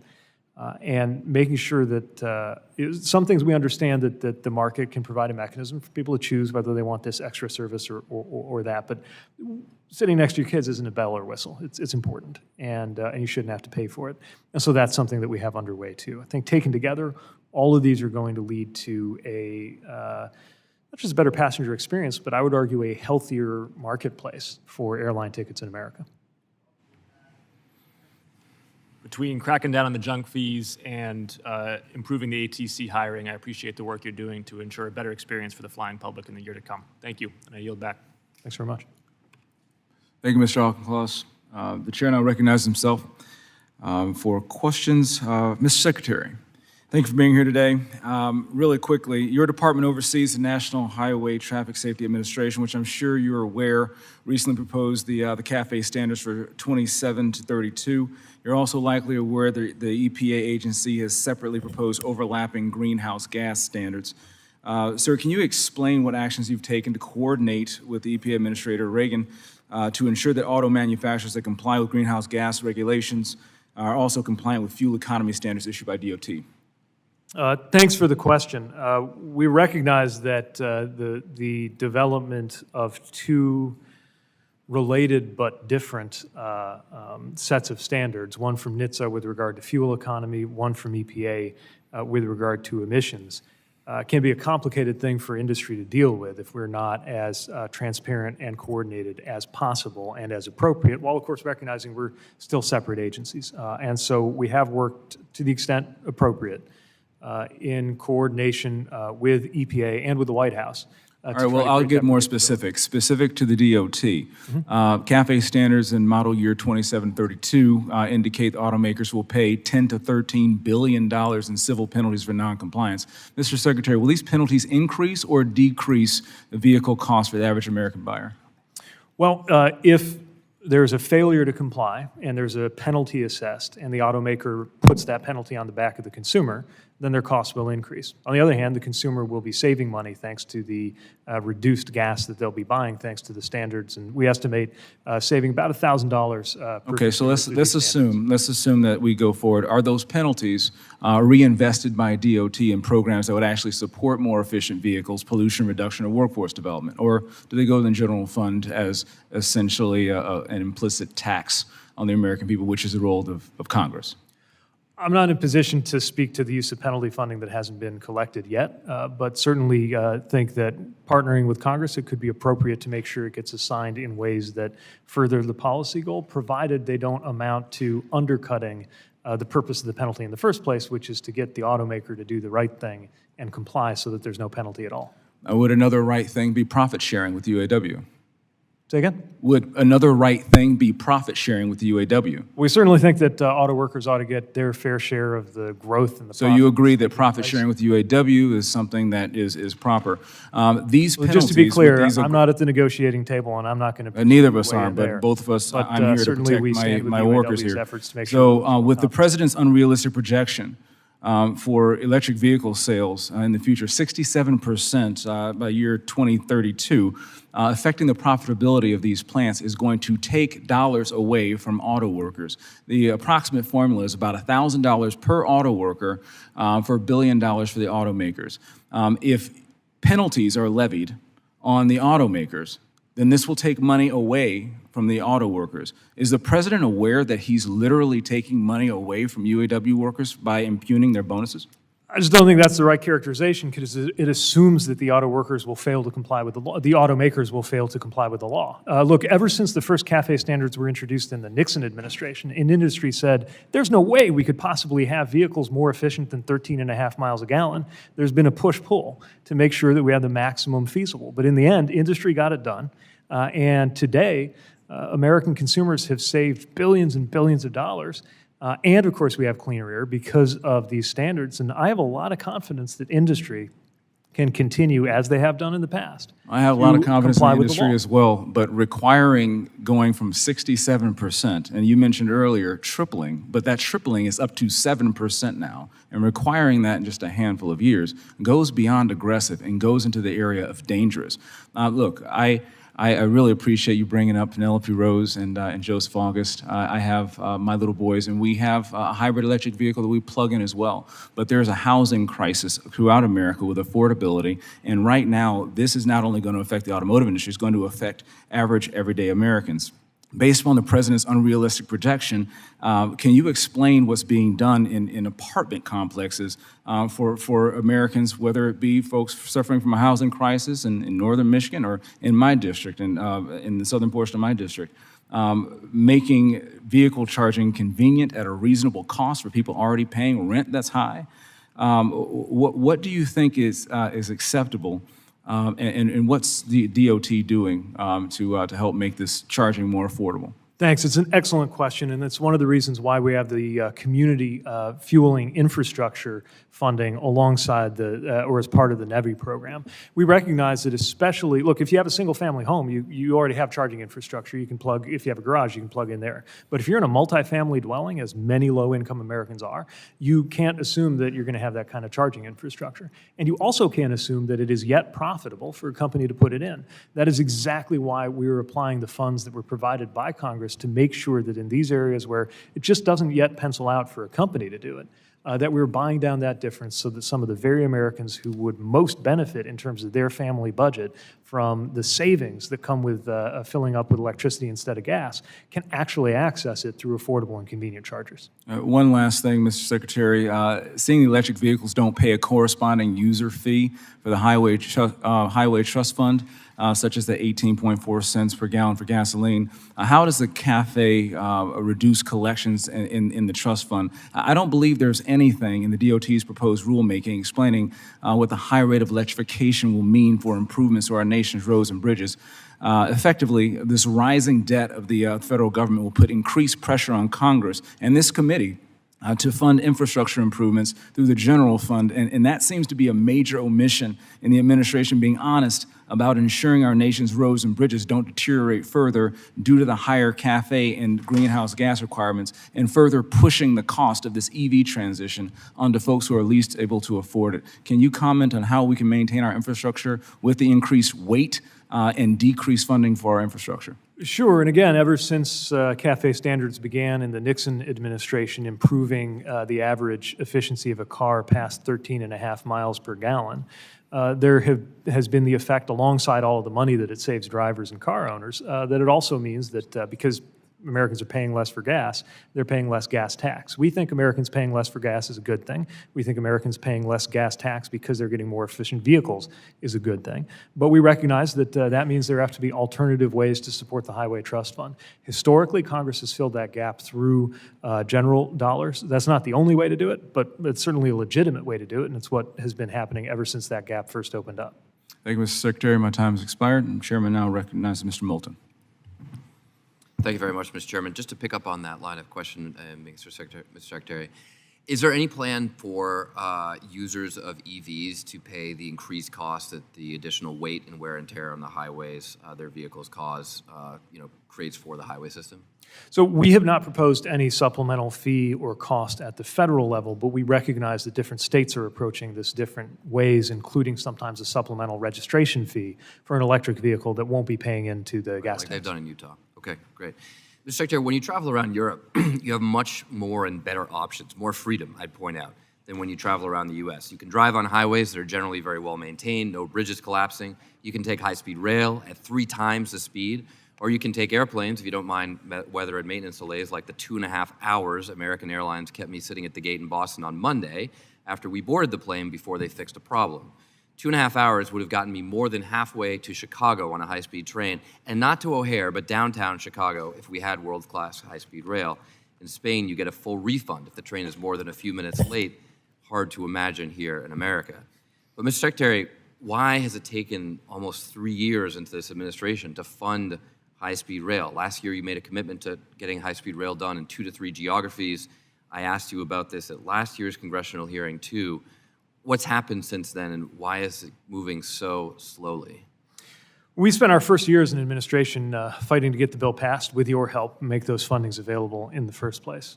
We spent much of our second year standing up the dozens of programs, many of them multi-billion-dollar programs that were created by the IIJA, which means now we're at the stage of making the first waves of project selections and getting those dollars out the door. Now, Secretary, there were no projects to stand up for the administration because there are already high-speed rail projects ready to go, just waiting on federal funding. So there are a small number, but a very real and compelling number of projects that are currently in process for competitive grants that will be announced soon. I don't have news to make today on that, but what I can tell you is that high-speed rail projects are in the mix for the non-NEC Fed state partnership funds. And I believe many of them have a compelling case to make. Okay, well, look, seeing is believing. You often say that. We've got to get high-speed trains that people can actually see and ride like they have in the rest of the world. And this is an unbelievably slow-moving high-speed rail program, so I hope we can speed it up. I was shocked to see Boston's South Station expansion listed as one of the priorities on the Northeast Corridor project inventory. It's a cost of $3.5 billion. It'll be obsolete in about 10 years. So why would you choose that over building the North-South rail link, finally connecting the Northeast Corridor all the way from Virginia to Maine at a cost of just $6 billion? Well, it's not necessarily always an either-or. As you know, they were in a bigger set of projects that were contemplated for Corridor ID. And actually, in this case, it is, because if you do the North-South rail link, you don't need to expand South Station. It solves the problem. But it solves the problem for 100 years, not for 10. I welcome a chance to get more details to you from FRA on how they approach project selection there. Okay. Quick question on freight rail. A lot of talk about freight rail safety after some high-profile derailments. There's a bill floating around the House and the Senate that will put more wayside detectors along the routes at a significant cost, although not that much. This is a 1960s technology. We have an opportunity, a transformative opportunity right now in America to leapfrog that and just have detectors on every single car. So an engineer would know instantaneously if there's any problem. I mean, this would be transformative for rail safety, ultimately saving the industry millions and millions of dollars, but they just have to get the instigation to actually put this widely available technology on their freight cars. So why are we doubling down, literally doubling down? That's what we're doing. We're adding more 1960s technology when we all have wearable devices that could be worn by freight cars and solve the problem much more effectively for the future. Well, the conditions for a wearable device are a little bit different than the conditions you experience on the underside of a freight car, but we certainly welcome the development of technologies that are newer, more effective, more comprehensive. And I very much welcome the work that's going on the Railway Safety Act. I'm actually amazed that you were the first member today to give specific mention to any of its provisions, because we think it is wildly important, in addition to the work that we're doing with the authorities we have, to get more backing and more legislative authority to increase accountability and safety. And We have this technology on intercontinental ballistic missiles. I think if it can survive an intercontinental ballistic missile in space, it can handle the underside of a freight car. Let's get it done, and let's really move the industry forward and not just double down on the 1960s technology that's a quick fix and won't really make any meaningful change. We're for any change that puts us better off than where we were, but agree that we should be skating to where the puck is going and try to make sure that we're not just catching up to technologies that might soon become obsolete. Great. Thank you. Thank you, Mr. Chairman. Gentleman yields, Mr. Kane. Thank you, Mr. Chairman. And I would like to thank you, Mr. Secretary, for being with us today. New York City's congestion pricing plan received approval from the Federal Highway Administration in June of this year and is expected to go into effect early 2024. As I'm sure you know, the approved plan will charge commuters, many from my district, up to $23 just to enter New York City. I was happy to join with my colleagues on this committee, passing a resolution opposing the congestion pricing plan. The plan is deeply flawed, it's unfair, and it represents a money grab on New Jersey commuters' wallets. Why did the FHWA approve this plan so quickly, despite findings on a preliminary environmental assessment revealing that environmental harm to New Jersey communities and other New York boroughs? I'm not sure I can honestly concur with the characterization of the process as quick. It was held up under the previous administration. We inherited it, and Federal Highway spent the entire time that we've been here up until this summer working through the process to make sure that the project met the requirements of the law. Now, to be clear, US DOT doesn't have a policy role here in deciding whether this is good policy or not. That's a state decision. And any exchange of revenue between the states is to be negotiated among the states. But of course, Federal Highway Administration does have a responsibility because of the federal connection with the value pricing pilot program to oversee the NEPA process. And it's probably the only context in which I've been urged by some members, not all of this committee, to have a permitting process take longer instead of having it go quicker. What I can tell you is that it was thorough. The process included over 22,000 individual comments that were received and that were reviewed.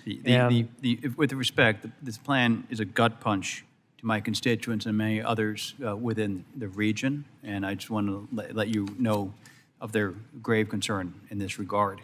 I respect your perspective on that, and do want to emphasize that the vast majority of commuters in your district who get to Manhattan by transit are benefiting from the IIJA investments that we do have direct responsibility and a role in. I think you're anticipating my next question, if I may. The Gateway Project benefits not only New Jersey, but the entire region and the country. Completion of that project and increased commuter rail access into and out of New York City is years away from that full project being completed.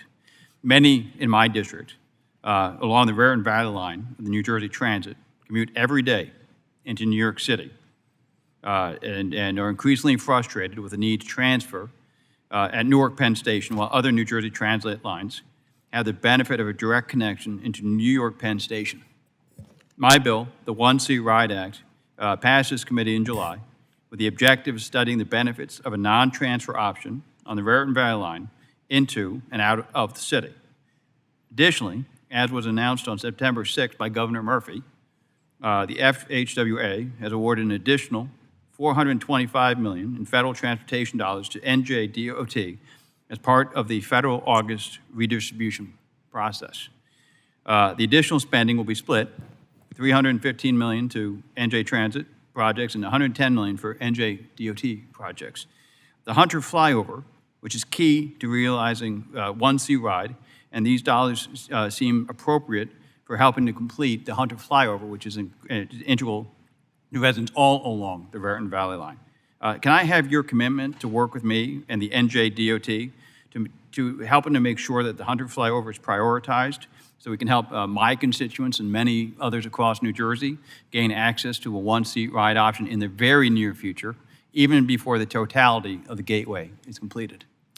Thank you. We want to make sure that this project receives every due consideration and prioritization, and welcome the opportunity to work with you on that and the gateway effort more broadly. We know how important it is to New Jersey commuters and to the region as a whole. Yeah, and to the entire country. Agreed. Extraordinarily important, and I will continue to work on that with you. And then, if I may, on the IIJA, the workforce shortage in the construction industry has grown. And there's a pressing need for effective training programs that quickly developed an effective workforce.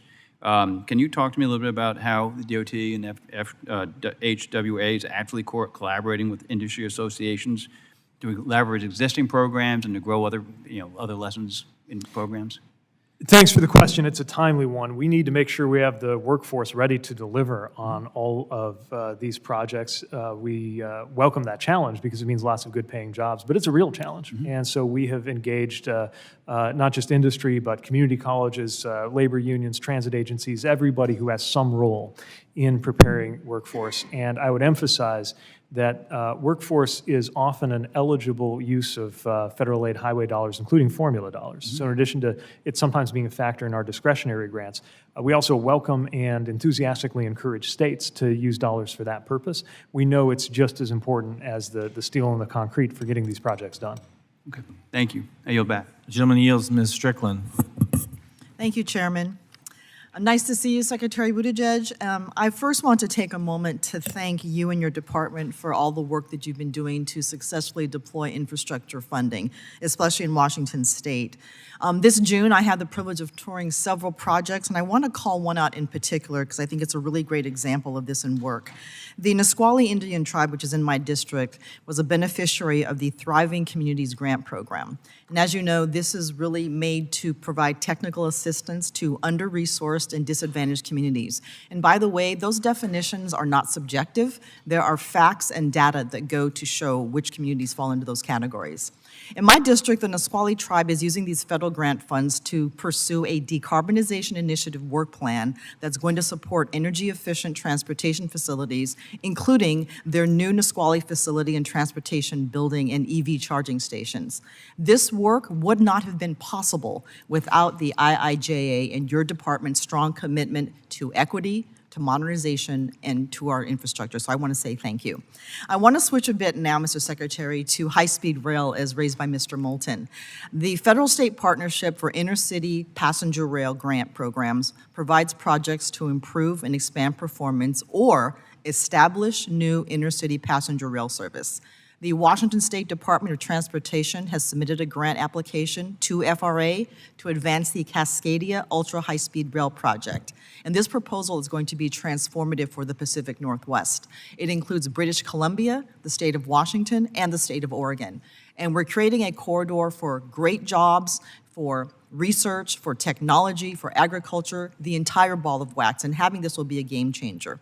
One of my questions for you, Mr. Secretary, is how does your department plan to support efforts like this that have a strong case, both public and private, and transportation, and how can you help us get this off the ground? Thank you for the question. We are enthusiastic about passenger rail in general, high-speed rail in particular, and also especially welcome regional partnerships that work across those state lines or other jurisdictional boundaries to try to benefit and lift up an entire region. I'll take care not to comment on the merits of anything that's in an active consideration right now, but certainly have heard and understand the enthusiasm around the potential of the Cascadia. And the best way I can answer your question is to say that we're applying those IIJA dollars as best we can to, as you noted, introduce as well as restore passenger rail routes. And we recognize that we won't be able to have a full nationally built-out high-speed network just with this 5-year authorization, but it gives us the best start we've ever had to introduce it in places that haven't seen it before. And I think when Americans experience high-speed rail, they're going to want more each time the question comes before this body. No, absolutely. And what's exciting about this, again, we have multiple jurisdictions supporting this. We have private sector support for this. And also just understanding that when we talk about high-speed rail, the Pacific Northwest, which is in the northwest corner of the U.S., often gets overlooked in this conversation. So we want to make sure that you're aware that we are out there. We're very enthusiastic about this, and we need your support. With a little bit of time I have left, Mr. Secretary, I want to switch a bit to the DBE program and equity in federal contracting. I know that you addressed the Congressional Black Caucus about this, but I want to highlight this issue again. How is your department tracking progress of these equity requirements from the IIJA? And again, I will state this. Equity is something that can be measured. The other thing I want to talk about too is what type of oversight or enforcement is your department going to impose upon states so that they are living up to their responsibility as well? Thank you. Well, thank you for the question, and you're right. We can track and measure how well we are doing, and we're holding ourselves to rigorous targets. It starts with our own federal spending. The truth is that's not the majority, but it's billions of dollars, and so we're working to make sure that the contracting directly done by the DOT is meeting our goals, and I'm pleased to report that we have met and exceeded our goals for SDB utilization when it comes to direct federal spend. But as you noted, so much depends on the states, not just in terms of their basic compliance with things like Title VI, but we hope their proactive commitment to making sure that the goals of DBE programs are met. So we've made sure that we're putting out the right kind of guidance about administering and overseeing projects with alternative contracting and procurement methods that are still compliant, but that can open more doors to firms that maybe haven't participated in the past. We're working hand in hand with recipients to try to make sure that they get the training that they need. And through our OSDBU, we're doing the technical assistance and capacity building that we think will build up that DBE business base as well. We're very close to being able to announce a final rule on the updates to our DBE program overall, and continue to believe very strongly that this is a big part of how the economic potential of the IIJA can be met. Absolutely, and this is a conversation about inclusion. It's making sure that all of these investments are benefiting the entire community, and it helps a lot of our communities that have been shut out of wealth building build wealth. Thank you, Mr. Secretary. Thank you. I yield back, Chairman. Gentleman yields. Mr. Williams. Mr. Secretary, welcome. Just a couple questions. I'm trying to get to some points here. As mayor of South Bend, did you have operational oversight over the airport? No, that was a county body. County project. And as your tenured mayor, were there major highway projects either initiated or completed during your tenure there? Yeah, probably the biggest was the effort that we did with the highway pair that goes through the heart of our city. It's I-90? Street and Main Street. Say again? Is that I-90? No, it was originally US 31. We got a relinquishment from the state to get it done. Proud to say we got an award from the US DOT on that work. What was the approximate budget of that? Do you recall? Just the particular project that we were doing on the streetscape, that was about a $25 million project. Streetscape, okay, $25 million, thank you. You know, I understand that in South Bend that you wanted to construct a new train station downtown. How did that go? Well, we didn't initiate a project to build a train station downtown, but certainly something that I believed as mayor could benefit the city, and still hope someday that that could become a reality.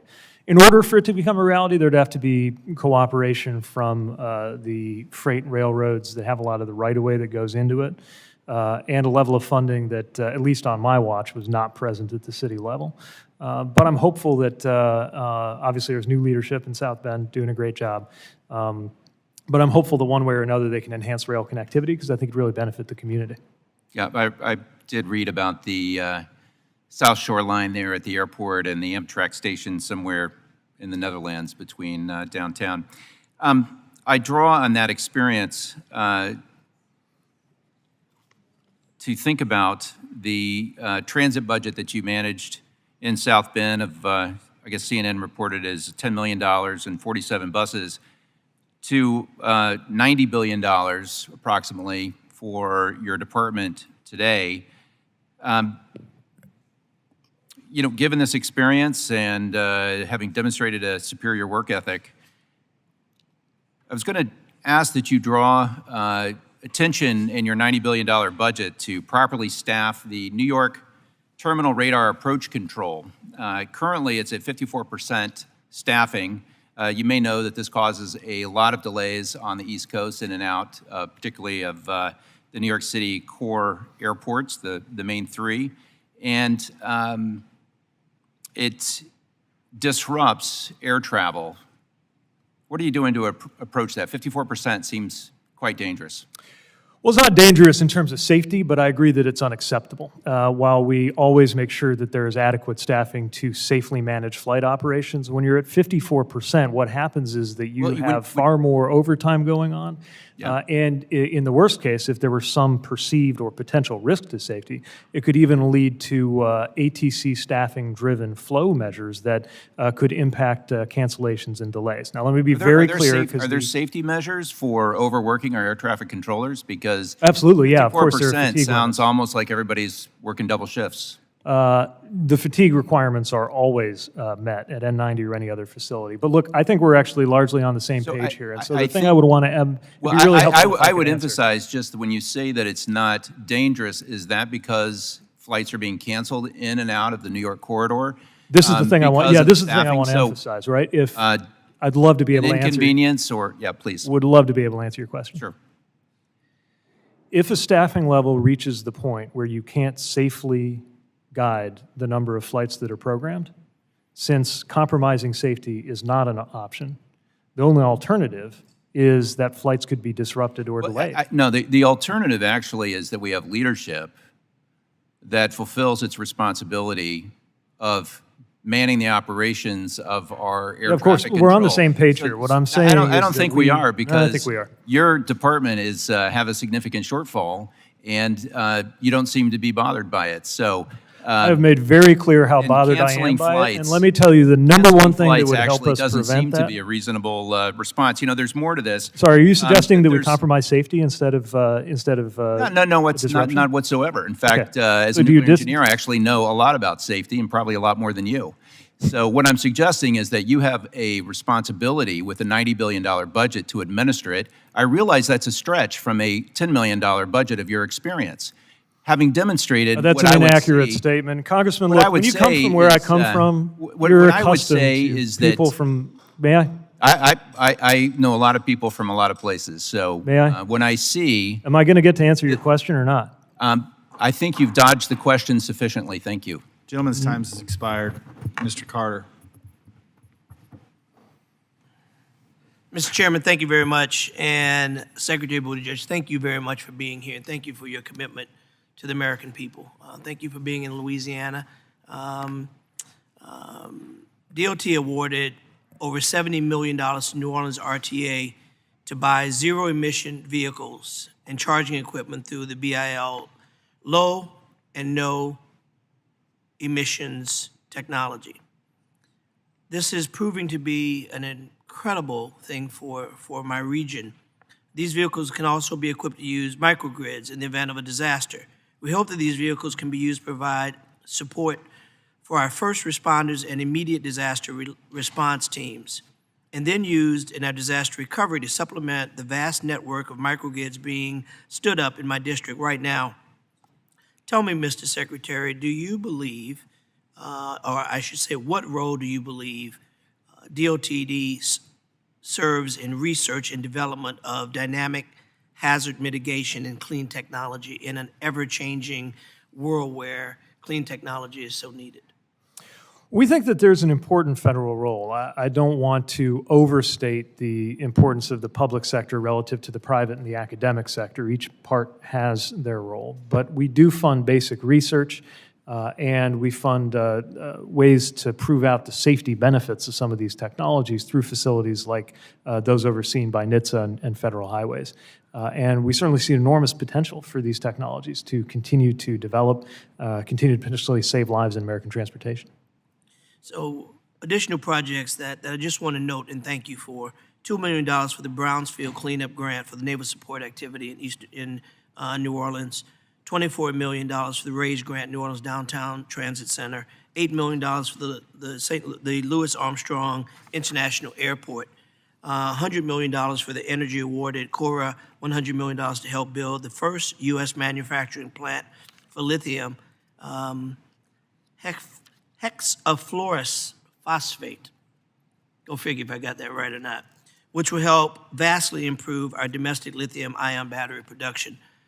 One thing that is very important that I want to bring to your attention, when traveling through the river parishes and visiting with the mayor of Donaldsonville, Mayor Sullivan, indicated that there were these antiquated gas pipes that had been passed over for many, many years, and many people had come through the town and made promises of being able to do something about it.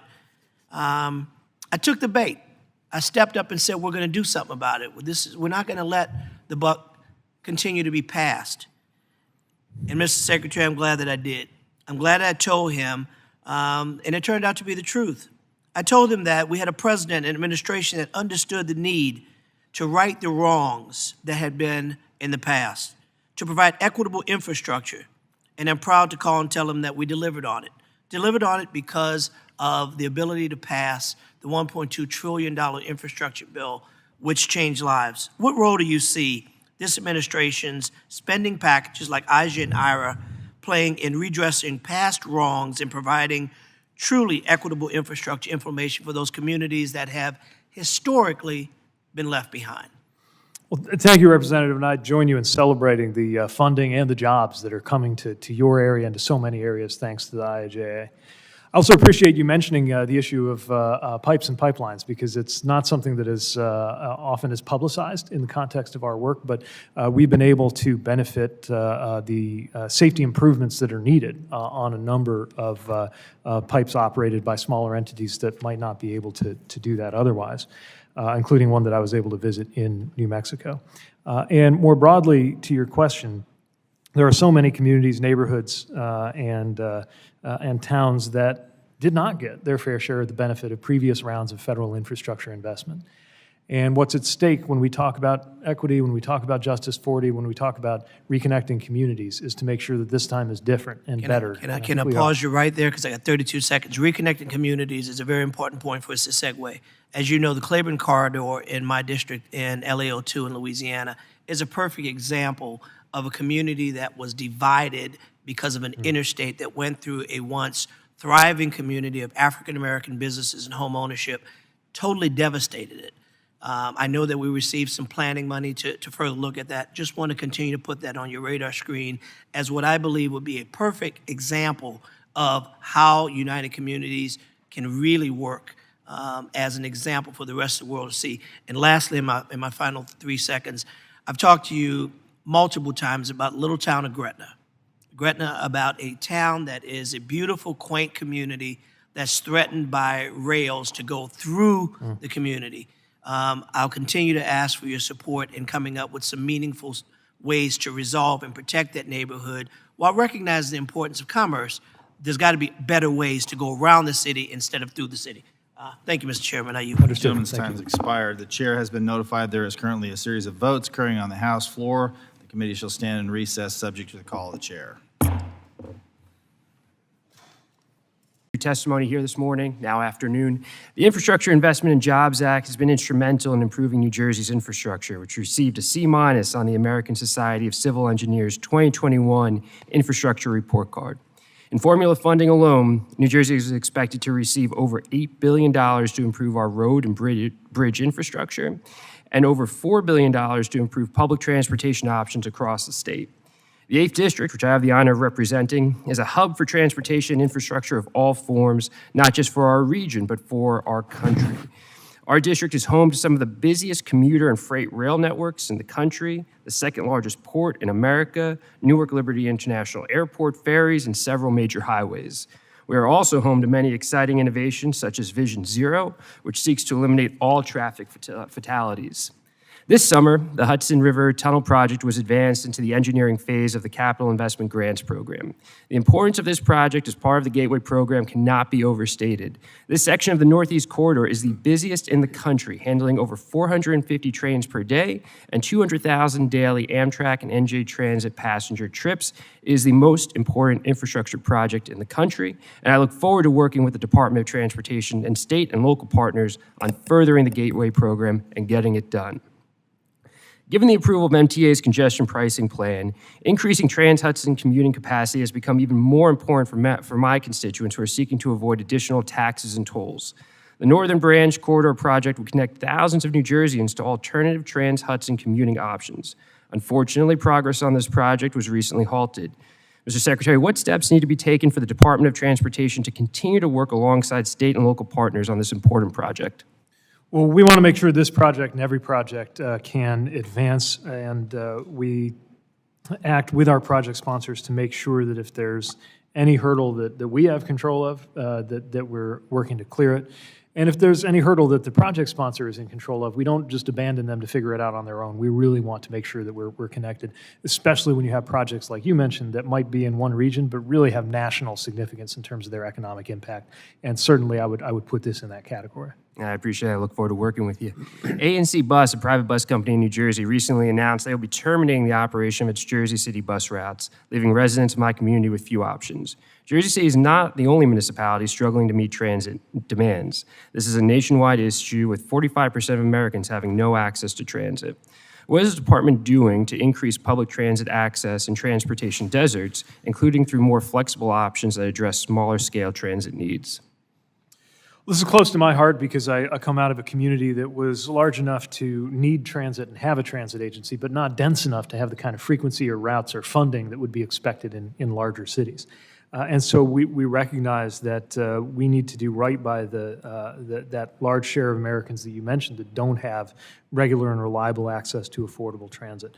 The simplest answer to your question is that with historic resources in the IIJA, we now have more funding available to support public transit than any time in U.S. history coming from our department. Even so, it doesn't mean we can do everything everywhere, but it does mean that FTA is in a position to support communities that were not getting support before. And I should emphasize that when we talk about something like equity, something like Justice 40 criteria being incorporated into FTA's competitive grant opportunities, this is part of what's at stake, benefiting places that just didn't have that, haven't had those resources, either because there's no service at all or because it doesn't have the reliability and the frequency to really become part of people's daily plans, and in turn to get the revenue that would allow them to enter a virtuous cycle of more reliability and more frequency over time. I'd love to work with you on some of those projects for those types of communities. The COVID-19 pandemic changed how Americans work and commute. Due to modified work schedules, transit ridership has changed to reflect changes in commuter behavior. While ridership levels have started to bounce back after the pandemic, many state and local agencies are struggling with revenue shortfalls resulting in service cuts, delays, and reliability issues. What can Congress, working alongside your department, do to support city and local governments that are navigating new trends in public transit use? This is a real challenge and concern. I don't think it's an exaggeration to describe it as a fiscal cliff, and I believe its effects will begin to be felt acutely as early as next year. We do have some provisions and flexibilities incorporated in our budget proposal that we think would help, but more is going to need to be done in order to help transit agencies have the bridge that they need into this new normal, where commuting won't be the way it used to be, but people will still very much need the means and the support to get to center city areas or other workplace rich environments in ways that we can't just allow to be abandoned. Yeah, extremely complex issue, but I appreciate your leadership on it, and I yield back. Gentleman yields, Mr. Bean. Thank you very much, Mr. Chairman. Good afternoon to you, and good afternoon, T&I Committee. Great to be here and great to see you here, Mr. Secretary. I have the honor of representing Jacksonville, Florida. You may think of, when you think of Jacksonville, the beaches, Jacksonville Jaguars, the great weather. But here's something that more and more Americans are thinking of. We got the greatest airport, one of the greatest airports in the country. In fact, it serves all of Northeast Florida, all of Northeast Florida, but the Southeast Georgia as well. It supports over 26,000 jobs, has an impact of over $3 billion. And for Jacksonville Aviation Authority has been pursuing for the last decade, a decade-long effort to modernize the facilities at the airport, including a new 6-gate concourse, general improvements designed to reduce airfield congestion and enhance the safety of the traveling public. But here's where it comes into your bailiwick, Mr. Secretary. The review process began in July 2022 with the preparation of a CAT-X and then FAA's subsequent reversal to require an environmental assessment. With the EA, the environmental assessment, now 60% complete, the FAA has unexpectedly paused the EA to study the potential impacts on navigational facilities at the airport. Furthermore, JAA has learned that the FAA may not have the sufficient manpower to conduct a new study. So we've got to get this off the back burner. So I ask you, Mr. Secretary, the logjam reflects the very problems that the Fiscal Responsibility Act is intended to resolve, to facilitate more timely and efficient environmental reviews. Can we count on you and your team sitting behind you to work in a quick and efficient manner to get the EA back on track without further interruptions and ensuring the FAA has the manpower necessary to conduct the new navigational analysis? Thanks. We will work with you to seek a way forward here. I know how important it is, and I understand the complexity of the issue, but we don't want to get in our own way when it comes to improvements that are needed at a fast-growing facility like Jacksonville. Right.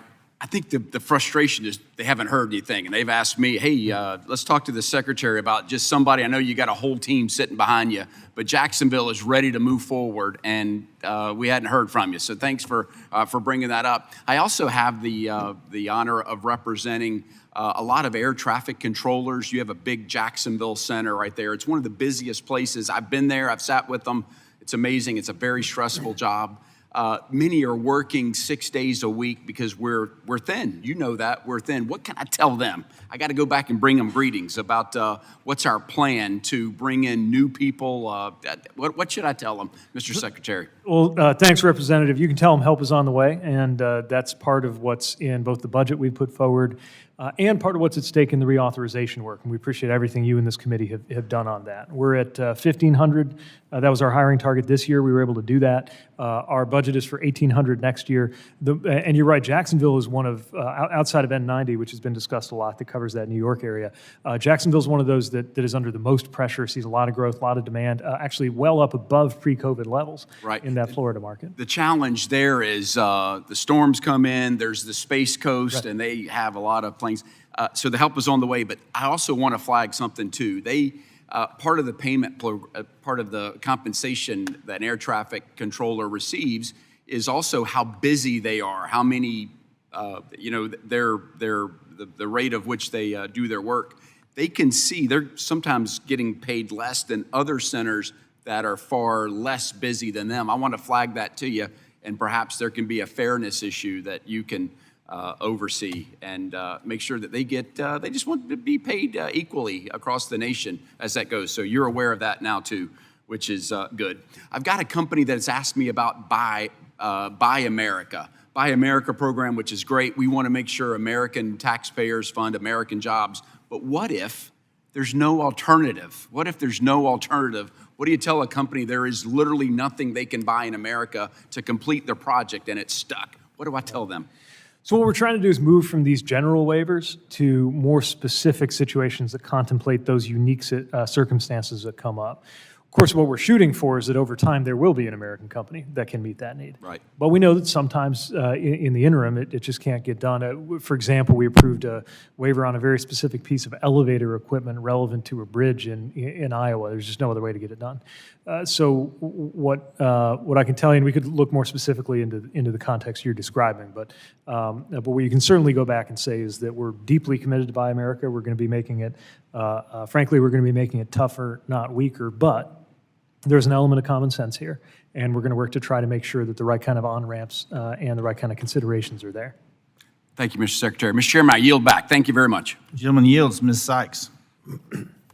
Thank you very much, Mr. Chair, and thank you, Mr. Secretary, for your willingness to be here and your stamina. Really appreciate you coming back to deal with us. So one of the reasons I wanted to be on this committee was because I'm from Ohio. We're the heart of it all. We talk about all of the transportation networks and infrastructure that exists that's failing like many other communities, and the ability to oversee the bipartisan infrastructure law and how it can be impacting not only Northeast Ohio, where I represent the entire state of Ohio, but really the country. You can get anywhere within a matter of hours from Ohio, and it's very important in our networks. And whether I'm thinking of the high-level bridge that connects Akron to Cuyahoga Falls, the East Tuscaroras project in Canton, all of these are really critical projects. And I know the folks in Ohio's 13th district are yearning for an opportunity to share with you, Mr. Secretary, all of the exciting opportunities that you can fund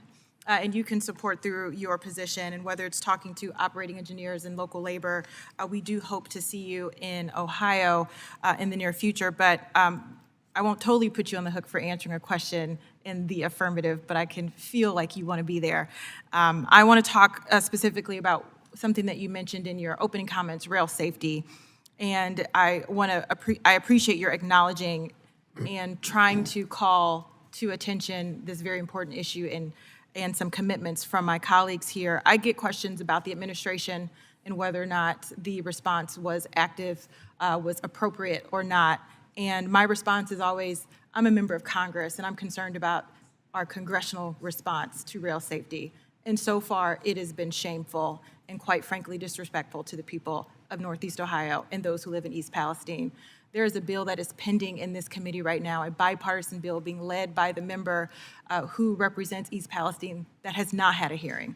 We have been refused a hearing, from my understanding, and not only is it making people question the administration, it's making people question Congress and whether or not, in fact, there are people who are willing to support and fight for them. And as you have acknowledged and recognized train derailments across this country, none, fortunately, not as detrimental and impactful as East Palestine, but with the potential to do so. I know you supported the Rail Safety Act in the Senate. There's just one more vote there, but it seems like as much criticism that has been based on the administration, Congress certainly, and the leadership here in Congress deserves quite a bit of that blame. So if you could talk about what you would like to see in terms of rail safety. I know we're all supporters of the two-person crew. I know we're looking for new hazmat and materials, but what else can we be doing? What should we be doing as members of Congress in order to protect those across this country from rail accidents like in East Palestine? Well, thank you for the question, and I want to applaud your attention and your focus and your very real work on the issue of railway safety. We are determined to continue doing everything that we can with existing authorities as an administration, and we have focused inspections, safety advisories, both on the hazardous material side and on the Federal Rail Administration side, pushing the railroad industry to join the confidential close call reporting system, and a number of other actions that are within our purview. But we need help from Congress, and some of the measures you're describing would make a big difference. If we had, for example, a higher statutory minimum for civil penalties against railroads that are caught in safety violations, that would make a big difference. Right now, there are caps created by Congress on the order of about $200,000 for even egregious fatal violations. And there are so many cases where a derailment, whether fatal or not, whether it has hazardous material release or not, could have been prevented.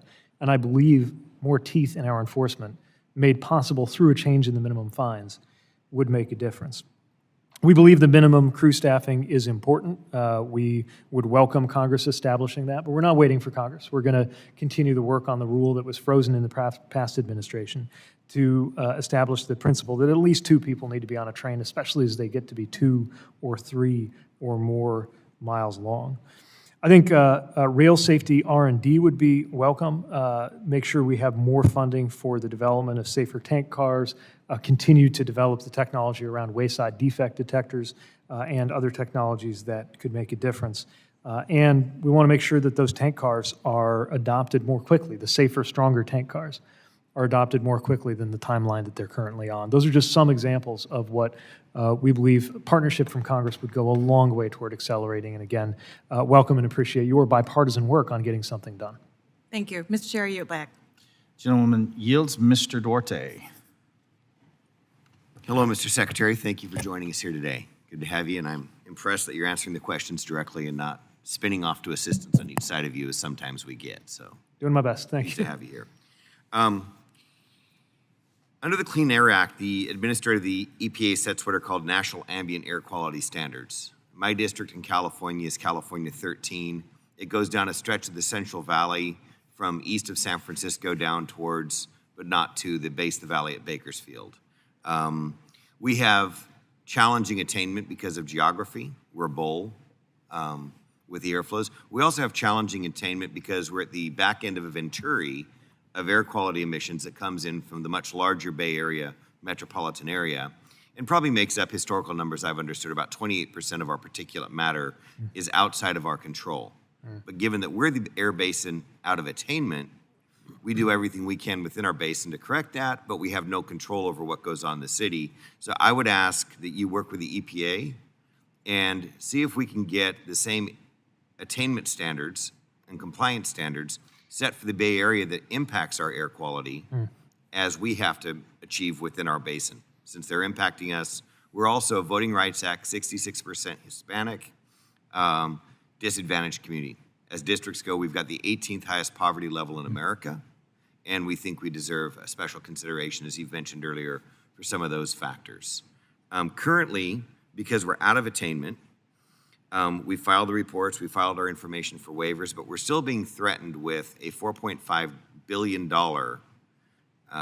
loss of highway maintenance fees funds because we're not in compliance and because the EPA hasn't reviewed within 24 months of submission our waiver request. So I'd very much appreciate it if you would engage the EPA and ask them to review our waiver request, make whatever comments they need to, but get us that $4.5 billion in highway maintenance funds, lest we lose them permanently and have even further problems. I want to talk a little bit about the California Bullet Train. That goes through my district. That's cutting up my farms, that's cutting up my district's highways, that's giant concrete platforms raised way above our rail, way above our freeways, disconnected from each other, sitting there like large, useless monoliths. I appreciate other folks in the room here talk about high-speed rail and their desire for it in their communities. Our high-speed rails goes from Merced in my district of about 90,000 people, if we stretch a bit, the city of Merced, down to Bakersfield, when finished, which is about 400,000 people. Travels through the city of Fresno, the largest city in that corridor, at 500,000 people. There are no current engineering plans for the high-speed rail, the California High-Speed Rail Project, to go over the Tehachapi's to reach Los Angeles. There are no current engineering or budget plans for the high-speed rail to go over the coastal range to get to Silicon Valley or San Francisco. This, Mr. Secretary, is a useless project, and it's in the way of us widening our highways. We are a very significant transportation corridor between San Francisco and LA, up and down the West Coast. Both Highway 5 and Highway 99 go through our area. You can see major warehouse construction from all types of firms happening in my district. So please look at the California High-Speed Rail with some suspicion. I would add to an Inspector General's report that you may request. Please do a carbon study and look at the construction cost, the construction resources, the curing of the concrete, the steel, the energy it would take to run the rail, and calculate for yourselves by your own standards what passenger ridership would this rail system need as opposed to automobile travel to ever offset the carbon impacts of its construction and operation alone. And I'd suggest that this high-speed rail project is not anywhere near even carbon neutral. It is in fact a net carbon contributor to our atmosphere. So thank you for listening to that. I know I'm not giving you much time here. I'll ask you one thing. Does it trouble you that the federal government is giving subsidies to electric vehicles produced, through broad media outlet reports by slave labor around the world? Whether it's the mining in Congo or it's the factories in China, we're subsidizing electric vehicles produced with slave labor, and I'd like to put a stop to that. I'll let you have the last comment. Well, thanks. On the first piece, welcome the opportunity to engage EPA and see how we can be helpful there. On the second, I haven't seen the latest computations of a carbon inventory, but take the point that that would be an important exercise. And on the third, look, we want to make sure that there's a made in America EV industry and would love nothing more than to see domestic sourcing on everything that we need. Battery chemistry hasn't completely stabilized yet. I think EVs 10 or 20 years from now may look a little different than they do today. Gentleman's time has expired. We're certainly investing on more domestic The production. chair now Thank you, Mr. recognizes. Secretary. I yield back. Thank you. The chair now recognizes Mr. Payne. Chairman. Thank you, Mr. Chairman, and Secretary, good to see you again. Always a pleasure being in your presence, and want to commend you for the amazing work that you've done to this point in our transportation infrastructure moving forward in a positive manner. You've been a tremendous leader, very thoughtful to both sides, and we appreciate that. Thank you for your testimony here this morning during the Rail Safety Week. Also want to thank you for the work you and the administration have done to ensure funding provided in the Infrastructure Investment and Jobs Act finds its way to critical projects that impact my district, such as the Gateway Program, which will have a generational impact on the greater tri-state area. Coincidentally, you are joining us as some of my colleagues threaten to shut down the government unless they get drastic funding cuts to programs like Amtrak, the House Republicans' FY24 Transportation, Housing, and Urban Development Appropriations Bill cuts funding for the Northeast Corridor by an astonishing 92%. 92%. What impact would a government shutdown or cuts proposed by my colleagues have on projects like the Gateway Program? Well, thanks for the question, Representative. There's no doubt that a shutdown would negatively impact U.S. transportation. One clear and present example is we've had a lot of discussions this morning about making sure that air traffic control staffing is at adequate levels.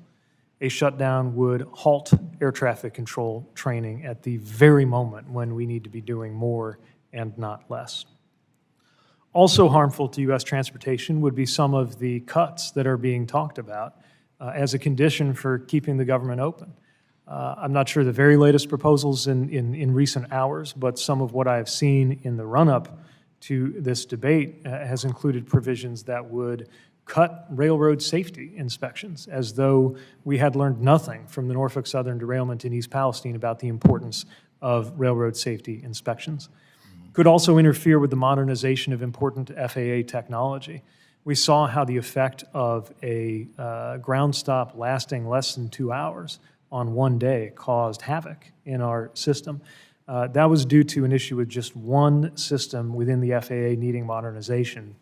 There are several, and funding cuts and or a shutdown would not be helpful in our efforts to modernize that technology and get things headed in the right direction.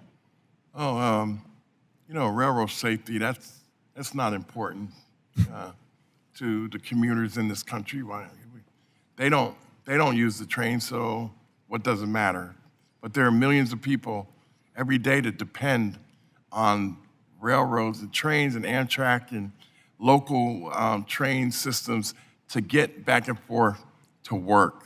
And so I think we need to take that very seriously, because if a major catastrophe, God forbid, happens, then they'll all be standing there wringing their hands. What did we do? Why didn't we do anything? And they won't remember that they decided to cut like that. I also mentioned that it is Rail Safety Week. And it's important to point out that we have yet to hold a hearing on rail safety since the derailment in East Palestine, Ohio, 229 days ago. Still have not had anything with reference to that. So far, Class 1 freight railroads have yet to join the confidential closed call reporting system despite public promises by everyone of them to join it. It is time for Congress to require that freight railroads participate in the confidential closed call reporting system. What do you think, sir? Well, thanks. Let me applaud, first of all, your work and leadership on advancing the Railway Safety Act. And you're right, it's been more than half a year since the Norfolk Southern derailment in East Palestine, and we still have not seen that legislation advance. We're doing everything that's under our department's authorities, including safety advisories, focused inspections. We've gotten all the Class 1 railroads to say they're going to join the confidential close call reporting system, but none of them have actually done so. So we clearly need the tools to be able to do more. Legislation would help us to do that, and we would welcome such legislation. Okay, well, my time has expired and I yield back. Sorry, sir. That's all right. The chair now recognizes Mr. Mast for 5 minutes. Thank you, Mr. Chairman. Mr. Secretary, talk about a couple of issues. You and I have spoken about some of them before, but get some updates on them. You and I spoke about high-speed trains been brought up a lot today. The Bright Line train in Florida, regional passenger train, goes over the same track as the regional freight train. Florida East Coast Rail runs through one of my towns, Stewart, single-tracked, runs about, I want to say 32 to 36 high-speed trains a day, 14 to 20 freight trains a day over a bridge that takes 15 minutes over that to go from open to closed to back open, essentially close off the waterway. I know there's been a request for a mega grant there to help build a new bridge so that they don't hold the waterway or the roadway hostage. Applications, according to my notes, were submitted by August 21. Do you know when mega grants are going to start coming back in terms of responses to those? So in terms of the mega program, which I think is the one that's in for under review right now, I don't have a date yet for you, but we're certainly in the process and closer to being able to announce awards there. And more broadly, appreciate the work that's gone on. You've certainly put that bridge and that issue on our radar, and we continue to be in dialogue with the players, Coast Guard, everybody who's involved to try to encourage a good solution, even as there's also a proposed construction solution that would mitigate that kind of conflict. You guys are working on it. That's what I understand. We are. Very good, thanks. Want to switch gears. Last conversation you and I spoke about in this hearing, in this hearing room, July 19, 2022, 428 days ago. I brought up the trucking, switching to truck driving here, COVID-19 drive time, hours of operation, and at that time, we had discussed it briefly. You hadn't necessarily had the time to digest whether there was safety issues associated with the drive time hours that people moving COVID goods had, those safety records, as opposed to those moving Cheerios or something else. Have you had the time to digest that? And can I just ask you, where do we stand on a permanent implementation of COVID-19 drive time operation hours, which have essentially been withdrawn from every place that I know of at this point? So I've asked FMCSA to look into any and all data that has come through that exception, the period when that exception was in effect, to better understand it. I can't say that enough data has come through, in our view, to justify loosening the standards yet, but I'm not foreclosing that we couldn't learn something from that. We're trying to make sure that we get the information we can without creating reporting requirements that are additional that we don't have the authority to do on who is carrying what, but still take seriously the point that you raised when we talked about this last. My friend, the chairman up here right now, could speak very much better than I could speak about this right now, being in the trucking industry. But he could give you the math that if you're adding a couple hours of drive time, and it's been proven to be safe to the congruent of all drivers across the road, then how many drivers have you essentially added over the road? And so maybe he'll speak about it as another point, but it's a conversation that we have. It's very important to getting goods to just simply cost less for all Americans, right? We're making it more affordable to get things moved over the road, which should be something that we all share as a worthy goal. So want to stay with truck driving and want to stay with working to make things more affordable across the board.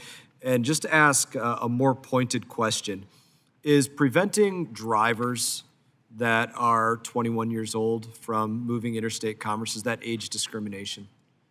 In my opinion, it is. I don't view it that way because the age requirements we have, in the same way that we have age requirements around getting a regular driver's license, are informed by safety data about the likelihood of fatalities. Now, as you know, we got a You pilot. get a driver's license at 16 or so, depending on the state you're in, right? So Yeah, but I don't know why that's not age discrimination and 21 for a truck is. you're not an adult at that point. At 18, you're an adult. Sure, and at 22, you still can't rent a car in most places. The kinds of 22, you can't what? Can't always rent a car. Rent a car. Right. Oh, we could argue whether that's age discrimination as well. I suppose we could. I guess my point is in that argument, I would say no because it's backed by data. Data about safety doesn't make it not age discrimination, in my opinion, giving my opinion. So I think it's something that you really need to look at because there's people that are adults that come out of school. They want to get into the great world of moving things over the road, of trucking, of being entrepreneurs, starting their own business or going to work for somebody else because they got a CDL, and they're literally prevented from doing so in many cases. There are some cases within states that drivers can do that. They're prevented from moving interstate commerce, which can essentially render them a moot point in the truck driving world. So again, my personal opinion, and I'll wrap it up, it's age discrimination. I hope that the administration can look at it and review it in that way in part. And I thank the chairman for the time. I yield back nothing because there's no time left. Gentleman yields back. The chair now recognizes Mr. Ryan for 5 minutes. Thank you, Mr. Chair. Thank you, Mr. Secretary, for being here. I want to personally thank you and your whole team, in particular for your very rapid and in-depth response to the major flooding disaster that we had in and around West Point in the Hudson Valley in New York. Your personal engagement, your whole team. One anecdote I just want to share with that I think is so important. There was a major bridge closed, a Popolopen Bridge on Route 9W just south of West Point. Thanks to your team's work and the state and local partners, it was reopened weeks earlier than had been anticipated. As I'm standing there at the reopening, an ambulance that wouldn't have been able to cross that bridge comes across. Local police chief said there's a heart attack victim in that vehicle, and their odds of surviving that were dramatically increased. And that's just one example of the impacts of working urgently in crisis. So just want to commend you and your team for that, as well as the state and local officials. I also want to thank you and recognize Kingston, New York, my hometown, and in my district, received the single biggest federal grant in the history of our city, one of the RAISE grants, to dramatically revitalize our downtown waterfront area, make it more climate resilient along the Hudson River, but also lift economic activity, provide housing, and that is one of the many examples of the bipartisan infrastructure law in action in our community. And you talked about this earlier. What may feel like a relatively small grant to some bigger cities and municipalities in my rural district is a big deal. So just want to commend you and the whole administration. Thank you for your partnership on that. The question I have, another pretty micro-local, which I know you can appreciate given your background. The Hudson Valley is rapidly growing. Our economy is growing. We have more population coming. Thanks to the CHIPS Act, we're seeing IBM make a $20 billion commitment in quantum and semiconductors in the area. We are seeing clean energy battery storage companies come thanks to the Inflation Reduction Act. One of our biggest holdups is our regional airport. Technically, it is an international airport, Stewart International Airport, 60 miles north of New York City, former Air Force Base. That is one of the both constraints right now, but I think a huge opportunity for our region, for the greater New York metro, as more and more volume comes through the system there. So I just wanted to ask for your commitment and your teams to work with us on that, to figure out across bipartisan infrastructure law and other opportunities, your help and support to bring that airport to the next level, and any advice and thoughts you have on that. Well, thank you. And the issue of small and regional airports is close to my heart, coming from where I come from, and recognize the economic potential that can be unlocked by having strong airport infrastructure, not just at the very biggest, most famous global airports, but the ones that really matter to regions as well. And so whether it's the Small Community Air Service Development Program or the Essential Air Service Program or other resources that we have, including eligibilities for our discretionary grants. I mentioned in my testimony, one of those grants went to a community of 2,500, but their airport is everything to them. And we want to make sure we're there for facilities of all sizes. So certainly would welcome working with your office to identify potential funding streams, whether it's through the more routine aviation-specific programs or other discretionary resources that could make a difference to Stewart. Well, I really appreciate it, Mr. Secretary. This has been talked about, but I want to also just emphasize again from my and my district's perspective the rail safety issue, to commend you and your team already for the work and leaning forward with good, sound, pragmatic recommendations, to join in the chorus of my colleagues saying Congress needs to step up and focus on this. One very compelling example in our district, I have 128 miles of CSX freight line that runs up the Hudson River coast from New York City. Not only is there a significant risk of repeating a Norfolk Southern type incident, but we've had a history of very dangerous and nearly deadly spills, including toxic substances, tons of toxic substances that then flooded into the Hudson River, part of the water supply for our biggest city in the United States of America. So I know you're already supporting this, but just want to add to that chorus. Finally, with the 25 seconds I have, I won't make you answer this, but just curious. I heard you completed a half Ironman a weekend or two ago. I won't ask if that was more grueling or this, but I do want to commend you for staying here and answering our questions and all of your great leadership and work. So thank you. I yield back, Mr. Chair. Thanks very much. The chair now recognizes Ms. Gonzalez-Colon for 5 minutes. Thank you, Mr. Chair. Good afternoon, Secretary, and happy to have you here. As you may be aware, Puerto Rico received a D- score by the American Association of Civil Engineers scorecard published in 2019 because of the bridges, ports, and roads are among the lowest grades per individual category. As last month, the administration shared that approximately $383 million has been announced for roads, bridges, roadway safety, and major projects under the infrastructure law. Similarly, Puerto Rico has received close to $100 million for airports and ports and waterways. And this is much welcome investment, and it's much needed in my district. And actually, I was one of the people who voted for that bill in this committee. However, my concern with all federal investment on critical infrastructure, specifically those of this size, is delays. And could you please work with my office to understand the amount of funds that your department has allocated through the infrastructure law per program, per year, and the amount that has been expended? And of course, learning of allocations is one thing, but I remain focused on making sure these funds are out of the door as soon as possible. So if you can provide a committee in the next 2 weeks, 3 weeks, a finalized list, not the ones that I know they're working right now, but the final list with the reports, I will really appreciate that.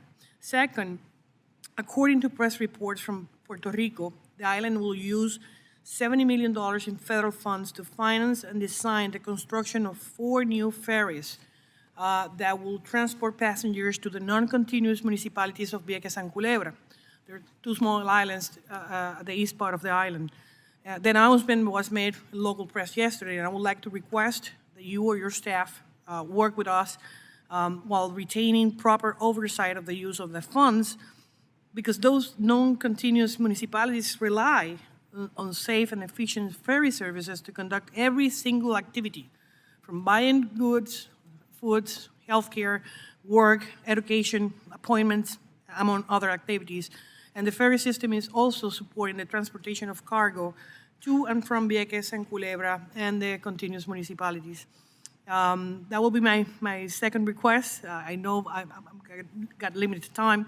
The next one will be in terms of, I know the country continues to feel the financial constraints of inflation on related issues. And these delays of construction work and the use of funds appropriated by Congress in the past to address the nation's transportation infrastructure needs. But how is your department working with state agencies and stakeholders in non-continuous jurisdictions like my island in Puerto Rico, who rely heavily on imported materials to shorten wait times and approval of proposed plans and expedite work as much as possible? I would love to know if you have noticed that those are the biggest challenge to territories, accessing those funds by your department, and what steps is your department making to mitigate this? Well, thank you for those questions, and certainly welcome the opportunity to work with you and your office to make sure that these funds benefit Puerto Rico. We're thankful for your support for the funding being available in the first place, and certainly recognize the unique challenges for non-contiguous territories and states when it comes to project delivery, including what you mentioned, which is that in an inflationary environment, every day counts in terms of getting the money out and getting the projects done. So we are engaging the project sponsors and the DOTs with technical assistance. We're trying to make the processes simpler in the first place. We're trying to batch communities into cohorts when we can. Anything we can do to just simplify processes and get things moving. I know that in particular you mentioned Vieques and Culebra, and they have the Marine Highway designation, which has helped make new eligibilities available, and would continue to work with you to make sure that they're getting the support that they need, including consideration for important grants. And more broadly, in terms of getting you the information, we definitely want to make sure that there's clear visibility on all of the steps that the grants have to go through and how to make those steps faster. Because I just had a delegation not long ago from Puerto Rico come to visit. I know the excitement and the impatience that comes when you get good news about something like the PR2 improvement project, but want to be driving on that road. And of course, we want to be there to celebrate the completion of the project too. Thank you. I need to just notify you that before I finalize my turn, I would like to add that I'm working to address the issue of commercial driver's license in Puerto Rico through my bill, HR 919. And I hope to continue to work with you and your staff on this initiative to increase passenger safety and improve standards for testing commercial motor vehicles back home, which is an important issue. And I know my time is over, so thank you, Secretary, and I yield back. Thank you.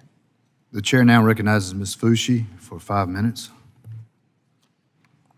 Thank you to the chairman and ranking member for holding this hearing today, and thank you, Mr. Secretary, for being here for what appears to be all day.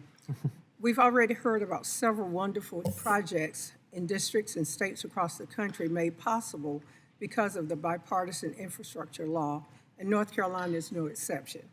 From airport improvements to highway widenings, pedestrian greenways to bike lanes, North Carolina is poised to receive over $6.6 billion in BIL funds for projects like these and many more. One project in my congressional district that I'd like to highlight is the City of Durham's low to no emission award of $5.7 million to buy battery electric buses to replace older diesel vehicles. These new vehicles will provide clean transit along routes that serve a high percentage of minority populations. So thank you, Mr. Secretary, for your work on the BIL. These funds are truly making a difference in our communities, despite what we hear from some of our colleagues. Those of us on this committee know that transit is the great equalizer. Having access to reliable, affordable, accessible public transportation can be the difference between opportunity and isolation for many members of our communities. That is why programs like the Areas of Persistent Poverty, or the AOPP program, which awards funds to improve public transportation in areas experiencing long-term economic distress, are so important.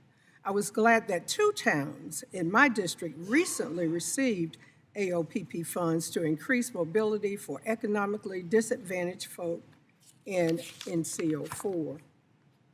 So, Mr. Secretary, can you explain any plans the department has to expand the Areas of Persistent Poverty program and others like it, and how not fully funding the agency's request would impact these programs? Well, thank you for the question. And as you said, these transportation connections can be a lifeline for families and communities that need them and can bridge them to opportunity. In July, FTA announced about $20 million benefiting 47 projects in 32 states through this Areas of Persistent Poverty program.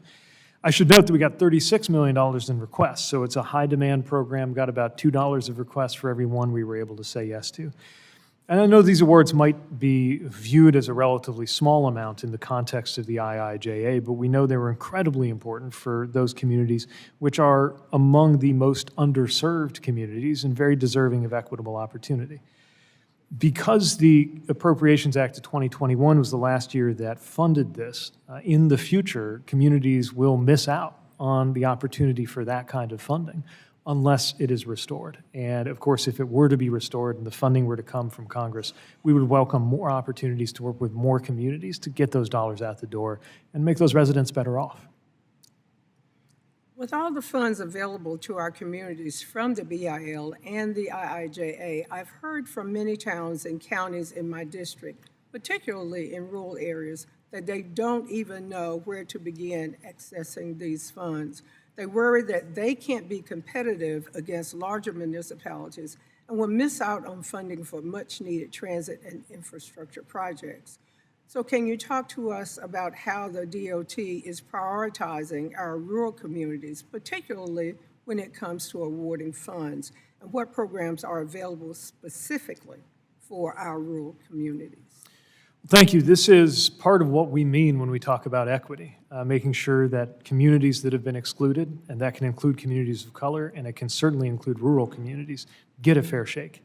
And often rural communities have fewer resources to be able to, for example, hire somebody to track every day what federal opportunities are coming along. We don't want that to be an unfair disadvantage, which is why we've set up our own capabilities in the department. For example, our team, our routes team, which is a team that specializes on rural-focused work within our department, has conducted a number of virtual events so that people who don't maybe have a travel budget to come to Washington can tune in, get their questions answered. And they've done more than 200 debriefs with an applicant when they come in trying to get a project done. They compete, but they don't quite make the cut. Let them know how to be stronger for the next time around and have a better chance of getting funded. We also had the Rural Surface Transportation Program. That's a rural-specific program created by the Bipartisan Infrastructure Law.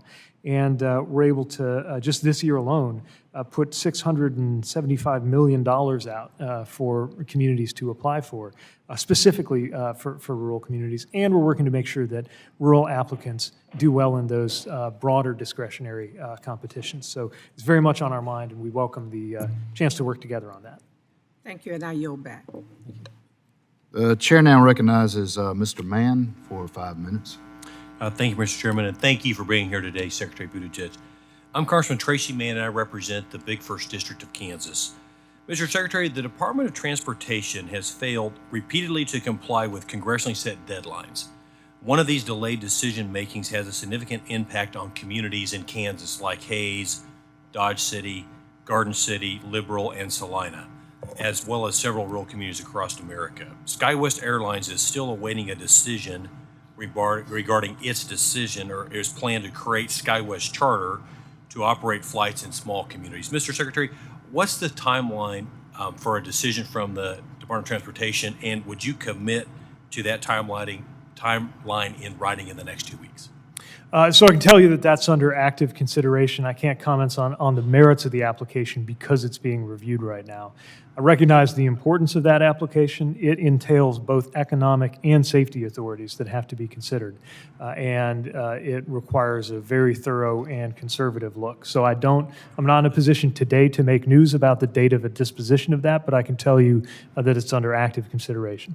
Understood, but just understand we need a decision for those communities that don't have air service right now or have air service that's being jeopardized. And I understand you can't commit or talk about the merits of it, but would like to see a commitment of some sort in a general time frame on when we might get a decision, because this delay is really hurting our rural communities, which are often disadvantages, as was mentioned earlier. So, second question, Mr. Secretary, I've heard that the time to resolve NEPA and historic preservation concerns has increased over the last couple of years. The length of time for approval seems to depend on the lead staff member assigned to review the project and not the law. Mr. Secretary, what are you doing to ensure that this process is speedy, unbiased, and uniform across the department? We want to get projects done, and an important part of getting projects done quickly is to move promptly through the NEPA process. I would want to spend a little more time understanding some of the data you're referring to, because we believe we've been able to mark a downward trend in terms of the number of years to complete an EIS in recent years, but I recognize there are many different ways to slice the same data, and the point is just to get it done. I should note that about 95% of our projects are categorical exclusions, so they don't even have to go through an EIS or an EA. And part of what we're working to do is connect our categorical exclusion authorities to other departments when they exist, just to create a smoother path to get through there.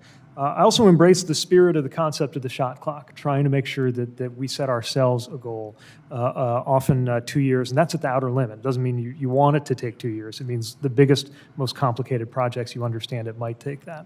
Sometimes part of what adds to a NEPA timeline is the readiness of the project sponsor. In other words, the state, the transit authority, the airport. But we don't want to treat that as an excuse that says that just because we're waiting for them to prepare something, we have no responsibility to help them get it done. And so what we want to do, in addition to having easy to understand, transparent, and simple processes, is to infrastructure up to date. And without knowing everything about the facility that you've described, I can commit to working with your office to try to identify some of the funding sources that they might be eligible for, whether it's AIG, AIP, maybe even the terminal program, depending on some of the dual uses that go on, or other programs that exist.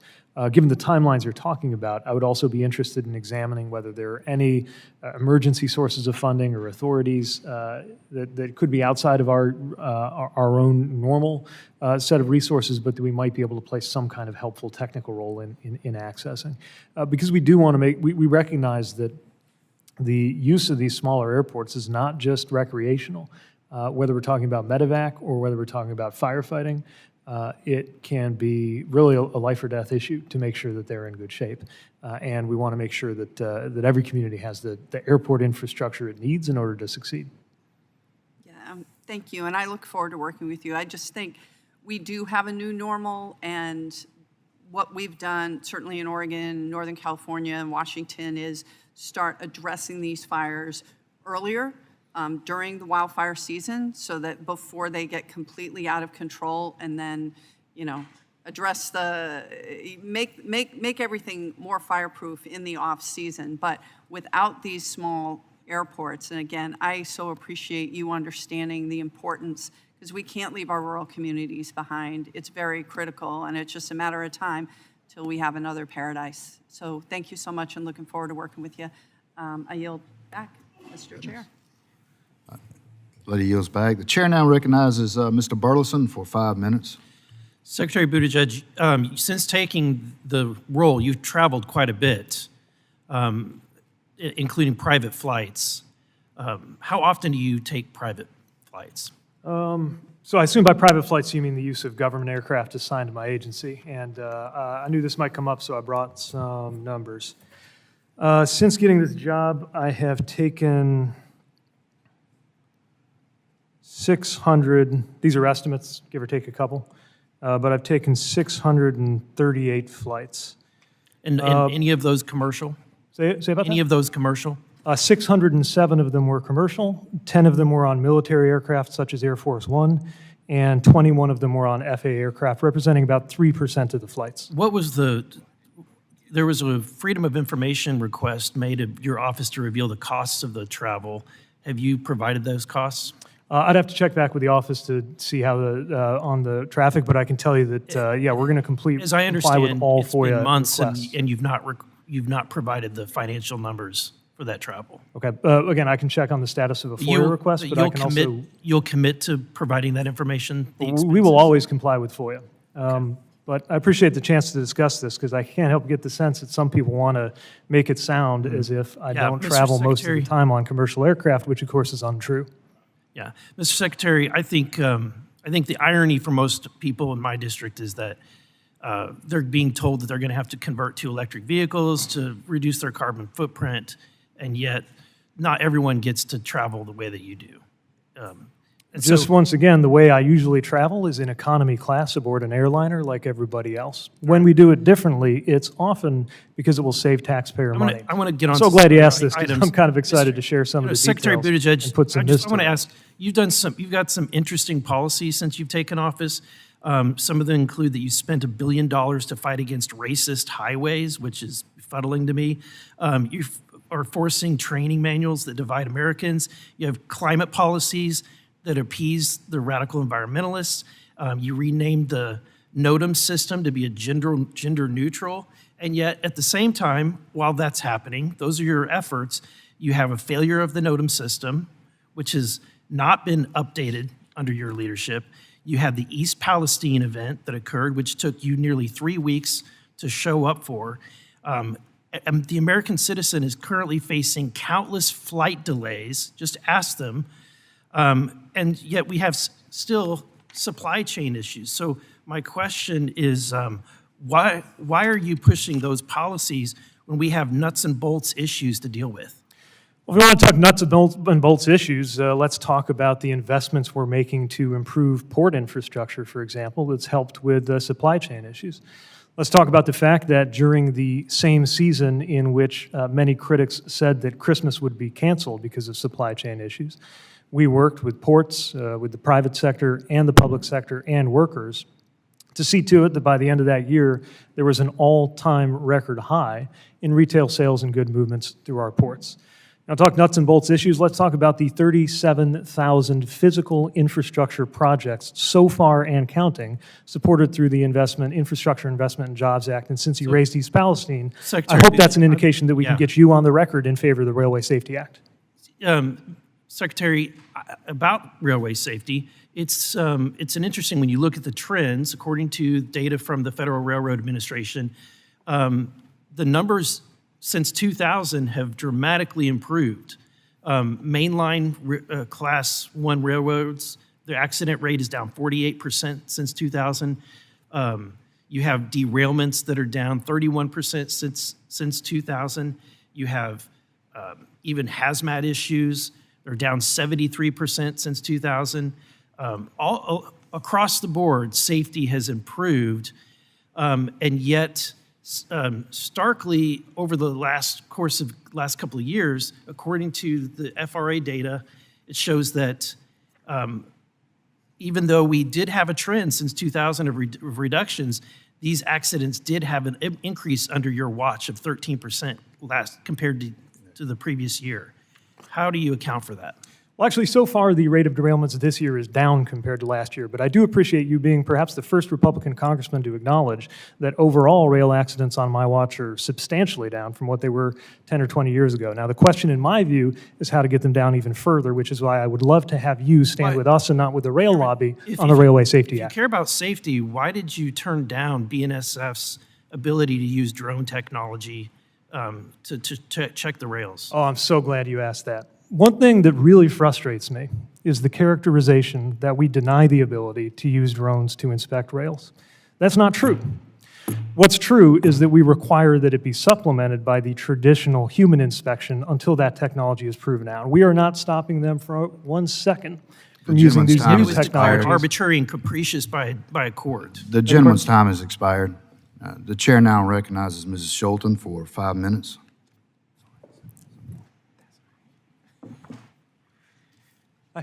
Mr. Secretary, thank you so much for your testimony today. You are demonstrating the true grit and grace of a Michigander here. I have 2 lines of questions that I want to cover with you today.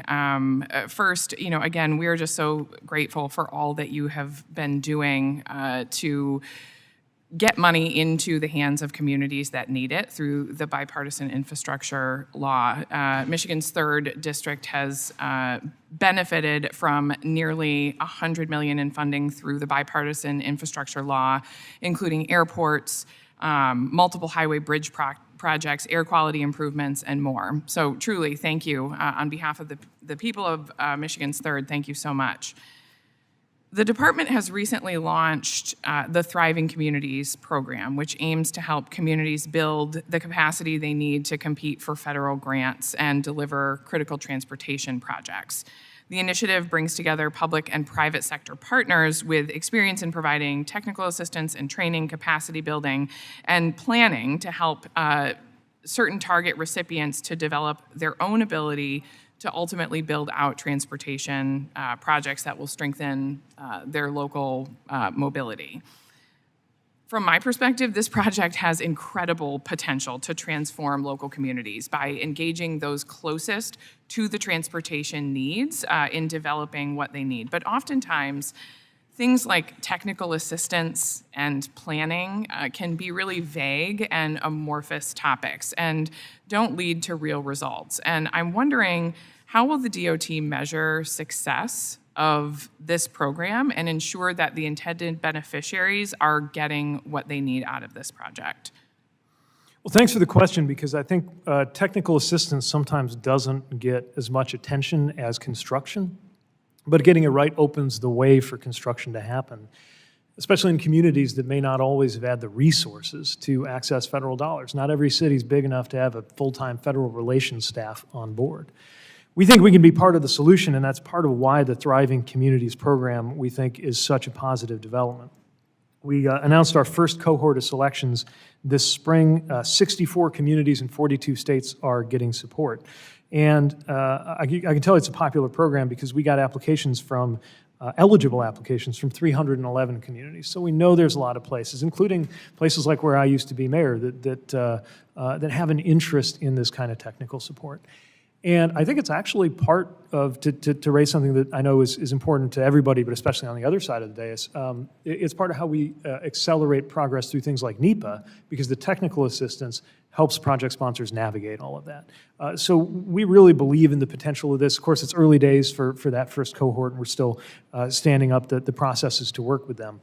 But we certainly hope that we'll continue to get support to carry this program forward, because I think it's going to continue to matter to communities where those dollars could go the furthest.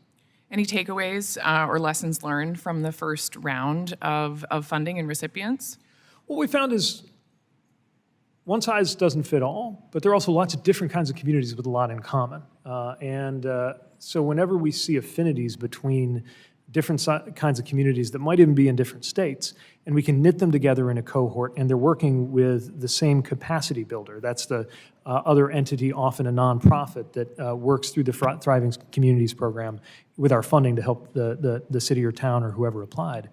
We think we can build communities of practice around better transportation policy that go above and beyond any individual physical project that we're going to be able to fund in the course of that work. That's great. We'll look forward to following the progress. I want to ask briefly in our last minute about airport towers. You knew I was going to have a question about our Grand Rapids Airport Tower at Gerald R. Ford International Airport. The airport's tower is the oldest in the country of the top 75 busiest airports in the United States. The tower is out of compliance with safety and ADA regulations, raising serious safety concerns. The FAA, of course, owns this tower, meaning the airport or surrounding community can't update it without the FAA. For far too long, we have gone without a set of standards or priorities for how we replace these airport towers. I'm hoping to change that through my bill, which was included in the FAA reauthorization. But can you talk about the importance of replacing towers at the end of their life cycle, the importance to maintaining a safe national air system and reducing travel disruptions? Thank you. Yes, I think it goes without saying, but air traffic control towers are one of the most essential elements of a safe national airspace. And many of those assets, as you mentioned, are out of date. Matter of fact, we have over 240 of them in the national airspace that are over 40 years old. So I see that gavel raised, so I must be about out of time. But let me just say, we're at work on this. The infrastructure law is helping us do that work, and we welcome what you're doing with the reauthorization, too. Thank you. The chair now recognizes Ms. Chavez Reamer for 5 minutes. Thank you, Mr. Chairman. Mr. Secretary, thank you for coming before the committee today. My remarks and questions will be no surprise to anyone following the news and policy issues in Oregon. Tolling.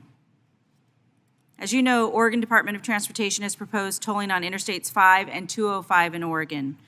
This controversial tolling affects the greater Portland metro area, including significant areas of Clackamas County. ODOT's proposal has encountered fierce opposition. My position is clear. I oppose tolling. At the local level, opposition has united Republicans, Democrats, mayors, and county commissioners, state legislators, and countless residents and commuters. The governor ordered a so-called pause on tolling until early 2026. Even so, ODOT continues its preparations for tolling. As a former mayor, which I know you would understand, I understand that funding and building infrastructure is challenging work, but this tolling proposal is not the answer for Oregon. I pledge to be part of the solution, but let's not burden our commuters or create havoc for small businesses and communities who will struggle with the impact of tolling. As you know, states proposing tolling or other major infrastructure projects are required to conduct an environmental study. ODOT's environmental assessment falls very short in numerous ways. Examples include congestion is not actually addressed. It is simply diverted from the highway to nearby city and county roads. These communities are not designed for increased traffic, which leads to safety issues and practical challenges for neighboring businesses. Number two, no actual mitigation plan or strategy. ODOT may mention mitigation or monitoring, but the filings show no cohesive mitigation plan. Vague assurances are merely given that potential issues will be addressed. Number three, tolling is an added cost for every driver, but especially low-income residents. The car remains the prime means of transportation in the region, and tolls would add to the cost of living on top of the hardships imposed by inflation and the struggling economy. ODOT has failed to engage the public on tolling. In June, an ODOT official admitted that they'd missed the mark on public outreach. Projects involving the federal government typically meet friction. Surprisingly, when it comes to tolling, it seems that the state officials can impose tolling on federal roads in face of public opposition. And despite shoddy planning and outreach, where is the due diligence and the accountability? So, Mr. Secretary, do you have the authority to deny a tolling proposal if you determine the process was conducted in a perfunctory way or serious questions remained over the project? So anything that comes through a permitting process, including a tolling proposal, has to satisfy certain federal requirements, and we will only sign off on those if we're Do you have the satisfied that those are authority met. So that would be deny a delegated to tolling federal proposal? highway, but yes, if, through that delegated authority, if something did not comply with federal law, we would block it. Local leaders in Oregon are vocal about being left out of the process for tolling. Do you have the authority to weigh their concerns and deny tolling if you determine those concerns are valid? As a policy matter, no, but in terms of making sure the procedures are followed, then yes. In other words, our responsibility is to make sure that the appropriate consultation happened. We don't have a position on the state policy choice. So you do have the authority if those concerns were valid? If NEPA is not followed, then Would we you have the authority agree that if the to- state claims they will mitigate the effects of the new tolling, that we should see the details in advance on what the mitigation before tolling would be approved? I don't have enough familiarity with the NEPA documentation to be able to weigh in on its adequacy, but what I will say is that our Federal Highway Administration would not have signed off on any NEPA process that it did not believe had satisfied those requirements. Do you agree that tolling should accommodate those with lower incomes or anyone from whom tolling would pose a hardship? Again, I'm not going to dictate to states how their tolling proposals should work, but as a philosophical matter, we want to make sure that any Do you agree transportation that policy... local public outreach is critical before moving ahead with substantial changes to federal highways such as tolling? Sorry, I didn't hear the first part of your question. Do you agree that local public outreach is critical before moving ahead with substantial changes to the federal highways such as tolling? Yes, that's a big part of what NEPA is about. If the state failed to have sufficient public outreach, what actions would you take, and can you deny the project? If a project sponsor fails to do appropriate outreach, that can lead to a NEPA failure or a Title VI concern, and in those scenarios, that could lead to the project not getting cleared by our Will department. you deny the project if that is sufficient evidence? Again, anytime that a project is non-compliant, we won't approve it. Mr. Secretary, it's nice to meet you because I hadn't met you. You did come to Oregon in July. I have to tell you, we recognize that. We were not invited, even though that was very near my district. I would have loved to have had the time to show you exactly the impacts that tolling is having in Oregon. But thank you for being here today and answering these questions, and I will be following up directly because I would like you to kill this project. Thank you. The chair now recognizes Ms. Norton for 5 minutes. Thank you, Mr. Chairman. Mr. Secretary, we are hopefully near the conclusion of the environmental impact statement process for Union Station expansion project. Union Station is a vital transportation hub that connects the National Capital Region to the Northeast Corridor and multiple Southeast Corridor lines. Pre-pandemic, the station had more than 100,000 travelers and visitors passing through it each day, which is more than either Reagan National or Dulles International airports. Amtrak, MARC, and VRE are all expecting unprecedented growth in ridership, with demand estimated to reach 2 or 3 times higher than pre-pandemic levels by 2040. However, despite its critical role in local, regional, and national connectivity, Union Station has not undergone any infrastructure improvements since the 1990s. According to FRA's own assessment, future ridership growth will be constrained without it, yet it has taken the Department of Transportation and Federal Railroad Administration over 8.5 years to complete the environmental impact statement for the project. Mr. Secretary, will you commit to making the Union Station expansion project a priority for the administration? Well, thanks for the question. We understand the importance and the priority that this deserves. One thing I would mention, and I know this is not the full scope of the project, but the President's budget for 2024 did request $15 million set aside under Fed State just for some of those immediate state of good repair needs. But yes, we continue to be committed to working with all concerned toward progress on the larger capital needs of Union Station. When will the administration issue the final environmental impact statement and record of decision? I don't have news to make on that today, but we're continuing to make sure that we work expeditiously on this and can get more information to your office when I get back to DOT. I wish you would get that to us as soon as you can. Mr. Secretary, as the lead Democrat on the Highways and Transit Subcommittee, I was proud to help create the Neighborhood Access and Equity Program as part of the Inflation Reduction Act. The program provides over $3 billion to improve safety, walkability, and affordable transportation access, and the first funding application period will close later this month. This funding comes amid a crisis in transportation safety. Pedestrian fatalities are at a 41-year high. Bicyclist fatalities are at a 46-year high. This is largely the result of years of disinvestment and a misplaced focus on moving cars quickly rather than moving people safely. Mr. Secretary, will you ensure that reducing pedestrian and cyclist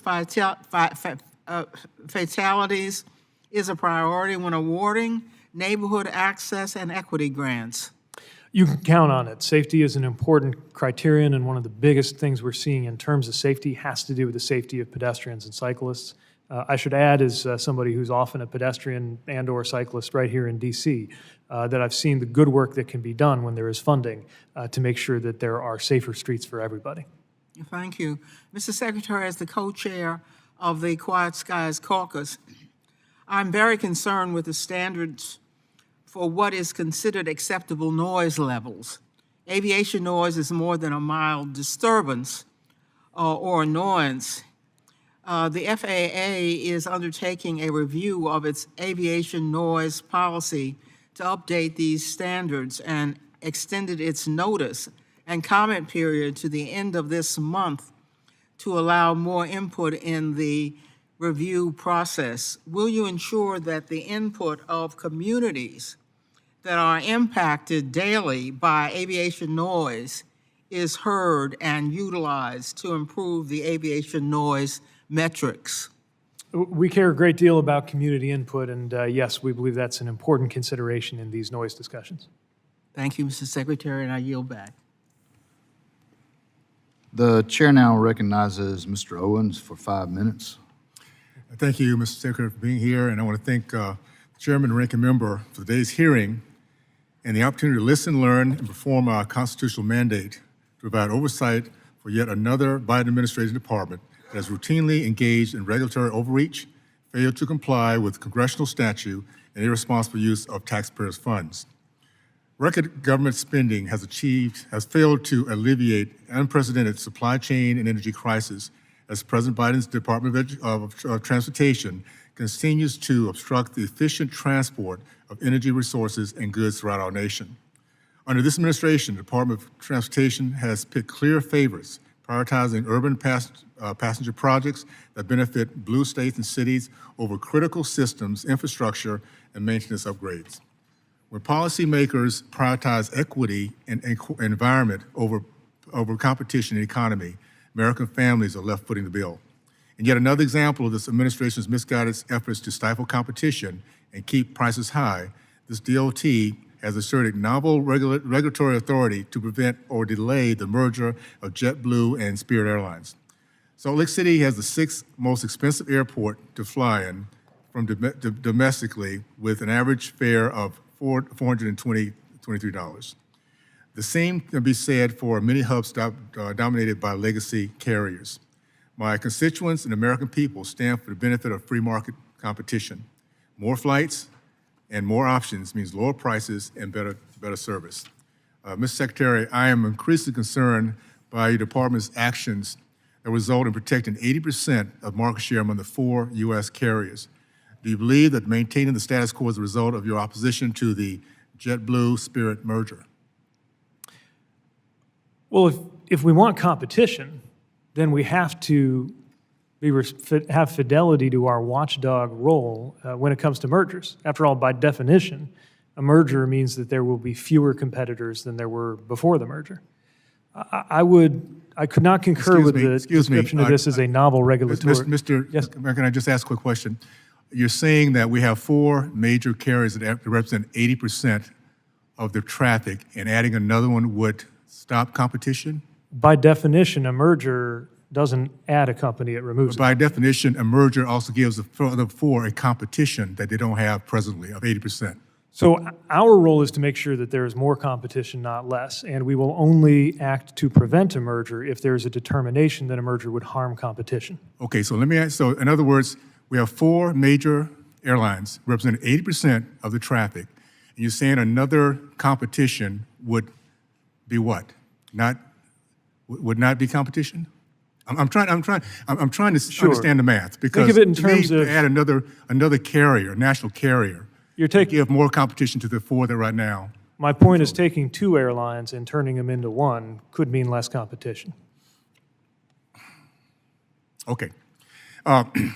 Since you pose a new national airlines competitor, what is your department doing to remove barriers to entree and enable smaller carriers without the scale of the 4 big legacy airlines to effectively compete in the key markets, U.S. markets? Well, as you mentioned, there are a lot of barriers to entry in aviation, the economies of scale, loyalty programs, other things that mean that it doesn't function the way a lot of competitive markets do. That's exactly why we think it's so important to exercise our authority under the law to make sure that there is more competition and not less. What are you doing for the smaller? We're talking about the smaller. How can they compete with the policies you're now looking at? How will you allow them to compete in this market in which 4 right now control it? Well, part of what we're doing to support them is steps like this that police the trend toward consolidation, so that we don't end up with, by the end of this, we could be down to Coke and Pepsi. If all of the airlines merge, you could wind up with just 2. It's hard to picture that being a positive outcome for competition. But again, our actions on this are always going to be guided by the law and by our legal authorities. We're not asserting any novel regulatory authority. We're using to our best of our judgment, we're implementing the law as written. Well, thank you. Let me just wrap up by saying this.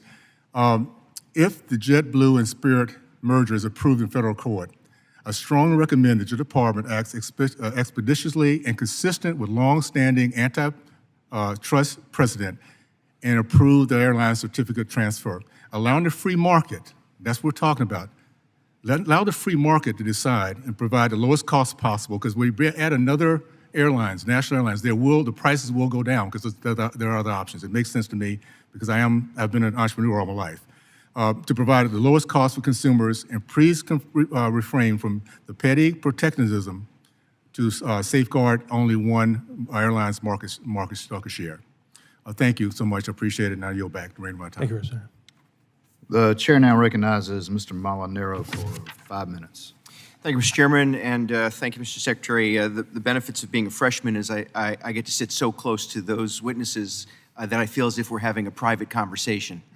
We're not. Yes, great. And so, Mr. Secretary, I want to jump right in.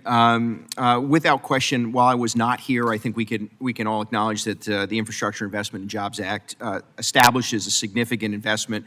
In particular, I would say, representing a large area in New York State, gives us the needed investment that we so desperately need in the Northeast to make necessary improvements to highways, roads, and bridges. Without question, New Yorkers know and have seen the deterioration of our infrastructure, and yet at the core of IJA is this 5-year surface transportation reauthorization that funds those critical road, bridge, and transit projects. Now, we know this. I've lived through now 3 once-in-a-lifetime infrastructure bills over the course of my service in public office. We know that despite the fact that we are now in the 3rd year of IJA's implementation, projects are yet to come to fruition. In particular, I would say, in states like New York, because of added bureaucracy. What specifically is the department doing to move those projects? And I would note specifically to move New York to move those projects so that we see the benefit on the ground. Well, both as a current secretary and as a former mayor, nothing's more gratifying to me than a groundbreaking with the possible exception of a ribbon cutting. We want to get dirt flying, we want to get projects done, and we also need to do it responsibly. Now, our first year was spent just getting the bill passed, and our second year was spent largely making sure that these programs, many of them multi-billion-dollar programs didn't even exist before, were stood up properly. What that means is we think we're on a good footing now as we go into the 3rd year of the administration or as we enter the 3rd year of the bill and the 4th year of the administration, that we're really seeing the money moving and the dirt flying. Do you feel, though, Mr. Secretary, do you think projects are moving adequately in the state of New York? Because both the contractors, the municipalities, and local officials just don't believe they are. And I'm not saying it's entirely DOT's issue. It is in part pressing the state to move projects. Do you feel they're moving adequately in the state? Look, I think all of our project sponsors are doing a great job with limited You think the state of New York's doing a great limited job? time. Yeah, we're getting terrific things done with the state of New York, but we always want to move faster. We want our project sponsors to move faster, and we want our own gears of government machinery to move faster. That's why we're trying to make sure we simplify categorical exclusions, which is 95% of our permitting. It's why we're doing technical assistance when you have, I know New York State or New York City is large and sophisticated, but you got smaller communities in New York State that are going to need. I represent upstate, 11 counties upstate New Right, York. so a lot of those players aren't going to have, full-time federal relations people on staff. We don't want them to have to swiftly navigate our processes. We're keeping our foot on the accelerator and looking actively for ways we can strip out unnecessary Okay, so stuff. I want to just jump to another issue, and my office stands ready to assist, and I know that the delegation, Republican and Democrat, want to move projects quicker. As you know, the Americans with Disabilities Act was passed in 1990. There was a 20-year time frame for intercity rail stations to be accessible for those with disabilities. As of July 2023, Amtrak has only brought 30% of their 385 stations it's responsible for into ADA compliance. Yet, we continue to fund Amtrak's investment to move ADA projects. In fact, IJA itself included an additional $1.74 billion. Can you commit to the department to more aggressively enforcing Amtrak's necessity to meet the ADA requirements? We strongly believe in ADA compliance. I understand, but what can we do to move Well, the biggest thing we Amtrak? do is through the ASAP, at least on the transit side, is through the ASAP program. And with Amtrak, we want to work with them to, I'm not going to say we're going to prevent a necessary safety or maintenance enhancement from happening because we're concerned about ADA compliance. But I agree it's got to be a both and we want to do everything we can to be helpful. I'll take you at your word, and I appreciate that. I will say that it is a remarkable embarrassment that we continue to send taxpayer dollars to Amtrak for the purposes of ADA compliance, and yet they have historically and continuously not met that obligation. And I would just say there are countless Americans who are denied access because of Amtrak's failure. Yet during the pandemic and post-pandemic, Amtrak saw it in its infinite wisdom to divvy up significant bonuses to its executive leadership team while employees were left home and those with disabilities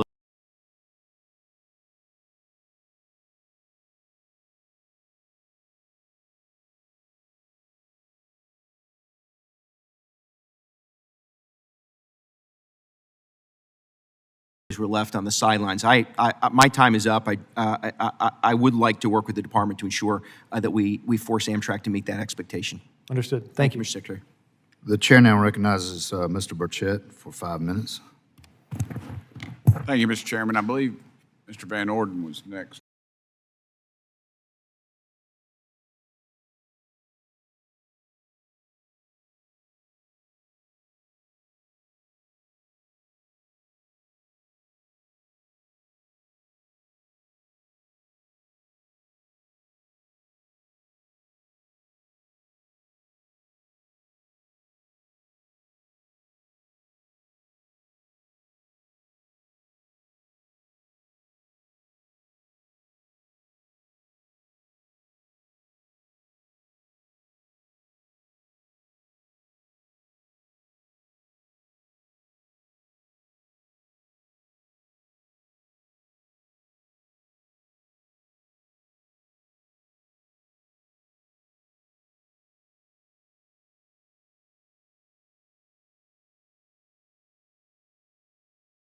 If I was told correct, was I mistaken?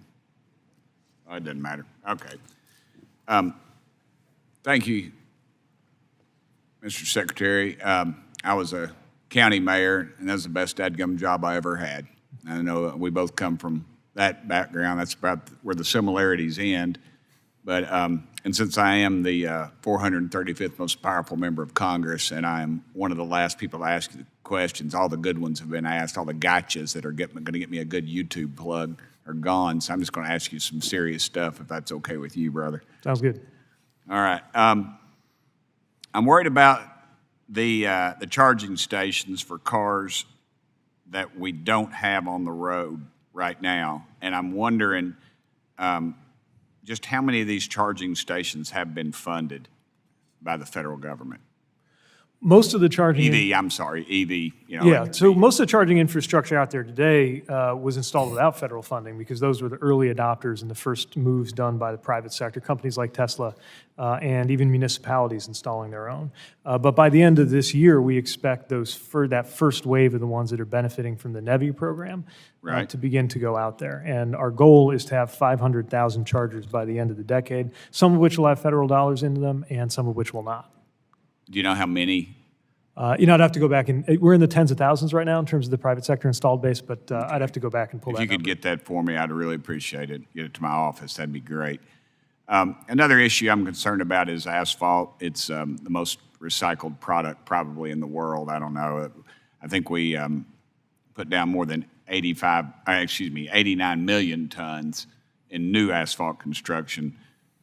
Why have state departments of transportation been slow to use reclaimed asphalt pavement? Because it's basically, it's just 2 or 3 ingredients. I mean, it's gravel, it's the oil-based product, which I would like to see plastic substituted at some time, and you provide a little heat and maybe a little sand for a little bit more filler, but you get the picture. You were a mayor. Why are we not? Why are these locals not using it more? Are they not being encouraged to do it, or it just seems it's crazy to put that stuff in the landfill? I think it's a great question. And maybe another area, it turns out we have something in common, is a belief that we ought to be paying more attention to materials the sourcing of pavement, the durability of pavement. One thing I would mention is that I think often local jurisdictions are under such pressure in the short term, just get the potholes filled. You and I think, both experienced it with the roads we were in charge of, that even if you were offered something that represented a savings for the long run, unless it lets you get another X number of lane miles done this year, you might feel compelled to say no. We'd like to change those incentives. Federal highways take seriously that it's not our job to dictate to local governments things as detailed as what kind of construction materials they ought to use. But we're trying to get, and we've published information, trying to get more out there about reclaimed and recycled pavements. And more generally, we do have some research that we fund at many institutions around the country on improving pavement durability generally. Because I think if you can make the pavement, the asphalt we do have, last just 1 or 2% longer, in effect, you're saving billions of dollars right there. Absolutely. I think it deserves more attention. Let me ask you, it's not in my notes, it's something that I've been researching for over a year now. They started it in India, and I don't necessarily say we ought to do it like they do, but they use plastic. They substitute plastic for oil in their asphalt. And plastic, of course, is oil-based derivative. And what they did over there was they basically get a pothole, fill it full of gravel, and burn a bunch of plastic bottles. I don't want to do that. And I know in England, there's a cat over there who did it, and he's got a patented process or whatever they call it. And there's people in this country doing it. Could you commit to me that you would have somebody from your office get with me and let's work on that? Because plastics are, they're forever. I mean, heck, they're out there, they're floating in your streams and my streams. They're in the ocean, these horrible pictures you see. I hate seeing some poor animal out there, one of God's great creatures, got a six-pack thing around their neck, choking them out. And I just don't dig that at all. And I would hope that we could work through that. I mean, there's a use for some of this stuff. And in technology, yeah, we're going to phase it out, but it's still going to be there. And it's ridiculous to throw this stuff in the landfill. It's just wasted. If you would just commit to me to have somebody call me, this isn't a gotcha. This is an honest situation. I think we could get a bipartisan group to work on that. Could you do that for me, brother? I'd be happy to. I'd love to explore that with you. And tell me how to say your last name one more time. Buttigieg. You can just call me Pete, sir. Buttigieg? Okay, I'm Burchett, and nobody ever gets that right either, so we're good. But thank you, brother. It's been a pleasure. Thank you, Mr. Chairman, yield back nothing to you. The chair now recognizes Mr. Van Orden for 5 minutes. Thank you. Thank you, Mr. Chair. Thank you for coming, Mr. Secretary. And I just want to be super clear. All these subjects are incredibly important. But I want to kind of return to a bit of the things that my great friend and colleague from the state of Minnesota were discussing with you. And that's the actual real effects of some of the Biden administration's policy. I come from the state of Wisconsin, which is the home of the Republican Party, Ripon, Wisconsin. The Republican Party was established by a group of abolitionists whose sole intent for forming the Republican Party was to abolish slavery in the United States of America. And I think that's an incredibly proud tradition that we have as Republicans. We were preceded in abolition by the British, but the British approached this in a very interesting method. They didn't come out and abolish slavery immediately. They did something called the Slave Trade Act of 1807, where they essentially abolished the ability for people to transport human beings as chattel on British vessels. And as you know, at the time, the British and the Dutch had the preponderance of global trade. So what that did, Mr. Secretary, is it essentially dried up the ability for people to sell human beings. And it wasn't until 1883 with the Slave Abolition Act that they actually abolished slavery. The United States didn't abolish slavery officially until December 6, 1865. That's when the 13th Amendment was ratified, and that's after 360,222 Union soldiers died. So it is my understanding that the Biden administration wants 50% of all electric vehicles or new production vehicles to be electric by 2030. Is that correct? Yes, that's the goal. Okay, I mean, honestly, it sort of begs the question of whether or not you discussed that with the UAW prior to coming up with that timeline, but that's a subject for another day. Are you aware that approximately 4.3% of electric batteries are comprised of cobalt at this time as of 2023? I'm sorry, I had a little trouble hearing you. 4.3%? Do you understand that approximately 4.3% of all electric batteries are comprised of cobalt? Yes. Okay. Do you understand that approximately 70% of the world's cobalt is produced by the Democratic Republic of Congo? Yes. Do you understand that 15 to 30% of the cobalt that is mined in the Democratic Republic of Congo is mined in something called an artesian mine? I haven't seen that figure, but it's credible. It's correct. Hey, will you pull that up real quick? Let's pull this picture up.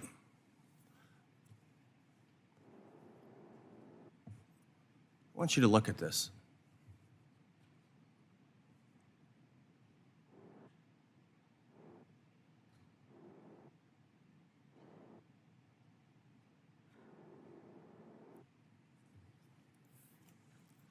Do you believe the United States government has a moral obligation to try to end child slavery? Of course. Okay. And that would be regardless of the impact it would have on your 2030 date for electrification of 50% of the fleet? Sure, it's why we're working so hard to have domestic sourcing of both the supply chain and the raw materials that go into electric my time is vehicle limited. batteries. I do not mean to cut you off, but I'm going to. So are you telling me that you're willing to move that to the right, your goal of 2030, 50% of all the fleet electrified, if it can help end child slavery? I'm telling you that the solution to this is not to ban cell phones or give up on electric vehicles. It is to make sure that more of their components are sourced I am asking you ethically a very and straightforward domestically. question about the most horrific thing that exists in the planet today, and that is slavery. So I'm going to ask you another question. Knowing what you know about the Democratic Republic of Congo, the mining of cobalt by children, including those kids right there, right here, that's cobalt. So knowing what you know about that, what is your office's estimate of how many children will be required to mine your cobalt, and how many of these children do you estimate will die to make sure that you can make your goal of 2030? Have you done that work? We have better data on how many children will die if we allow climate change to increase unimpeded. Hey, you know what, man? I am absolutely not taking that. That is a dodge, and it's junk. It's the truth. Let's do this again. Let's do this again, Mr. Secretary. Congressman, what that child and that child and that child and that How about child and this the one? child behind that child and the child behind that child I am deserve not is going your to support allow in you to domestic hide behind and climate ethical change. sourcing of the components that go into all of the products So that we buy in this what country. you are telling me is this, is that your office is putting your goal of 2030 above the welfare of those children, and you are encouraging and That is nonsense, subsidizing Representative. child slavery. You are, sir. That is nonsense, That is Representative. not nonsense. That's a fact. And by the way, I'm going to submit for the record a whole ton of paperwork for you, Mr. Secretary. I'd like you to review it. And the top of that's going to be this picture. That I will picture is have full no of children part. who deserve I will have no policy part. that will support domestic and gentleman's ethical time is sourcing of expired. these materials and help to prevent Very well. climate I will change. have no part subsidizing child slavery. The You're a You gentleman's may have time one is- that you're not thinking about, The gentleman's Representative. time has expired. Thank you, Mr. Secretary. I yield back. Thank you. I now recognize myself for 5 minutes. Welcome, Mr. Secretary. This is my industry. My background is in trucking. I'm second generation. As a matter of fact, I started at 12 years old working in my family's operation and had a lifelong career at it. Hard but rewarding career, and now the next generation, the third generation, is now running that trucking company. I also want you to know I've never been elected to anything in my life. I have spent my entire career in the private sector. And so what I thought I would do is just kind of go over my first 9 months here on the job as it deals with your agency. So when we got here real shortly, I mean, it was real quick in January, we had the NOTAM incidents, NOTAM, however you want to pronounce it, a shutdown of an entire aviation industry. And it was because one person did something, deleted a file, pushed the wrong button, whatever. The industry went down. And this software program is 30 years old. Now, your agency was more focused on writing a 179-page bill, spent tens of thousands of dollars to rename NOTAM from Notice to Airmen to Notice to Air Missions. And I guess what I'm asking is, did that make the aviation industry any safer? We've been working on modernizing the NOTAM system since we got here, and one thing that would help is if you would back away from the cuts to funding that would help us do it quicker. We take deadly seriously the I've got to keep upgrading moving. of the I've NOTAM got several system. things I want to go, but when you ramble, that tells me no, it didn't make it any safer. You move on shortly after that, we had the East Palestine train derailment. Countless lives were ruined, and an entire town was devastated. What was the cause of that derailment? Well, I'm not going to speak to the cause before the NTSB reveals its final reporting, but what we I can know tell you is what the that cause derailment was. opened the eyes It of was the United easy. States to the need for tougher It was the rail lack regulation. of grease on wheel bearings. You had a railroad company that was out there more focused on DEI, which your agency is pushing. It's even stated in their annual letter to their shareholders. What they should have put in there was that we're going to focus on hiring the most qualified mechanics that we can to keep grease on wheel bearings. Now, that's what I've seen so far in just the major headlines. Are you But what I seriously wanna tell suggesting you- that a corporate report on DEI What I is related to the want amount to of tell you, grease I on want wheel to keep bearings? moving on. I'm almost down to half now. What I want to keep doing is, this is what else I've learned. Now, we've had double the average, the annual average of train derailments this year. Double the false. average. That's just That's- since spring. We've That's not also had record near misses at airports because aircraft controllers, and you said them, we got a shortage. They're strained. And it's because the FAA agency is more worried about hiring people based on DEI qualifications instead of being qualified. Not only to is do the that job. false, that is an I'm good, insult sir, to the I did qualifications not of ask every a air question, and traffic this is controller. my time to talk. Congestion on our roads is up. Trucks, right now, drivers are out there. They spent 51 hours last year sitting in congestion, sitting in traffic. That's up 15 hours year over year, or 30%. While you Part of why we're building more roads and you have been highways, focused on racist bridges and bike paths. This is You're why in we're charge, building, sir. we're You're in- building roads and You are in highways at charge the of highest one of the pace large, my sir. I'm- lifetime, Representative, I- including in you're your in district. charge of You one know of the that. largest agencies in the federal government. Your jurisdiction is over an industry which you have zero experience. That's I'm going to also tell you something, false. Mr. Secretary. Our industry, we don't make our living sitting inside four walls at a desk all day. Neither do I. I travel a lot, People Representative. in this industry, we're out there on the waterways, the airways, and the roadways with you, your family, everybody's family, and my family. You should be concentrating, and your concentration should be on hiring the most qualified people out there to help administrate and have jurisdiction to keep these roadways safe and improve efficiency in the whole transportation industry. Which is exactly what we're doing, but Instead, a sir, shutdown's instead, gonna stop you're us in our pushing a tracks. far-left woke DEI socialistic experiment on this agency and our industry, and it have been for 2.5 years. And sir, the results speak for themselves. And with that, I yield back the rest of my time. Do I get a response? I've yielded back my time. So I don't even get to respond to that. There wasn't even a question. That's correct. We want to thank you. Okay. Are there any further questions from any members of the committee who have not been recognized? Seeing none, that concludes our hearing for today. I would like to thank the witness for your testimony. I ask for unanimous consent that the record of today's hearing remain open until such time as our witness has provided answers to any of the questions that may be submitted to him in writing. Without objection, so ordered. I also ask unanimous consent that the record remain open for 15 days for any additional comment and information submitted by the members or the witness to be included in the record of today's hearing. Without objection, so ordered. This committee